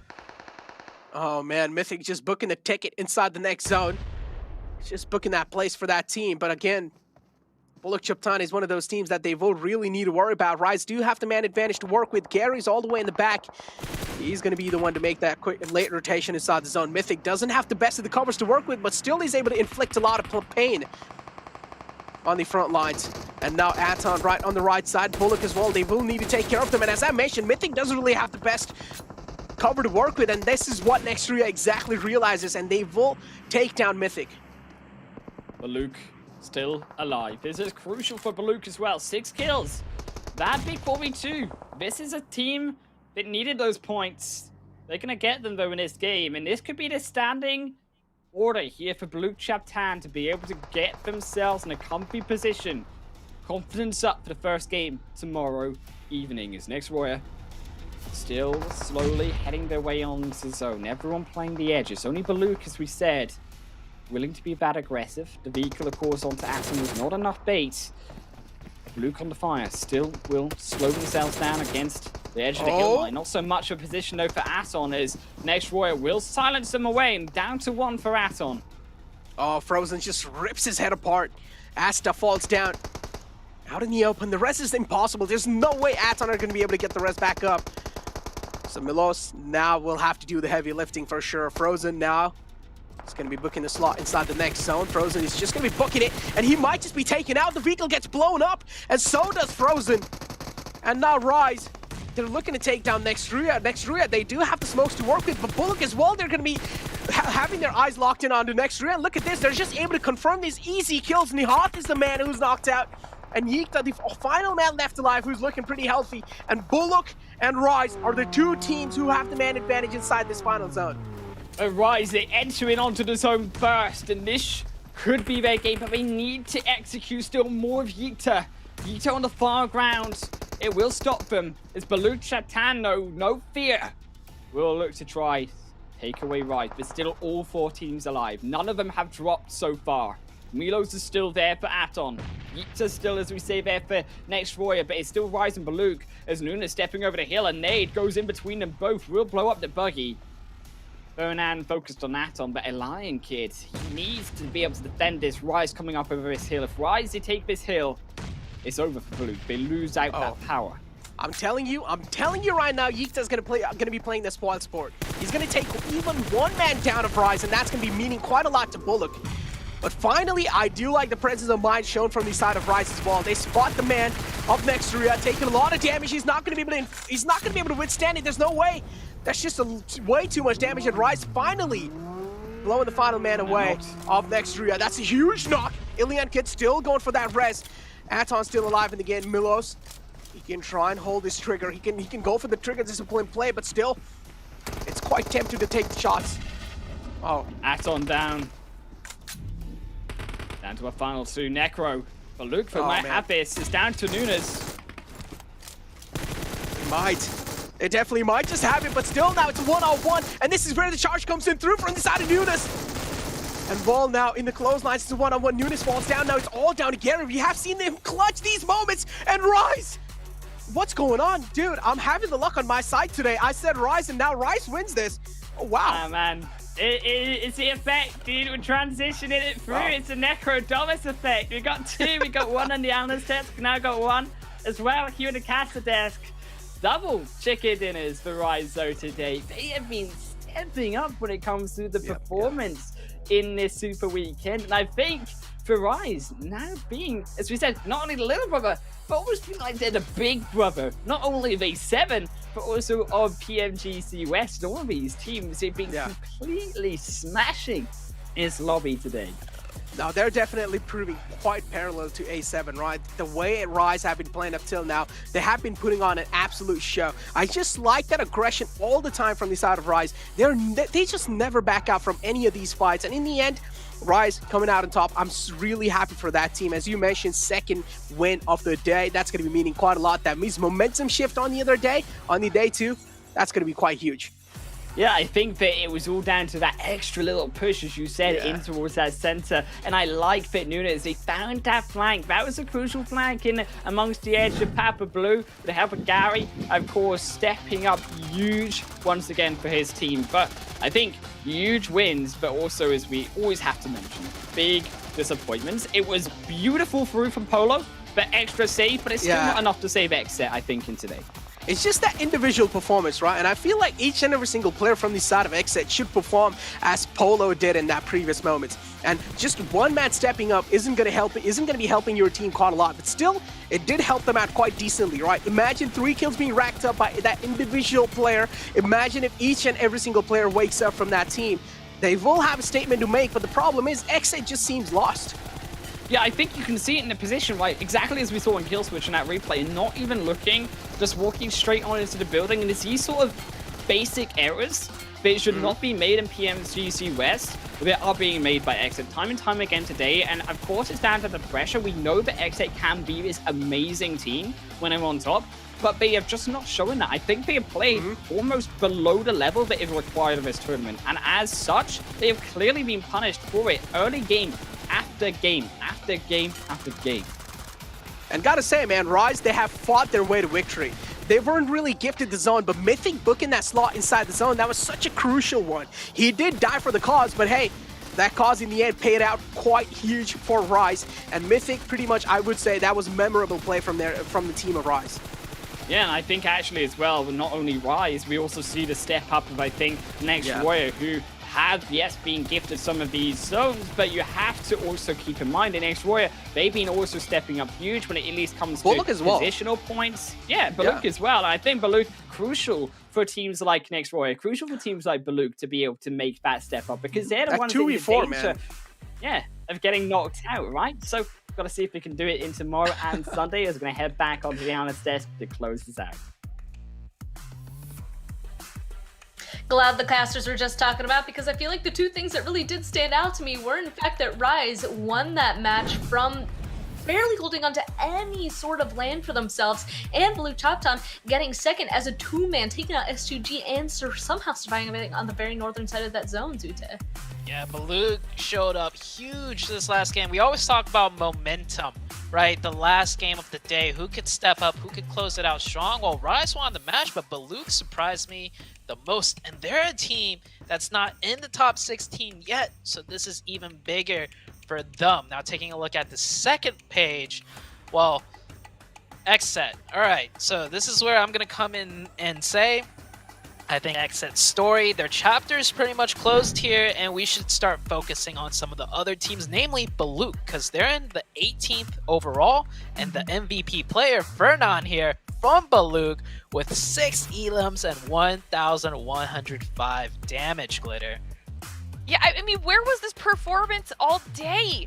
This is the type of intensity they needed to have from the get-go, especially when we're taking into consideration where they are in the standings, like you were just saying, Zute. I mean, they were one of the 2 teams starting off the day that weren't in triple digits yet.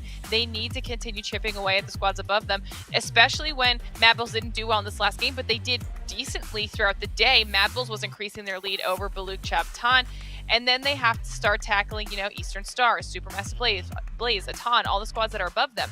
We can see in the head-to-head here, we've got Fernan and Mythic with 1,100 damage to Mythic's 663. However, we did see in the highlight package that Mythic had some pretty filthy shots for himself, and Rise has just been a dominating force all day today. Regardless of whether or not they're getting those chicken dinners, every single time they have been aggressive. They've had tons of elim points, lots of damage, and it almost feels like this is like their practice, like they're setting themselves up for finals. You know, I wouldn't be surprised, right? I mean, that's exactly what we're saying that these games should be used for, is to kind of get used to or ready for the games going on into finals. Another thing I have to point out about Rise is I swear we see all 4 of their teammates up on these graphics at different times. Like, all of them. Nunez, of course, Garrix, just all of them somehow managed to be up here on top of these leaderboards, on top of these graphics, whenever they go on ahead and do well. So it's not necessarily, once again, that one person's doing well. I mean, Mythic, he's definitely their top player, but they're all still doing very well. And Zute, I heard the ooh noise, so just go on ahead, take a look at these overall for us. Oh, that was actually Glitter, but I'll go ahead and take it. Yeah, that was actually Glitter. I guess my voice is, acting up a little bit maybe. But before we look at the bottom half of the scoreboard, that's where the most important thing is, I want to just note how close the top 6 are. I think this is one of the most competitive lobbies we have seen. Usually there's like first and second place usually has like a big gap onto third place, or the gap spreads out from third place and onwards. But literally from the top 6 all the way down, the points are really close. So I really love how competitive everything is. But on the Elim side of things, Glitter, wow. Mythic, man. Mythic, 70 Elims so far. That is on Super Weekend only too, by the way. Yeah, I mean, I'd say we saw that highlight package that Mythic was absolutely tearing people up. He was doing a fantastic job. And then the fact that we see the unstoppable duo now in Coops and Xenox being the other 2 that are rounding out our top 3-4 Elims is huge for the Knights moving forward. But we didn't get a chance to talk about that second page in the overall. A couple key points for us to pay attention to. 1, Black Dragons are not playing right now in this final Super Weekend, and they are starting to get knocked down. The likelihood of them getting knocked out entirely, very unlikely, but they are starting to fall down as Besiktas does jump above them. 2, Mad Bulls no longer outside of that top 16 bubble. They are now in, and that means Eastern Stars are out. So now Eastern Stars and Baluk Chaptan are going to be the ones trying to fight their way back into that top 16 for the rest of the Super Weekend, while the other squads just barely above them try to maintain their spot. But if we see performances out of Mad Bulls and Baluk Chaptan like we saw today, and Eastern Stars continues to be too quiet, then they might fall even farther than where they are currently. So a couple of predictions that are going to lead us on into our next 2 days here, either of which we're going to have to see what's going to happen and what these teams are going to be able to pull off. But also, you guys can go on ahead and get something yourself as well. It is, of course, is the treasure box hunt. It already started and it ends on December 21st. You can go on ahead and enter the in-game center and use the PMGC token to redeem it. To get the token, you can watch live on YouTube, watch live in the in-game esports center, or through our social media events. The second stage will be starting next week. It also starts soon, so please stay tuned. It starts on the 22nd, and a lot more surprises are yet to come. Again, get those sweet, sweet pan skins, of course, being the most important things. Well, Glitter kind of went on ahead and gave her predictions for the rest of the Super Weekend. Zute, is there anything else that you want to add, or predictions for yourself coming into tomorrow? I predict really exciting games, and I predict I'm going to enjoy watching them. That's as much as I'll go ahead and predict right now. So as much. Okay. Well, it kind of is hard to kind of 100% determine what is going to happen, especially when it comes down to being towards the bottom of the overall leaderboard. Who's going to be at the bottom of the top 16? We'll be finding out more, of course, tomorrow, where we have 5 more games. So same place, same time. We will see you guys tomorrow for day 2 of this 3rd Super Weekend.